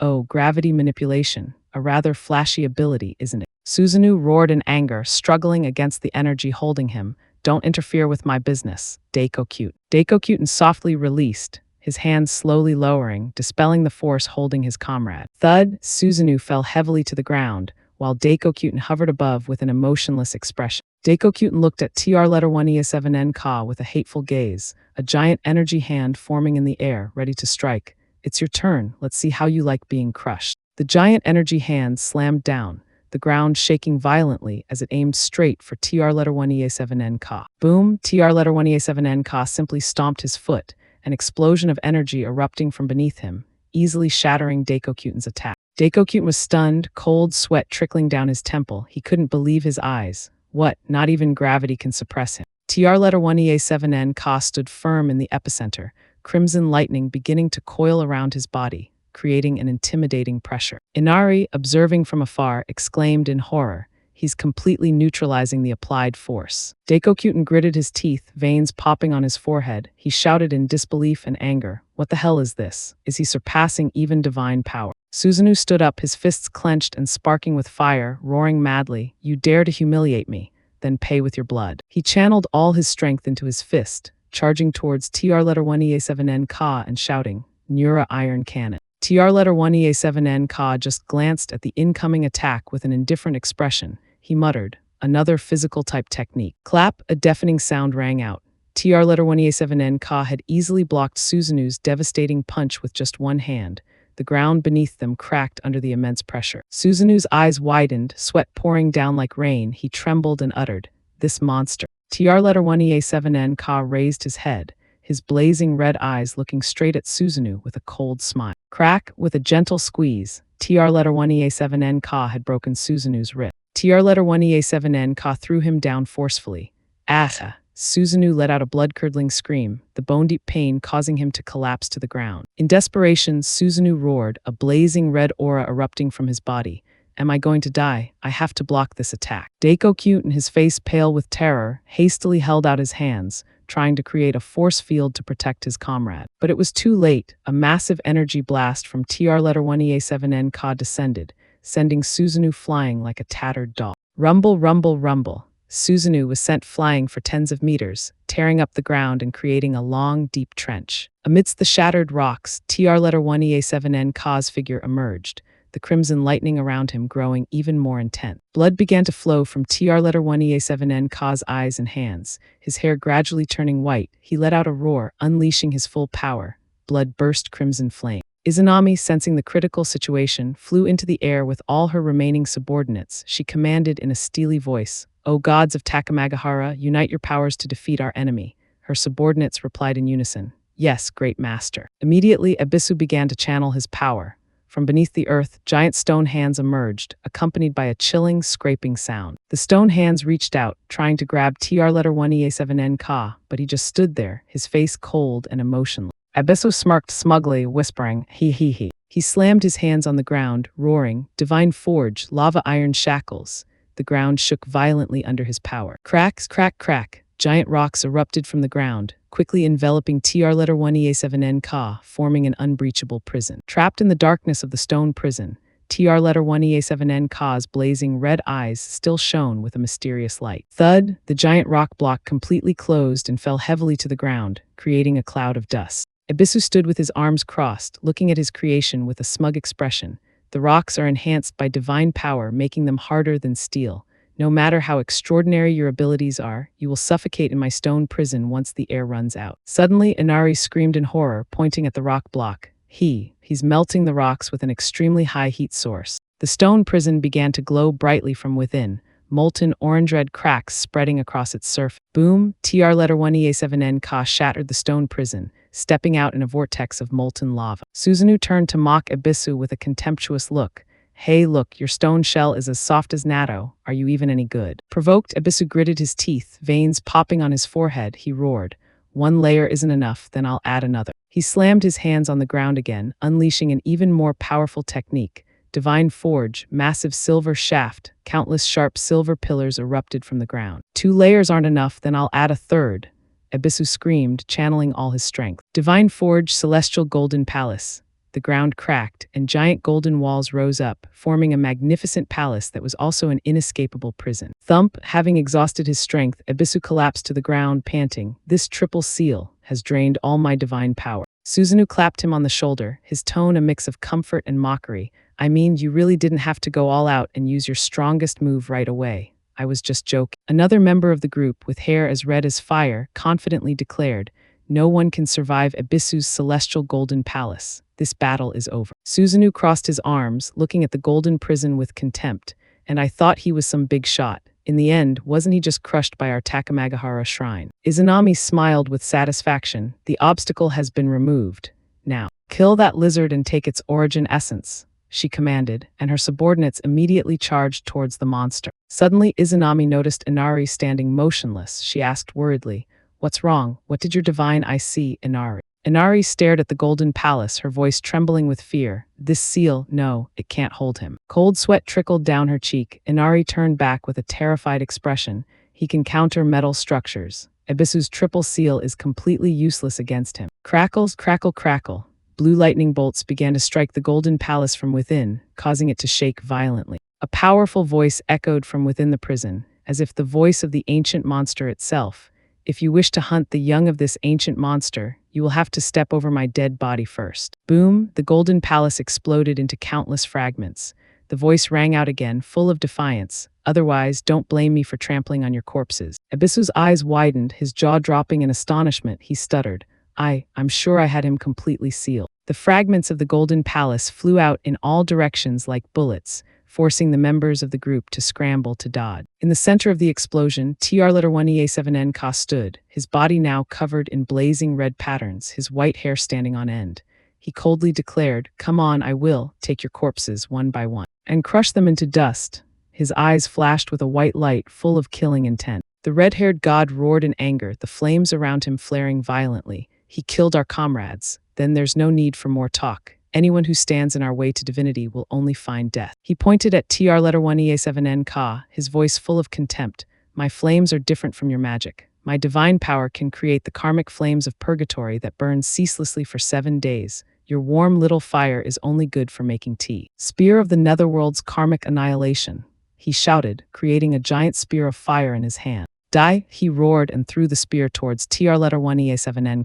Whoosh, the spear shot through the air like an arrow. TR-1EA7N stood there with a haughty expression, a faint smile on his lips. He slowly took a deep breath, and blew out a gentle stream of air, completely extinguishing the mighty karmic flame to everyone's astonishment. The red-haired god let out a savage laugh, the flames around him flaring even more intensely. He froze, unable to believe that his attack had been so easily neutralized. Susanoo, unfazed, roared a command. Enough talk, it's useless. I'll attack from below, you apply pressure from above. Daikokyuten, gravity support. Understood, Susanoo replied decisively, immediately diving down like an arrow, while the red-haired god and Daikokyuten also began to move, forming a perfect pincer attack. Izanami, observing from a distance, gritted her teeth in frustration. I don't believe you can fight all 3 of us at once. Benton, her face showing clear signs of strain, turned to Izanami and shouted, Is there anyone else? Is there anyone who can help me restrain that demon? Susanoo charged forward with terrifying speed, his fists glowing. He roared, Furious Rakshasa Cannon. Boom, boom. However, TR-1EA7N had easily dodged. He flicked his hand and he slammed into the ground, shattering it. Immediately, the red-haired god descended from above with a devastating attack. Yomi's 10,000 Dao of annihilating flames. A sea of fire engulfed TR-1EA7N's position. Suddenly, Inari screamed in terror, warning her comrades. Be careful, that's the dragon sealing seal. From beneath the ground, glowing yellow magic circles lit up, surrounding Daikokyuten. Clangs, clang. Giant golden chains appeared from nowhere, quickly binding the astonished Daikokyuten. Thud, he was pulled by the chains, slamming into a cliff face and pinned there. Inari was stunned, her voice trembling. This is a type of magic of a higher level than even Ebisu's seal. Izanami turned to Benton with a determined look. So what are you going to do, Benton? Benton replied, her eyes flashing with a pink light.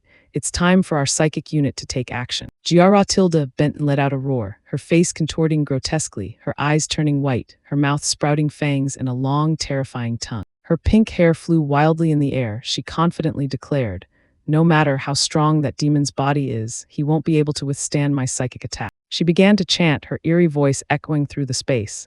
This sound comes from Yomi, listen and fall. This is Yomi Katadama. TR letter 1EA7N Ka froze, seemingly affected by the invisible attack. He let go of the red-haired man, his face contorted. He coughed a few times, struggling to breathe. Benton, in her demonic form, explained sadistically, with the impurity of Yomi in this body, I will bind your soul, listen, for I am the law of death, like a mother's embrace, like a child's stranglehold. Fall, fall, sink into the path of Yomi, where even the gods must decay.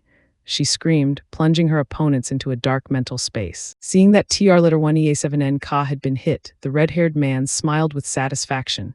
Ho, Benton's Katadama is still effective. That demon can't move anymore. He must have entered the realm of nightmares. In the mental space, TR letter 1EA7N Ka raised his hand to his forehead, seemingly a little dazed. A giant, monstrous version of Bent appeared before him. She taunted, strength in the real world means nothing here. This is my mental domain. Crushing you is as easy as turning my hand. Your physical enhancement is useless, and you can't use your magic anymore either. Freeze.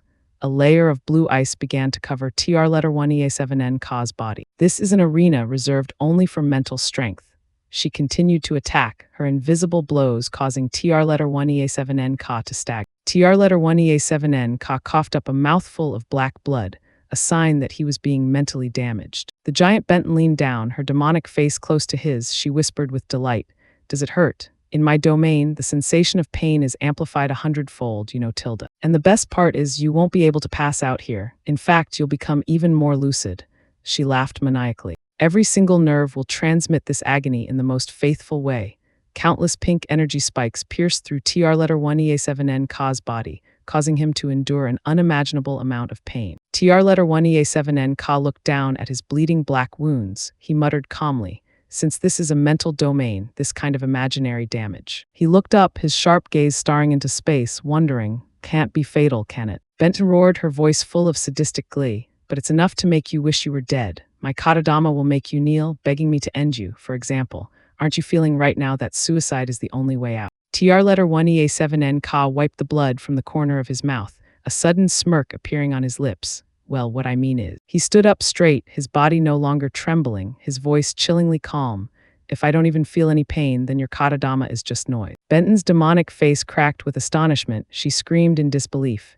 Impossible, absolutely impossible. Boom, she charged forward and punched TR letter 1EA7N Ka straight in the stomach. Benton was stunned, stuttering, you really don't feel any pain at all. TR letter 1EA7N Ka leaned close to her ear, his voice a haunting whisper. If this sensation of pain is calculated at 100 points, then when I activate blood burst crimson flame, the pain from the blood in my body boiling is probably around. He looked straight into her terrified eyes and finished the sentence coldly. 1,000,000 points. TR letter 1EA7N Ka's eyes flashed with a powerful blue light. He looked straight into Benton's mind. Your imagination is certainly interesting. From this moment on, your soul will forever remember one thing, his voice echoed, etching itself into her mind. You have been defeated. Benton was thrown backward. She muttered unconsciously, repeating like a puppet, I have been defeated, I have been defeated, I have been defeated, I have been defeated. They both returned to the real world. Benton collapsed to the ground, unconscious. Izanami stood there, completely dumbfounded by what had just transpired. TR letter 1EA7N Ka, now having removed his tattered shirt, commanded the unconscious Benton on the ground. Get up. Immediately, Benton stood up and flew towards TR letter 1EA7N Ka, acting like a soulless puppet. Izanami was stunned, unable to believe her eyes. You really turned Benton into your puppet. Could her Katadama have backfired on herself? TR letter 1EA7N Ka commanded his new puppet. Let's get out of here. This place is bad luck. Bent immediately obeyed, flying after him. Izanami gritted her teeth, her beautiful face twisting with anger. Betrayal, betrayal. It actually learned how to kill its master. TR letter 1EA7N Ka turned back, looking at Izanami with a faint smile. Today's training session ends here. You can take her. My Conqueror's Haki will automatically dispel in 3 days. Anyway, don't have any ideas about my sword's scabbard in the future. Izanami roared in anger. You think it's that simple? Those who dare to disrespect the gods will pay with their blood. Benton, you can die now. Swish, Izanami's wings swung, a razor-sharp slash shot towards Ben. TR letter 1EA7N Ka, still maintaining his terrifyingly calm demeanor, muttered, "Damn it, first time I've seen someone so evil they'd kill their own people." Inari asked in horror, "Great master, why? Bent is clearly one of us." Izanami replied coldly, "The useless have no right to become gods. The shell of a failure is not worthy of the god's blessing. The intertwining of light and darkness, the cycle of life and death, all will return to nothingness. We will become eternal, we will become gods." She held her head high, her voice full of fanaticism. "The intertwining of light and darkness, the cycle of life and death, this is the dance of destruction of Takamagahara." Izanami and her remaining subordinates together unleashed a destructive energy blast towards TR letter 1EA7N Ka. TR letter 1EA7N Ka smirked, he whispered. Blood burst crimson flame. His entire body erupted in a blaze of red energy and lightning, his long silver-white hair growing, 2 horns sprouting from his forehead. 3. Izanami suddenly felt that something was wrong. She asked in astonishment, "Your origin essence power and that sword lizard behind you are very similar. What is your relationship with?" Whoosh, TR letter 1EA7N Ka didn't answer. He shot forward with unimaginable speed. Izanami froze, her beautiful face showing sheer terror. Boom, a terrifying explosion occurred as TR letter 1EA7N Ka, moving at a speed invisible to the naked eye, punched straight at the winged one. He had used his wings to block. Boom, boom, boom, boom. TR letter 1EA7N Ka charged forward with the speed of a phantom, unleashing a series of brutal attacks on him. He roared in fury and engaged in battle. Izanami and her comrades quickly unleashed a combination technique. Yada Mirror Shinsho Yakurin. Yada Mirror Shinsho Yakurin is the name of a Japanese skill, referring to a divine mirror that symbolizes truth, a part of Japan's 3 sacred treasures, and evokes divine light and overwhelming power. TR letter 1EA7N Ka was engulfed in the divine light. The ground beneath his feet cracked. Crack, crack. The tough dragon scales on his body began to crack under the force of the attack. Izanami smiled triumphantly. This is Shinsho Yakurin, capable of piercing even the defenses of a phantom beast. It's like a microwave, destroying your body from the inside. But TR letter 1EA7N Ka just gritted his teeth, his blazing red eyes flashing with a deadly light. He let out a roar, and a giant, glowing sword enveloped in lightning appeared in his hand. He created a red energy shield to block the attack. Rise, one of Izanami's subordinates slowly emerged from a pool of dark. Kagechui Shungokusatsu, TR letter 1E7N Ka with his sword in hand charged towards his opponent. The name of this technique means Shadow Eater, instant hell murder, evoking a demonic and powerful attack. Clang, from behind, Izanami's subordinate stabbed him straight in the back. He uttered in astonishment, "This is." TR letter 1EA7N Ka's entire body was enveloped in a royal demon armor. "Get lost," TR letter 1EA7N Ka roared, his voice full of authority. Thud, he swung his sword, a slash full of fire and darkness sending his opponent flying. Izanami watched the scene with a smug smile. It's useless. Where there is light, there is darkness, and as long as darkness exists, I, Tsukuyomi, am immortal. Katso Aburzukijiri, Tsukuyomi's shadow appeared, ready for a stealthy attack. The name of the technique means Shadow Slash, Hazy Moon Slash, combining stealthy movement with a graceful attack under the moonlight. Yasuzumi Sakabane Tsukuyomi emerged from the shadows, executing a surprise attack. Clanged his attack. Yasuzumi Sakabane Night Sparrow, Reverse Blade, a deceptive and lightning-fast strike, was blocked by TR letter 1EA7N Ka. TR letter 1EA7N Ka's entire body was enveloped in the royal demon armor, without a single scratch. Tsukuyomi was stunned, muttering, "What an incredible defensive power." TR letter 1EA7N Ka just coldly looked at the enemies hovering in the air. Whoosh, the Tengu god roared, diving down with terrifying speed. A giant, sharp slash, as if cutting the air in two, descended upon TR letter 1EA7N Ka's position. Crack, crack. The armor on TR letter 1EA7N Ka's shoulder began to crack under the powerful attack. Izanami explained proudly, "A Tengu's attacks can break through any enemy's defenses. Even the strongest shield will be destroyed in a single blow."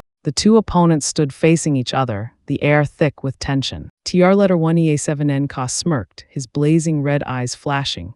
A not-so-bad attempt. Boom, TR letter 1EA7N Ka's greatsword suddenly reacted, creating a crescent-shaped energy wave that pushed back the Tengu god. Jigoku Jaga Tsukuyomi didn't miss the opportunity, charging forward with a fatal attack.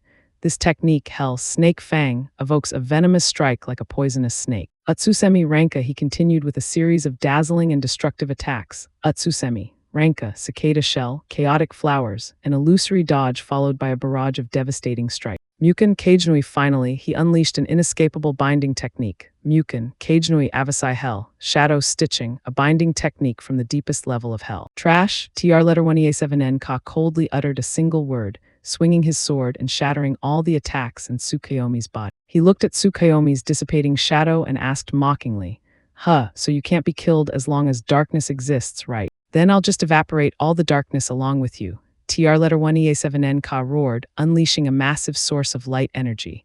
Boom. Tsukuyomi was engulfed in the explosion of light, his body smoking profusely. TR letter 1EA7N Ka flew up, ready to deliver the finishing blow to his completely incapacitated enemy. Thud, TR letter 1EA7N Ka slammed his greatsword into the ground, a finishing blow without a moment's hesitation. Tsukuyomi lay motionless amidst the rubble, his lifeless eyes staring at the sky, black blood trickling from the corner of his mouth. TR letter 1EA7N Ka stood tall on the rubble, his sword resting on his shoulder. He scanned the remaining enemies with a defiant voice. Who's next? Who dares to take another step forward? A red-haired woman screamed in despair. Brother, she was about to charge forward but was held back by the Tengu god. The Tengu god just silently shook his head, his eyes signaling that it was too late. Izanami, her face twisted with anger, roared at her hesitant subordinates. "What are you standing there for? Go, all of you, attack at once." The red-haired god and Inari stood there, trembling and completely overwhelmed by TR letter 1EA7N Ka's power, not daring to move forward. The red-haired woman collapsed to the ground, tears streaming down her face. She slammed her fist on the ground and wailed in agony. Why must we sacrifice like to obtain the origin essence? Must all my brothers die here?" Izanami approached, looking at the crying girl with eyes as cold as ice and said, "You are candidates for divinity." She pointed at TR letter 1EA7N Ka, her voice devoid of emotion.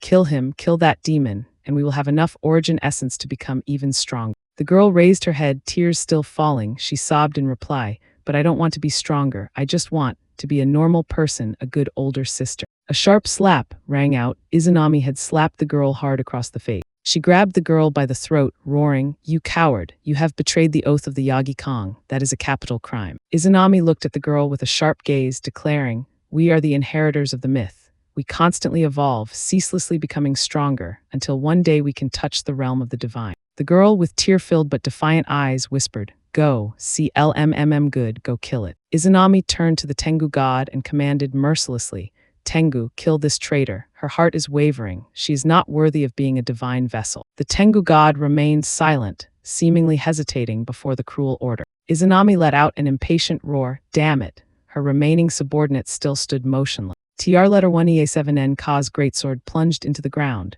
creating a sharp, cold sound. He looked towards them and said calmly, "I have no intention of fighting you to the death. Drop your hostilities and you can leave now." Izanami laughed maniacally, her eyes glowing red. "You want me to surrender? Impossible. Absolutely impossible." She screamed, her body beginning to transform grotesquely, gigantification. Her hair turned into giant white snakes, one of which lunged forward and bit the red-haired woman. She laughed savagely, declaring, "Every single drop of origin essence will be my nourishment." Swallow, the snake slowly devoured its own comrade. Jaihehe, Izanami laughed loudly, the other snakes also beginning to attack the remaining subordinates. "All your power will be mine." The hideous white snakes coiled tightly around the members of the Yagi Kong, preparing to devour them. One by one, they were swallowed by the snakes in horror and despair. The red-haired god was stunned, muttering in disbelief. "She's fusing with the abilities of our Yagi Kong. Does that mean she only saw us as?" Izanami, now completely transformed, sneered at her former subordinate's words. "That's right, Yagi Kong, how ridiculous. You are nothing more than vessels to cultivate the origin essence for me." She held her head high, her blazing red eyes flashing with the light of madness and ambition.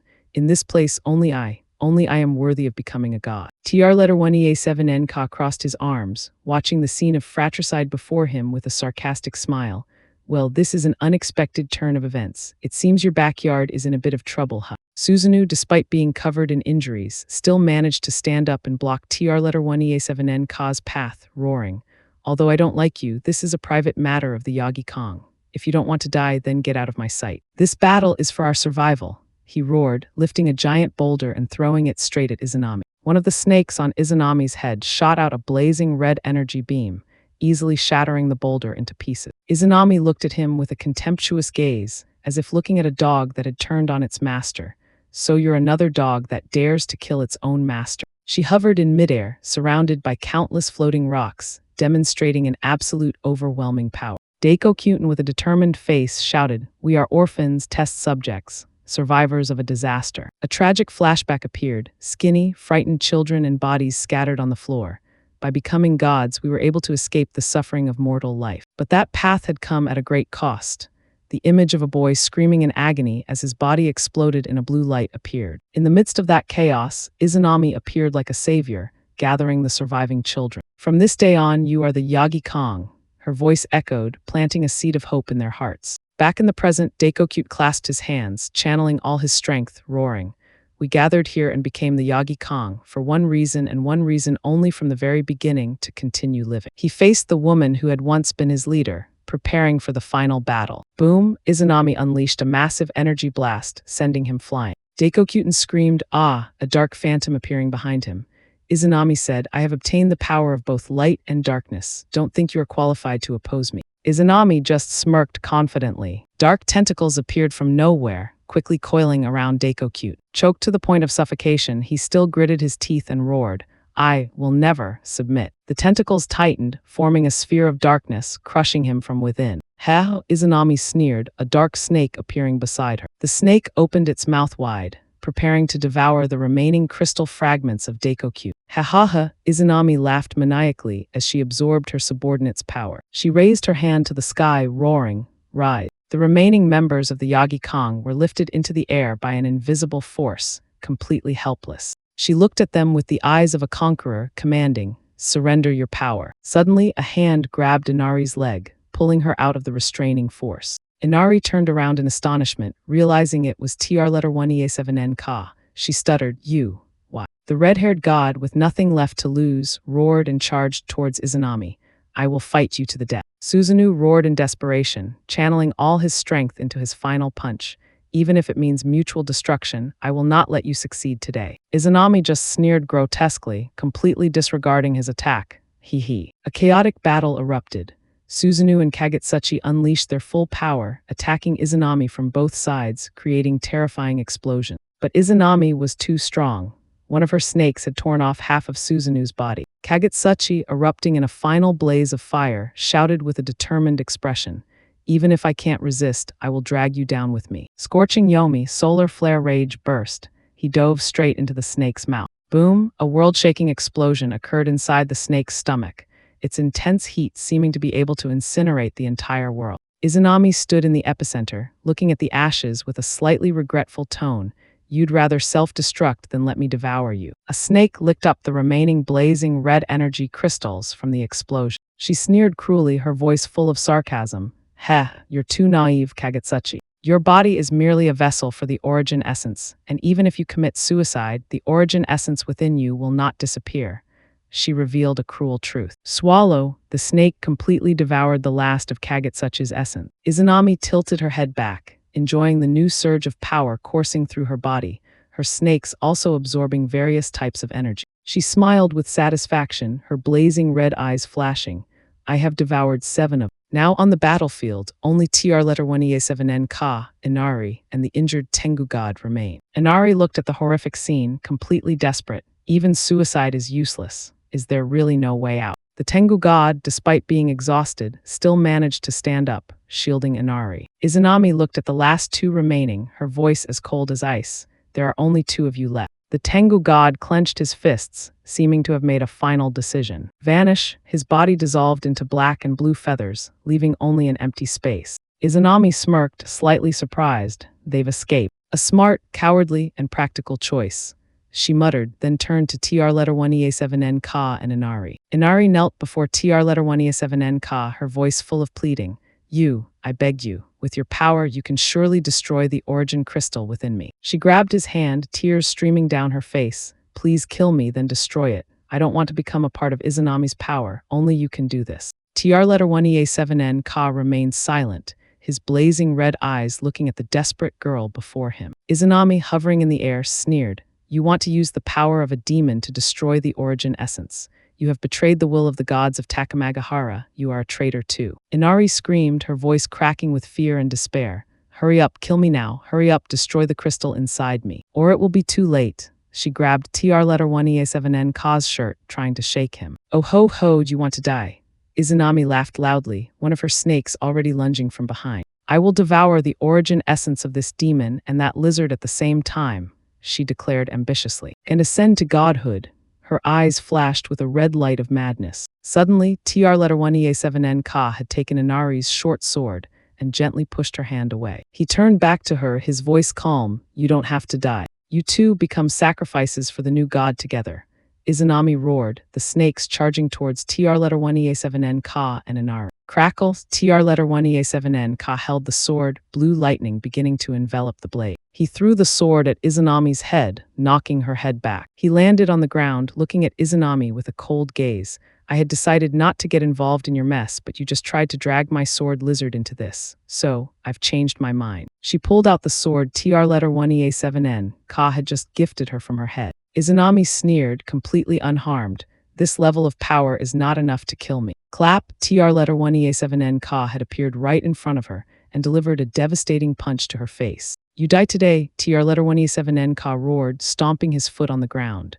A massive wave of ice spread out, freezing everything in its path. Boom, the terrifying shockwave sent Izanami and Inari flying back. Inari fell to the ground, clutching her shattered mask, tears of fear and helplessness streaming down her face. TR letter 1EA7N Ka's arm erupted in a blaze of golden energy. He looked at the staggering Izanami and asked with a powerful voice, "How does it feel?" Izanami hovered amidst a cloud of dust, her figure blurry, seemingly trying to regain her composure after the recent attack. She slowly stood up, dusting herself off and sneering contemptuously. This doesn't even count as a scrap. He's TR letter 1EA7N Ka laughed coldly, his eyes erupting in deadly blue light. He roared, unleashing an even more terrifying level of power.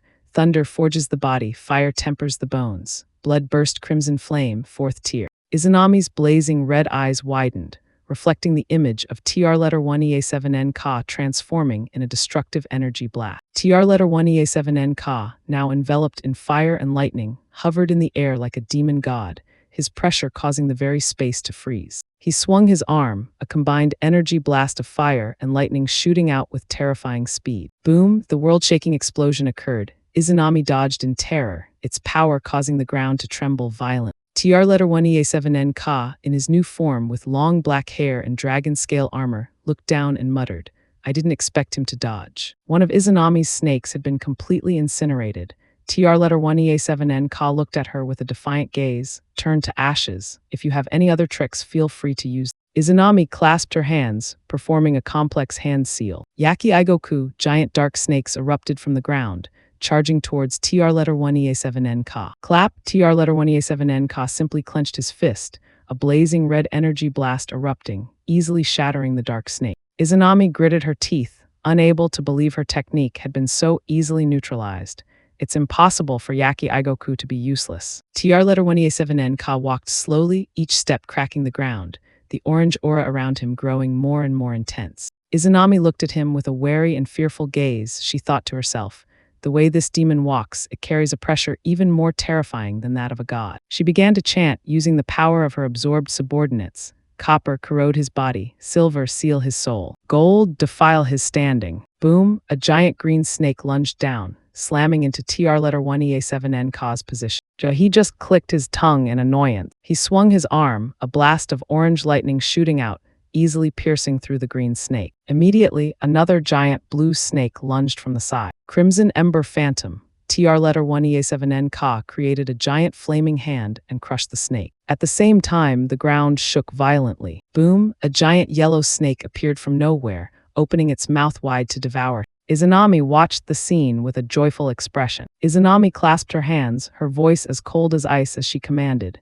extinguish. The snake radiated a golden energy. Inside the snake's stomach, TR letter 1EA7N Ka just smirked contemptuously. How ridiculous. The yellow snake, now completely metallic, stood tall on the ground. Izanami was stunned, not understanding what was happening. Swish, the metal snake was suddenly cut in half from the inside, black blood spurting everywhere. TR letter 1EA7N Ka appeared behind Izanami, his voice full of disappointment. Even after devouring your comrades, this is all the power you have. He raised his hand, A golden energy streaked across her neck as Izanami was completely unable to react. No, no, no, no, no. Izanami screamed in utter panic, her beautiful face now contorted with fear. I am a god, I cannot die. Her entire body was covered in blood. She staggered back, muttering in madness. I was supposed to become a god above all others. I was supposed to ascend to the divine palace. She collapsed to the ground, the snakes on her head also growing weak.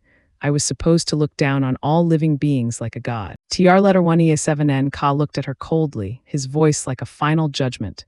Your sins end here. No, I can't. Izanami's eyes lost their light, leaving only an empty blackness. She lay on the ground, her last breath escaping in a weak no. Inari, hiding behind a rock, sobbed in relief and grief. TR-1EA7N Ka approached, his shadow falling over the crying girl. He held out his hand, his voice softer. Let's go. He carried the unconscious Inari and swam to the surface, schools of fish swimming around them. Thud, he landed heavily on the deck of a warship, sending water splashing everywhere. 2 sailors on the ship were startled. One stuttered, where did these 2 come from? TR-1EA7N Ka looked at them and thought to himself, foreigners. He looked at the 2 bewildered sailors and said, please take her. He pointed towards the distant shore, to the shore. He held up a hand, making a friendly gesture, and asked, okay. The 2 sailors just looked at each other, completely baffled. TR-1EA7N Ka looked at their reaction and thought to himself, I wonder if they understand. A while later, Inari woke up in a comfortable bed. The narrator's voice boomed. Humans are a species that excels at infighting and selfishness. TR-1EA7N Ka stood by the bed, looking at the sleeping girl. Throughout history, the number of their own kind who have died at the hands of humans is tens of thousands of times greater than those who died in disasters or at the hands of monsters. A flashback of Izanami's cruelty appeared. After gaining power, most people don't think about protecting the weak and upholding justice, but instead, they draw their swords against those who are even weak. TR-1EA7N Ka looked out the window, seeing the 2 sailors waving goodbye. I don't deny that there will always be good people in this world who step forward. And yet that is the evil nature of humanity. TR-1EA7N Ka soared into the air, leaving the 2 sailors to stare in bewilderment at the crimson streak of light. The 2 of them just stood there, completely speechless at the surreal scene. Therefore, I do not hesitate to assume that anyone who can threaten my life is the worst of the worst. He flew away, the red aura around him growing more and more intense. I am not good, I do not save crying souls. I am not evil, I do not consume bitter hatred. I am not chaos, I do not stir the dust of mortals. I am not order, I do not bind the roots of the world. I am not light, I do not illuminate the city of the lost. I am not darkness, I do not shield the curious lamp. I am not matter, I do not forge an eternal form. I am not void, I do not leave a fading shadow. I am the blade that hovers between good and evil, and I alone will cleave through the twilight and dawn of chaos. At the Special Agent Bureau, a man was giving a presentation. This is the video of TR-1EA7N Ka's battle. According to the latest data, TR-1EA7N Ka's power is confirmed to have surpassed the 5-star level. What? The entire class was stunned. A blonde girl muttered, surpassed the 5-star level. The instructor continued, pointing at the screen. A high-grade concrete pillar with a diameter of 100 centimeters was shattered in a single blow. Preliminary calculations estimate the impact force of this punch to exceed 1,500 tons. A student spat out all the water in his mouth in shock. He shouted, 1,500 tons. Is he even human? Another student with a look of self-doubt clenched his fists. My maximum punch force is 1.5 tons. His strength is 1,000 times greater than mine. The instructor explained. According to the Global Evolved Person Rating Standard, the basic punch force of a 5-star individual is 100 tons. 1,500 tons. Should it be classified as a 6-star, 7-star? Orm, a student with glasses, spoke up nervously. After an evolved person surpasses the 5-star limit, strength stats are no longer the standard for measuring power. Instead, it is replaced by transcendent power. The first student asked excitedly, transcendent power, what is transcendent power? Do I have it too? The instructor explained. It is said that evolved individuals in each country have their own evolution system, and the ultimate goal of this evolution is to awaken this transcendent power. Things like controlling gravity, releasing hellfire from your body, controlling minds, things like that. People will do anything to evolve past 5-star sooner. As far as I know, the neighboring country R has tried to use technology to accelerate the evolution process of an evolved person. He looked down at the class with contempt.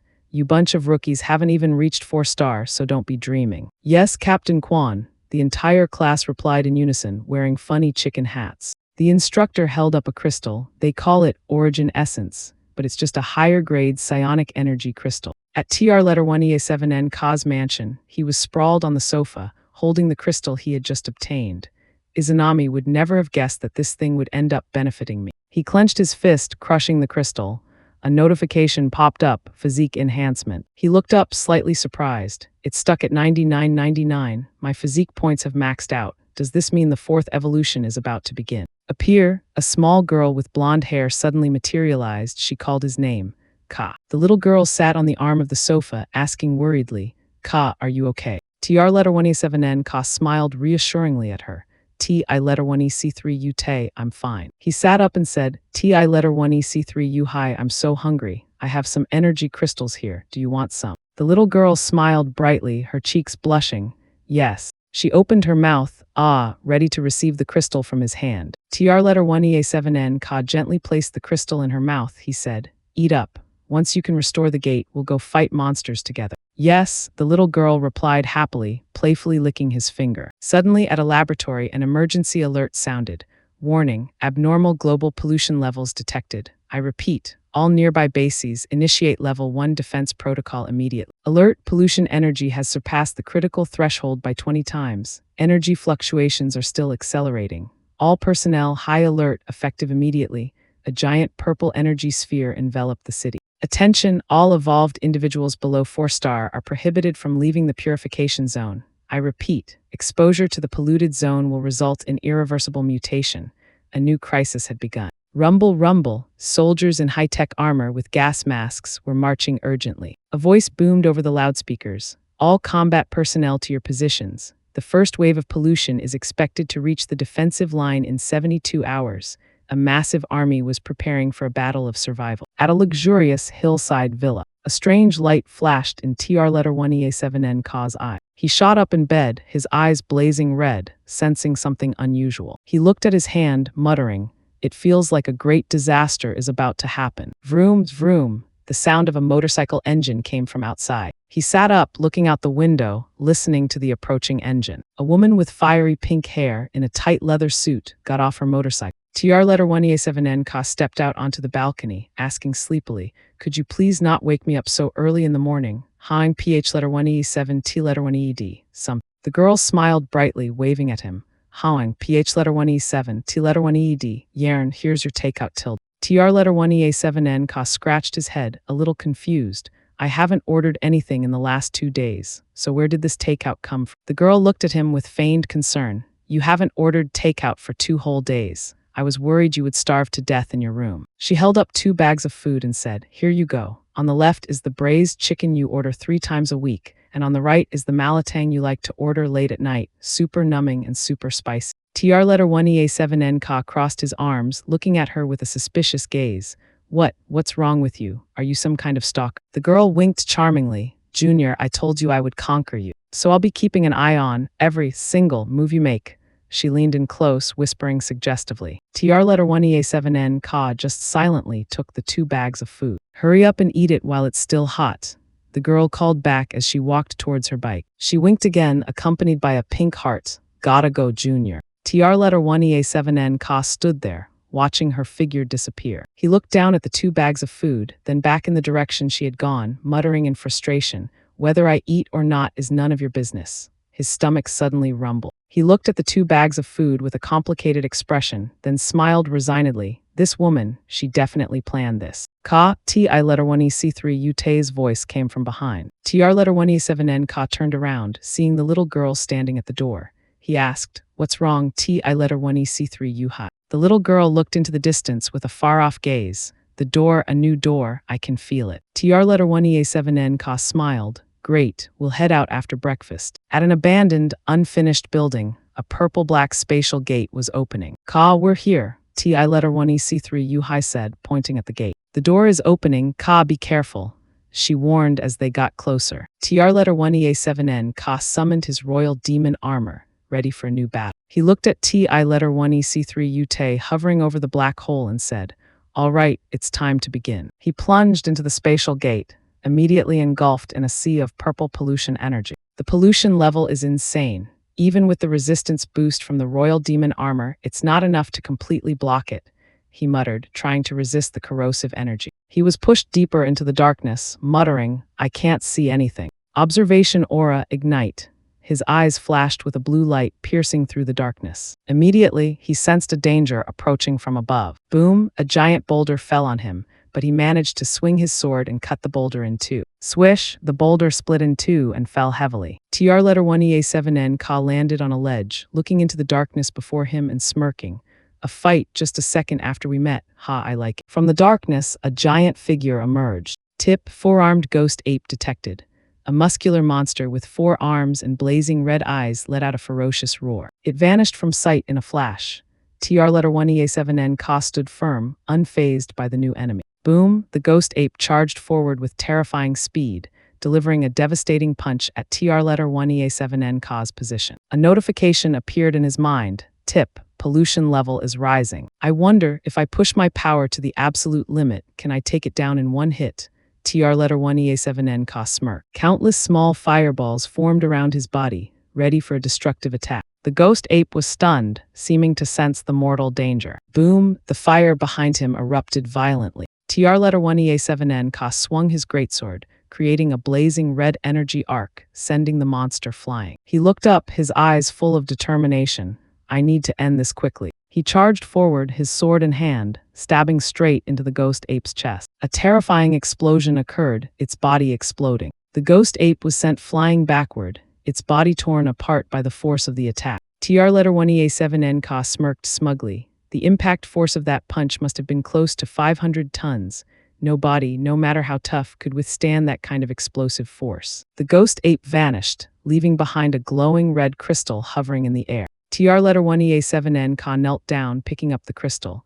He felt the energy within it. The energy concentration is terrifying. It's very similar to Izanami's origin essence crystal, just much, much smaller. He clenched his fist, absorbing the crystal. This is a pure energy crystal, and I can get evolution value just by absorbing one. He looked at his status panel and muttered, I still need 10,000 evolution value to evolve. I didn't expect to stumble upon a way to evolve so quickly. TR letter 1EA7N Ka walked through a dense forest, his eyes wary. He stood on a cliff, looking out at a whole new world, a land floating amidst the clouds with giant life trees. He stood on a high cliff, looking down at the pristine tropical forest and muttered, this unexplored tropical forest, I wonder how many evolution crystals are waiting for me to hunt. He smirked with excitement. Heh, I can't wait. He began his journey, venturing deep into the lush green forest. He closed his eyes, concentrating his energy, his eyes erupting in a blue light.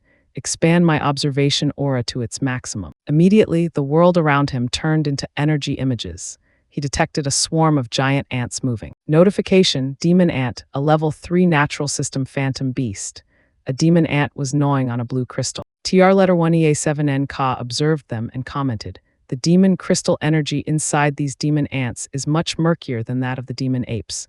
Are they eating these raw demon crystals? Interesting. Suddenly, he heard a buzzing sound from above.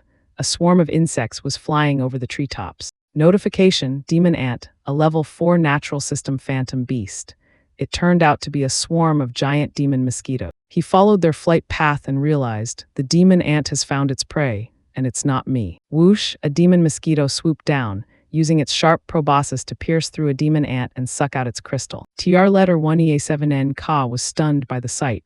What the hell is this? The demon mosquito, after absorbing the crystal, began to transform, its body enveloped in a purple energy. He realized immediately, it's evolving right here and now. He smirked with amusement. That level 4 demon mosquito can evolve into a level 5 elite by hunting other demon mosquitoes. How interesting. Suddenly, he heard a loud noise from behind. Thump, a monkey leaped into the air. A demon ape appeared above him. Boom, TR letter 1EA7N Ka hastily dodged to the side as the demon ape landed on the ground. The demon ape picked up the remains of the mosquito and began to eat.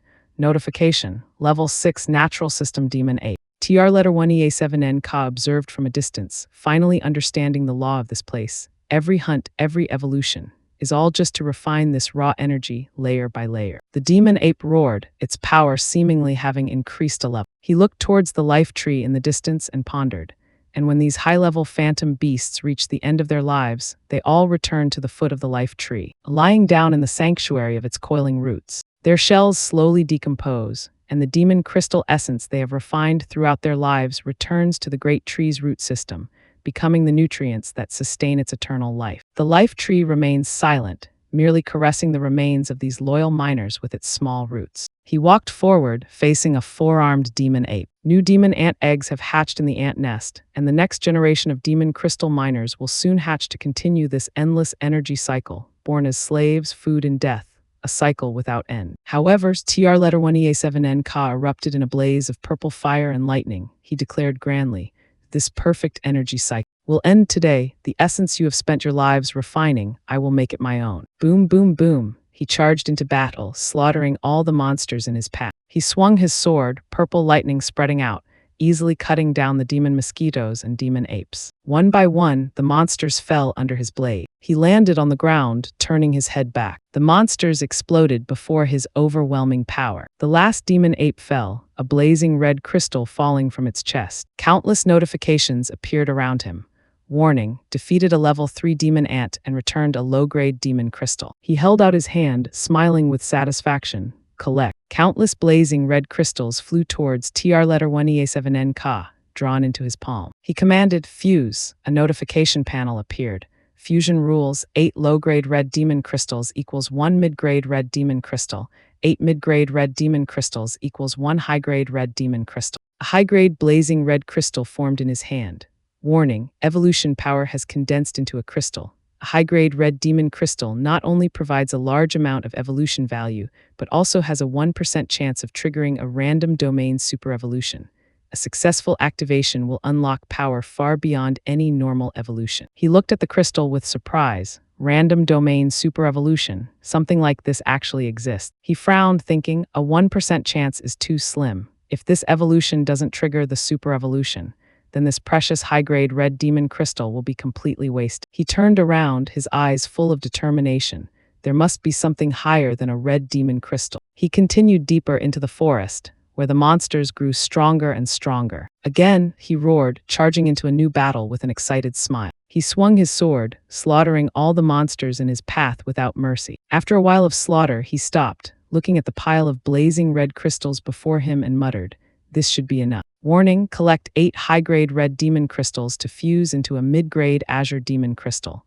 The red crystals floated up, forming a circle in his hand. He commanded, "Red demon crystal, evolve into azure demon crystal." Fuse, he clenched his fist, the crystals shattering and merging together. Warning, obtained mid-grade azure demon crystal. Super evolution chance increased to 10%. He muttered, 10%. Still not enough, I want 100%. He roared, determined not to stop. He headed towards the life tree, where he believed the strongest monsters would be. He panted, sweat pouring down, but his eyes were still full of determination. He looked at the blue energy sphere in his hand and thought, what if I fuse the essence of every phantom beast in this forest? Fuse, he shouted, a confident smile appearing on his lips. He swung his arm, creating a vortex of energy, sucking the essence from all over the forest. Warning, high-grade azure demon crystal synthesis successful.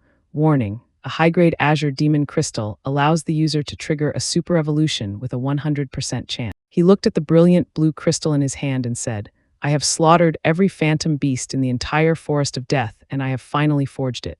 As long as I use this, I am 100% guaranteed to receive a random super evolution effect. Suddenly, a winged monster swooped down from above, trying to snatch the crystal. Boom, TR letter 1EA7N Ka easily dodged, the lion slamming into the ground. He stood up, his sword in hand, his eyes full of astonishment. Such a powerful conqueror's aura, I have never encountered anything like this before. The monster roared, a purple energy enveloping its arm, causing it to wither. The monster, a winged lion, hovered in the air, looking at him with a hostile gaze. He realized, and its aura domain can directly deform the environment. No ordinary phantom beast could possess this kind of power. Heh, I killed everything in this forest to forge this demon crystal, and you think you can just waltz in and take it. Warning, level 9 phantom beast, King Chimera.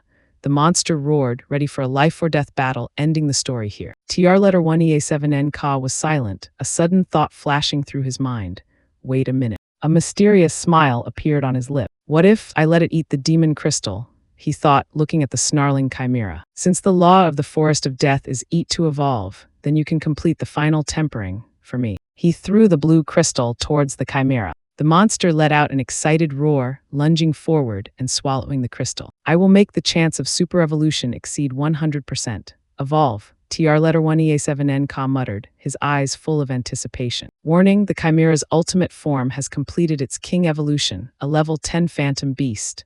The Chimera roared, its body transforming violently. TR letter 1EA7N Ka looked at the evolving monster and said, Evolve, I'll let you eat it now, but you'll have to spit it back out for me, amplified 100-fold. One of the Chimera's snake heads was full to the brim. Swish, it spat out a stream of powerful acid, forcing TR letter 1EA7N Ka to back away. He was stunned by its new power. He swung his sword, cutting through the stream of acid. The drops of acid fell to the ground, corroding everything they touched. He smirked, a powerful acid spray, as expected from its thoroughly evolved snake tail. If even a single drop of that grazed me, the pollution level would probably mean instant death. He observed the monster and analyzed. This phantom beast's giant body may lack human agility, but its strength advantage is just as clear. It's almost like a sword lizard. Their massive size gives them the potential to grow beyond human limit. Furthermore, being at the top of the food chain, it seems to have been hunting in this forest of death for several decades. The accumulated demon crystal energy in its body is now undoubtedly immeasurable. The Chimera now had multiple horns, looking incredibly fearsome. No, a few decades is probably a conservative estimate.